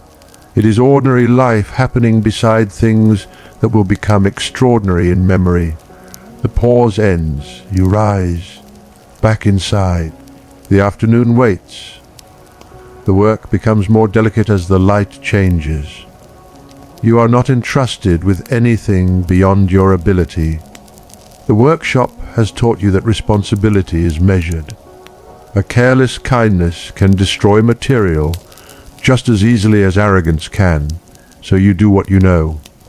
You assist, you carry, you prepare, you smooth, you wait, you watch. And because you have stopped trying to understand everything at once, you begin noticing more. A craftsman checks a connection twice before moving away. Another gathers a fragment rather than letting it fall. Someone chooses one tool, tests it, then replaces it with another. A surface is examined under different light. A piece is turned. A measurement is reconsidered. The statue is being built not only from materials. It is being built from attention. This may be the most abundant material in the workshop, attention. Everywhere you look, someone is giving it away to an edge, a joint, a surface, a proportion, a problem. Hours of human consciousness are disappearing into the statue. No visitor will see those hours, but perhaps he will feel them. Perhaps that is what refinement is. Concentrated attention made visible. You move around the great structure. For the first time, you do not imagine it completed. You let it remain unfinished. This is how you have known Zeus, not as the wonder future generations will describe, as possibility under construction, and suddenly you are grateful for that. The finished statue will belong to crowds, to pilgrims, to storytellers, to memory. This unfinished one belongs to the workshop, to the men who stand beneath it, to the dust, to the mistakes, to the hidden timber, to the discarded fragments, to you for a little while. You touch the surface of a wooden component as you pass, only briefly. The grain presses against your fingertips. Real, rough, present. No one in the future will be able to touch this exact moment. That thought is impossible for you to formulate fully, yet something like it moves through you. The world is always disappearing at the same speed that we experience it. You remove your hand. The afternoon continues. At another bench, ivory is being worked. You keep your distance. Pale material against darker surroundings. Fragments of it have already become familiar among the traces of work. Future excavation will recover such debris from this place, one of the quiet lines connecting the workshop to the chryselephantine statue associated with Phidias. But the future is not here. Here ivory is material requiring skill. Nothing more, nothing less. You watch a hand move. Slow, controlled, the fragment falls, a tiny piece. It lands among debris. No one stops. You look at it. There is almost something unbearable in how easily important evidence can begin as rubbish. But importance belongs to another age. You turn away. The bronze tools continue their work. Terracotta molds remain among the workshop processes. Wood carries the immense internal burden. Ivory will suggest flesh. Gold will carry light. Different materials, different behaviors, different skills, one image. The unity exists only because difference is preserved. Gold cannot be treated like ivory. Ivory cannot be treated like timber. Timber cannot be treated like clay. The craftsman succeeds not by forcing every material to behave identically, but by understanding what each one permits. Perhaps human communities are not entirely different. You look around, older men, younger men, specialists, assistants, people with different tasks, different degrees of responsibility. No single hand could make what surrounds you. Great works sometimes acquire one name because memory prefers simplicity. Phidias, a name large enough to cross centuries. But here the name is surrounded by unnamed hands. You know this because some of those hands are beside you. One belongs to a man whose laugh you recognize, but whose future no one will record. Another to the craftsman who corrected you. Another to the person who carried weight beside you. Another to someone who swept fragments from the floor. And yours. You look down at them. Your hands are not important. That thought does not hurt. It frees you. They do not need to become famous to have mattered. They only need to have done the work well. The light begins its long descent. You feel the day turning, no one announces it. The workshop simply changes tone. Movements slow slightly. Tasks chosen now are those that can be brought to a sensible stopping point. No one wants to begin what darkness will interrupt. You finish what is before you. Inspect. Touch. One small correction. Again, enough. This time, when you set the tool down, you know you will not pick it up tomorrow. The realization arrives without ceremony. Your hand remains beside the tool. You look at it. Bronze. Worn. Functional. It belongs here more than you do. Tomorrow another hand will lift it. Perhaps the same craftsman who used it before you. Perhaps someone else. The workshop will not stop because you leave. That is comforting too. We sometimes imagine that endings require the world to become still. They do not. Most endings are private. The road continues after the traveler turns away. You begin helping restore the workshop. The same motions as yesterday. Carry, place. Clear, check. A fragment moved from the floor, a tool returned. A surface protected. Someone passes behind you. Another man speaks, you answer. Simple words, nothing worthy of preservation. Perhaps those are the words you would most like to preserve. Not speeches, not declarations. The ordinary language of people who do not know they are being remembered. but sound is difficult to keep. It leaves the mouth and immediately begins disappearing. You hear a voice, then it is gone, another, gone a footstep, gone, a laugh, gone. The workshop fills with vanishing things. Perhaps that is why objects matter so much later. They remain where voices cannot. A cup, a mold, a tool, a fragment. Matter becomes the memory that sound could not keep. You cross the workshop one last time, not dramatically. No one watches you. You walk toward the doorway, then stop before reaching it. Turn. The interior is already darkening. The unfinished structure of Zeus rises through the dimness. Men still move around it. You cannot see every face clearly. That feels appropriate. History will lose many of them. But tonight, you have not. You know they are there. You know what their hands did. You know the sound of their labor. You know that greatness did not arrive alone. You stand for another breath. Then you leave. Outside, evening has begun. You do not go directly to rest. Instead, your feet carry you toward the temple of Zeus. The path is familiar. The air is cooling. Sunlight has softened enough that surfaces regain their colors. The hard whiteness of midday is gone. Stone becomes warm again. Shadows lengthen. You approach slowly. The temple has watched over every day of your work. Or perhaps you have simply worked beneath its presence. Tonight it feels different. Not because the building has changed, because you understand more clearly what is missing from it. The space prepared for the image. The destination, the reason so much labor is gathering nearby. You stand where you can see the temple without needing to enter. The future statue waits in the workshop. Its future home waits here. Two incomplete things separated by a short walk. One incomplete because the image is unfinished.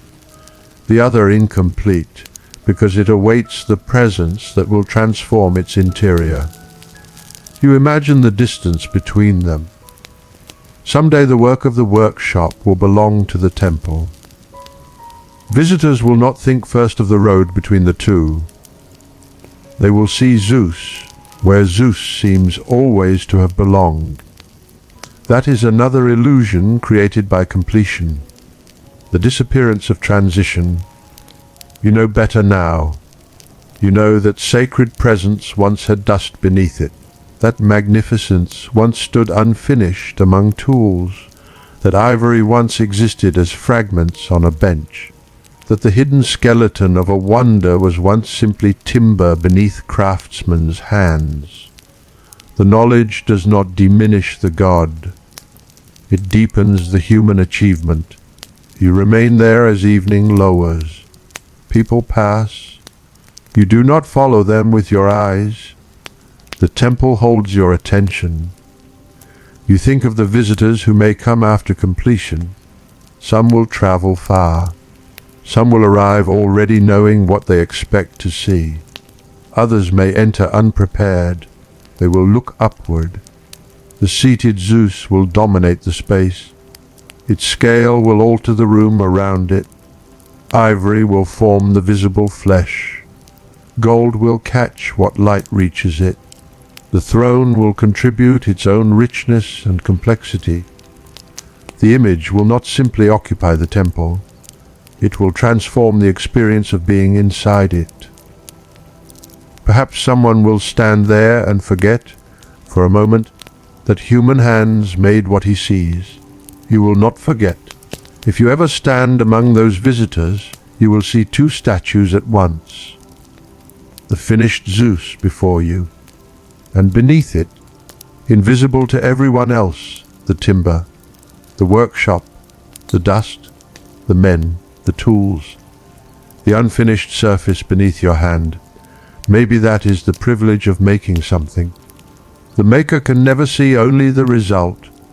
He also sees the becoming. You turn away from the temple. The sky above Olympia is entering that brief period when daylight seems reluctant to leave. The trees are darkening. A breeze moves through them. The heat stored in the ground begins to loosen. You walk without destination for a while. There is no need to hurry. You pass places that once required explanation. Now they simply exist around you. This path, that shaded place, the turn toward the workshop, the open ground where sunlight is strongest, the point from which the temple appears between trees. Your body has built a map that no one drew for you. Tomorrow it will begin becoming useless. That is another kind of loss. Knowledge can vanish not because it was wrong, but because you no longer need it. You know which path to take. Soon you will be somewhere else. The path will remain. Your knowledge of it will slowly soften. At first you will remember every turn, later only the general direction, years later perhaps one image, a tree, a doorway, light on dust, and then perhaps nothing. Memory has its own archaeology. Layers remain, others disappear. Sometimes a small fragment survives when the great structure is gone. You smile at the thought. Perhaps we are not so different from ruined places. Food comes with evening. You eat slowly. The taste is familiar enough that you barely notice it. Then, because this is the last evening, you make yourself notice. Texture, salt, water, the simple satisfaction of hunger easing. Nearby, men speak, you listen. Someone mentions tomorrow. Of course they do. Tomorrow exists for them. Work will continue. A task needs finishing. Something must be moved. Something checked. Perhaps a problem will appear that no one can yet predict. You say little. There is no need to turn departure into a ceremony. You are here. Now you will leave. People have always done this. Workshops have always watched workers disappear. Cities have always watched travelers go. The earth has never demanded a farewell. Still, one of the men notices your quietness. A few words pass between you. Nothing grand. Perhaps a question about the road. Perhaps a wish for safe travel. Perhaps only recognition that you will not be beside him tomorrow. You answer. There is warmth in simplicity. You prefer it to speeches. A life is rarely changed by the words people prepare for history. It is changed by ordinary kindness that history never hears. Darkness deepens. You finish eating. The voices around you become softer. Some men leave, others remain. The sky opens above the sanctuary. Stars return. The same stars you saw when you arrived, but of course they are not the same to you. Nothing observed twice is entirely the same. The observer has changed. You walk once more toward the workshop. You do not enter. The building is dark. Its shape rests beneath the night. Somewhere inside Zeus waits. You imagine the wooden structure, the workbenches, terracotta molds, bronze tools, ivory traces, the cup, the floor, the dust, all of it unseen. You stand outside, you listen. No work. That silence is different now because you know what normally fills it. An empty workshop is not merely quiet. It is full of absent sounds. You can almost hear them because they are not there. Scrape, strike, footstep, voice laughter, correction. The sound of something set carefully down. Your memory performs the work after the workers have stopped. You close your eyes. For a moment, the workshop returns through sound alone. Then you open them. Darkness. You do not need to enter. You have already taken what can be taken. Not an object, not a fragment, not anything that belongs to the workshop, only memory. You turn away. The temple of Zeus is somewhere beyond the darkness. You cannot see all of it from here. That too feels right. Not everything needs to be visible at once. You walk back. Your final night in Olympia settles around you. Sleep comes slowly, not because you are restless, because you are listening. The sanctuary at night has become familiar enough that its quiet contains distinctions, leaves, insects, a distant human sound, the soft movement of someone nearby, wind touching one surface differently from another. Your body lies still. The earth supports you. Above, the stars continue without concern for workshops or temples. You think again of the statue, not of its future destruction. You refuse to take that future backward into this night. For the people around you, Zeus has not yet even reached his completed form. He deserves to be allowed that future before we speak of what comes after.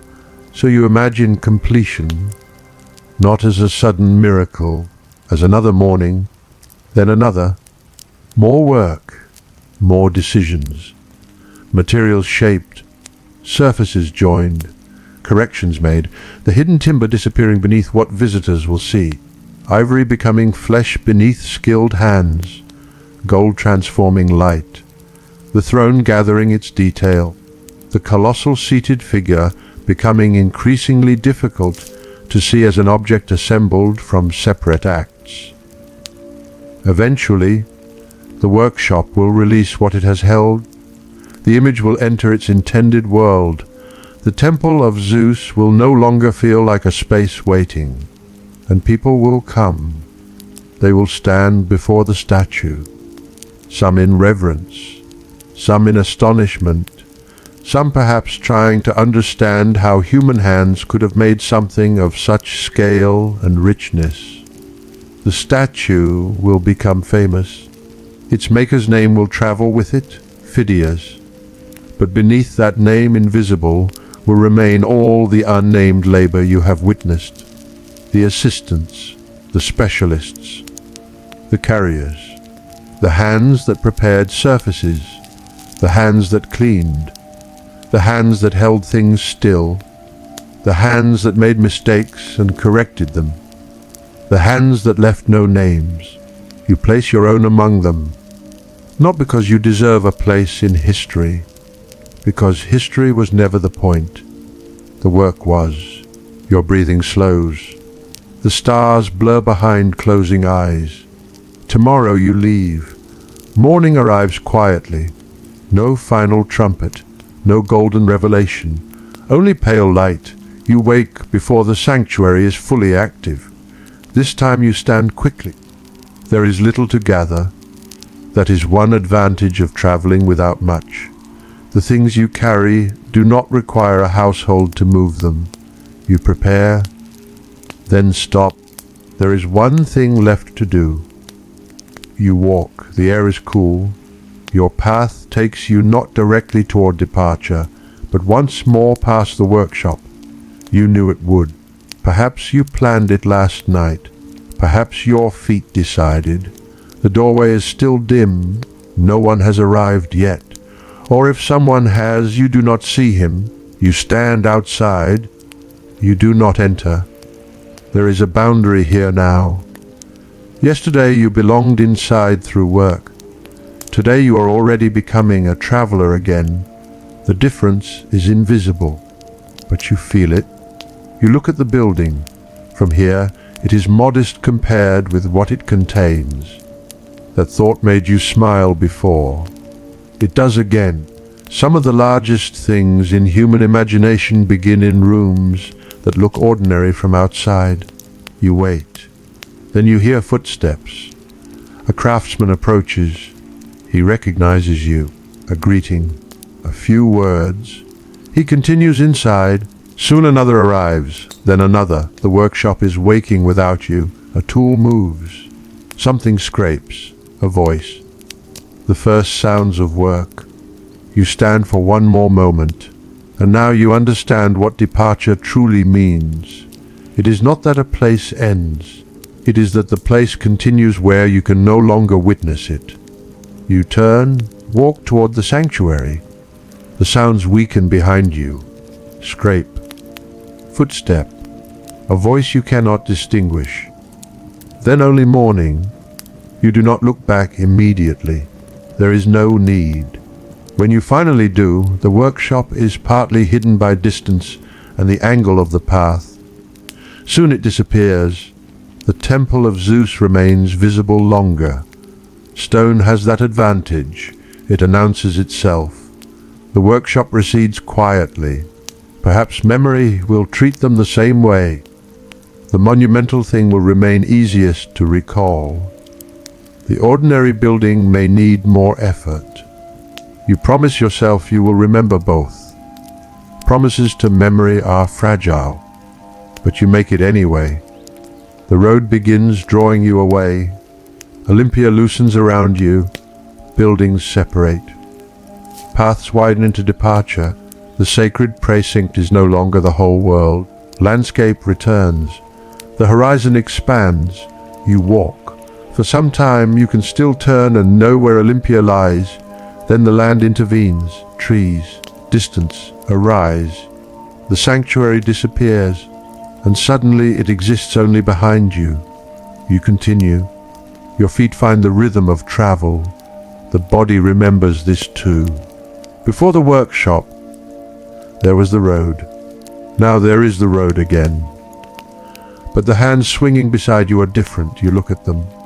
Collused. Dust remains near one nail despite washing. A small mark on the skin. Nothing impressive.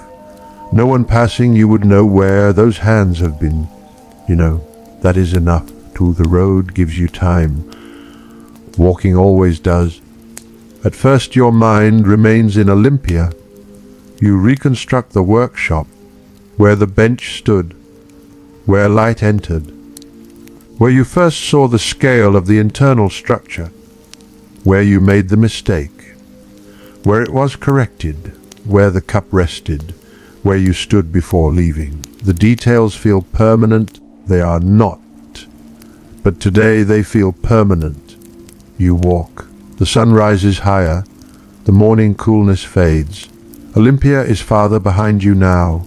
Still the workshop continues. This is easy to imagine. Someone is standing where you stood. Someone has picked up a tool. Phidias is considering some part of the immense work. Material is being transformed. Dust is falling. Perhaps a fragment has just landed on the floor. The world continues without asking whether you are present. There is humility in that, and freedom. You were never required to hold the whole story. Only your small part. The road bends. Your shadow changes beside you. You think of the men whose names you may never know. In the future, scholars will reconstruct processes from what remains. They will study the workshop. They will examine terracotta molds, ivory debris, bronze tools. They will consider the evidence connecting this place with the making of the statue. And among the finds will be that simple cup associated so directly with the name the centuries remember. Akitan, Tandakanai belong to Phidias. A few words surviving where conversations disappear. The irony would amuse the men if they could see it. Perhaps the cup was never meant to be solemn. Perhaps nothing about its daily use felt historical. That is precisely what makes it beautiful. The past rarely leaves us what it intended as an explanation. It leaves what happened to survive. Broken things, discarded things, lost things, foundations, fragments, names scratched onto ordinary objects. From these we approach, never completely, but sometimes close enough to hear, in imagination, the workshop again. You continue walking. The sun warms your back. And now, slowly, the world of your own time begins to thin. Not the ancient world. Ours, the boundary between traveler and listener, has always been delicate. For 10 parts, we have asked it to remain open. We have walked where dust gathered beneath ancient feet. We have entered the sanctuary before the crowds. We have stood beside craftsmen without turning them into exhibits. We have watched Zeus not as a finished wonder, but as work. Now the road asks us to leave, so we will leave gently, no collapse. No flames, no dramatic leap across centuries, those belong to other stories. This story was never truly about destruction. It was about making, and making deserves to be remembered in the present tense. A hand reaches, a tool moves, a surface changes, someone looks, someone corrects, someone says enough. Then another hand begins. The road stretches onward. Olympia can no longer be seen, only landscape, air, light, your footstep. You notice that you are still carrying the workshop's rhythm in your body, your fingers occasionally close as though expecting a tool. Your shoulders remember weight. Your eyes inspect surfaces automatically. Work has altered perception. A piece of wood beside the road is no longer simply wood. You notice grain, a rough edge, the direction in which it might resist a blade. Stone catches your attention differently too. So does metal. So does the shape of a human hand. Perhaps this is another thing labor gives us. It teaches the world to reveal details we once walked past. The craftsman sees surfaces. The sailor sees wind. The farmer sees soil. The builder sees weight. The traveler sees distance. Attention is shaped by what we repeatedly ask our bodies to do. For a little while, you have been a worker in Phidias' world. The world looks different because of it. You walk. Hours pass. Olympia becomes memory. Not yet distant memory, still bright, still populated. You can summon faces, sounds. The temperature inside the workshop. The sensation of dust on damp skin. You can see morning light crossing the floor. You can feel the moment a shared burden finally leaves your hands. You remember looking upward, always upward. The statue forcing the eye to rise even before its visible body was complete. One day visitors will do the same. They will enter the temple of Zeus. They will look upward, and perhaps, for a moment, they will feel small. But smallness need not mean insignificance. You have learned that from fragments, a small thing can carry a great distance. A tiny piece of ivory can testify to a vanished process. A terracotta mold can preserve the trace of making. A bronze tool can tell us what hands once did. A cup can carry a name across centuries. Smallness and importance have never been enemies. The thought stays with you. Your own life is small beside the time through which Olympia will travel. So is every life. Even Phidias will receive only a few years. Even the men who commission temples. Even the athletes whose victories are celebrated. Even those who believe their names will remain forever. Time is larger, but that does not make human effort meaningless. Perhaps it makes effort more meaningful. A finite hand shapes material knowing, somewhere beneath consciousness, that the hand itself will not last. The object may not last either. Still the hand works carefully. There is courage in making temporary things well. You look at your palms again. The calluses will soften. The dust will wash away. The small marks will disappear. Eventually your body will contain no visible evidence of Olympia. But for now it does. For now the workshop travels with you. You continue. Far behind you, another day reaches afternoon. You cannot see it. But we may imagine only what the evidence allows us to imagine safely. The workshop remains active. The statue remains unfinished. Phidias and the people around him continue the immense process. Terracotta molds serve their purposes. Ivory is worked. Bronze tools pass between hands. Timber bears loads that future visitors will never see. The ordinary cup remains an ordinary cup. No one places it beneath protective glass. No one labels it. No one lowers his voice beside it. That future would be incomprehensible here. And this is where we should leave the workshop. Alive, not excavated, not ruined, not emptied of its people. Alive, because archaeology gives us fragments, but imagination, disciplined by those fragments, can return something essential. Not certainty about every gesture, but awareness that every artifact once belonged to a present moment. The mold was once useful. The tool was once held. The ivory was once worked. The cup was once touched. The workshop was once noisy.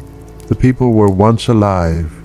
That may be the simplest truth of history, and the easiest to forget. We look backward and see objects. They looked around and saw today.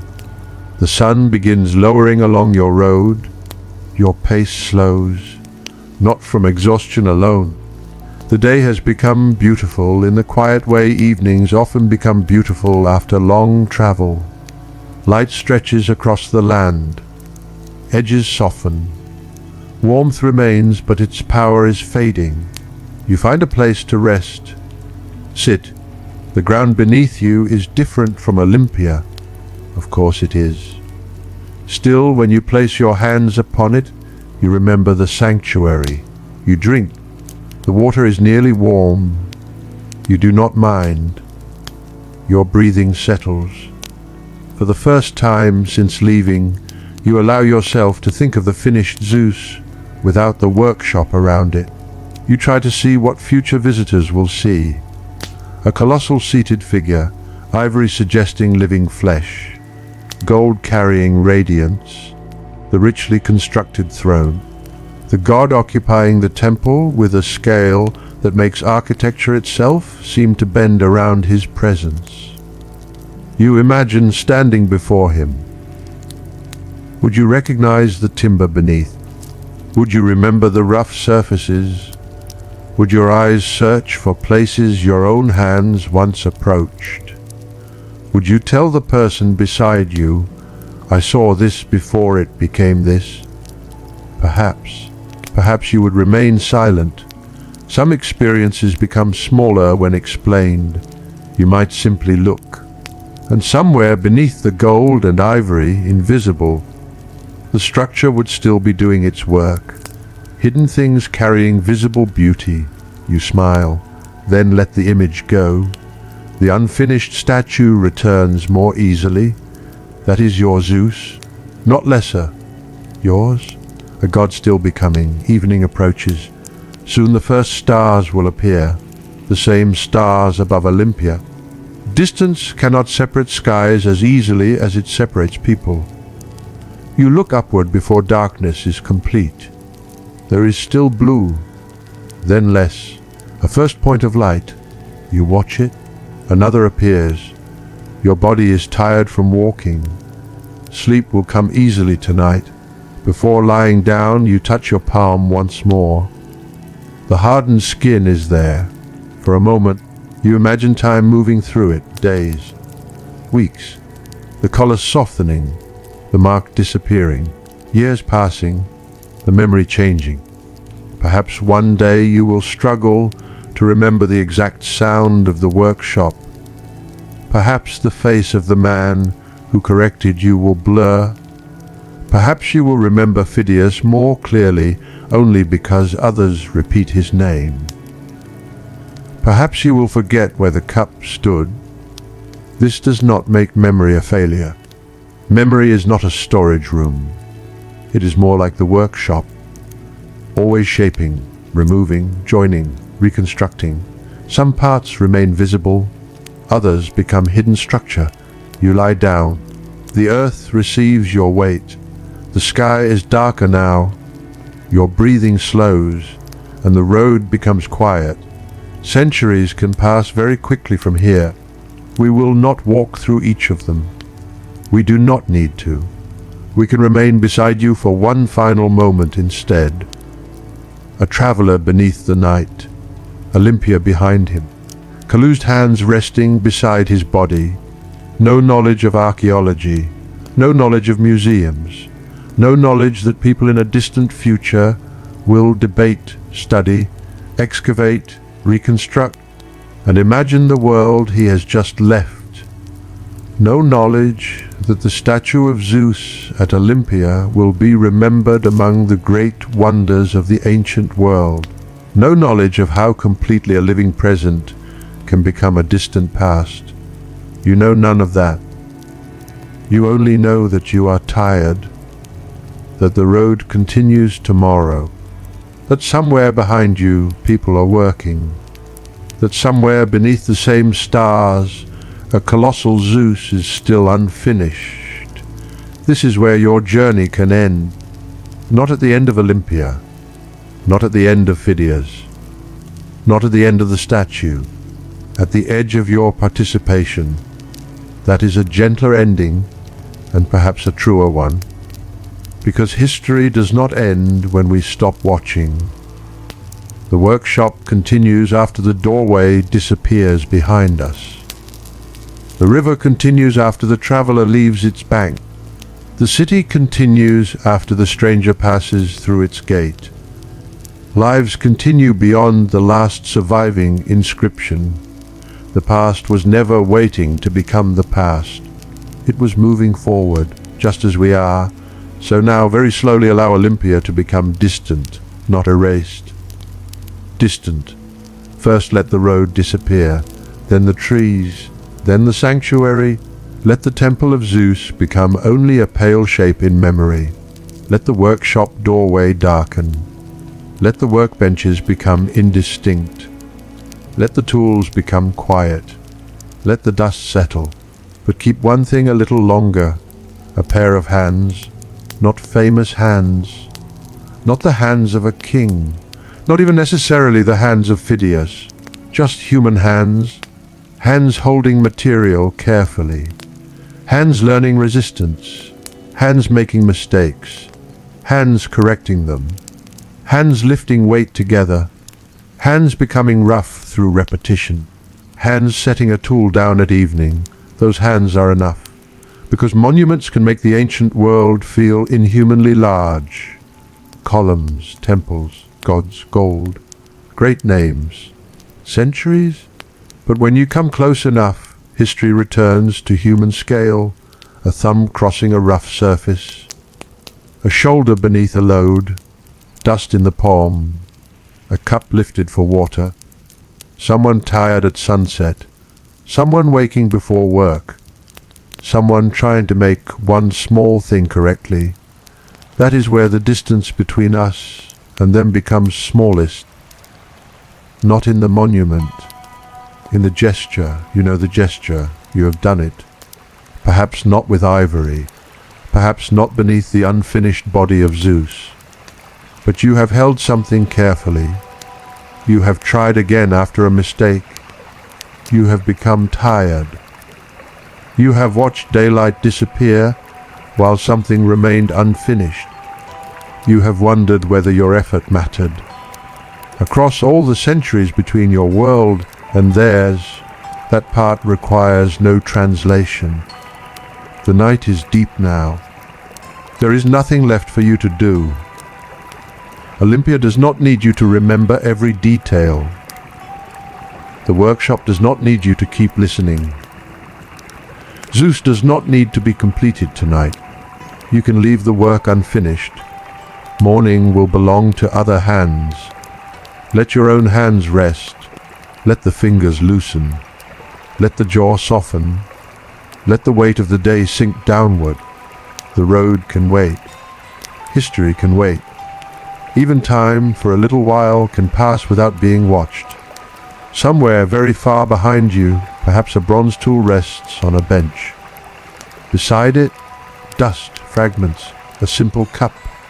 Above them, hidden in darkness, the immense unfinished structure. Nothing moves. Nothing asks to be remembered. And yet, across more than 2,000 years, small traces will remain. Not enough to rebuild every hour. Enough to know that hands were there. Enough to know that materials were worked. Enough to know that behind the wonder stood a workshop. Enough to bring us to its doorway. The rest belongs to humility. We cannot recover every voice. We cannot restore every face. We cannot know every movement. We should not pretend that we can. But perhaps we do not need everything. Sometimes a fragment is enough to open a door. Sometimes a tool is enough to imagine a hand. Sometimes a name on a cup is enough to make centuries briefly transparent. And sometimes a quiet journey is enough to remind us that the people behind history were never shadows. They were warm, tired, hungry, skilled, impatient, careful, fallible, alive. Just as you are alive tonight. Your eyes are heavy now. The stars above the road blur. Your breathing becomes deeper. Olympia is far away. The workshop is silent. The unfinished God waits peacefully in darkness. And perhaps this is the image we should keep. Not the wonder at the height of its fame. Not its disappearance. Not the ruins left to another age. Only this, a dark workshop, an unfinished Zeus, tools resting after a day of work, and morning still somewhere beyond the horizon. The men will return, the work will continue, but you do not need to follow them anymore. Your journey with them is complete. Rest now. Let the sanctuary fade, let the road fade, let even the stars become soft. There is nothing more to carry, nothing more to shape, nothing more to correct. For tonight, enough.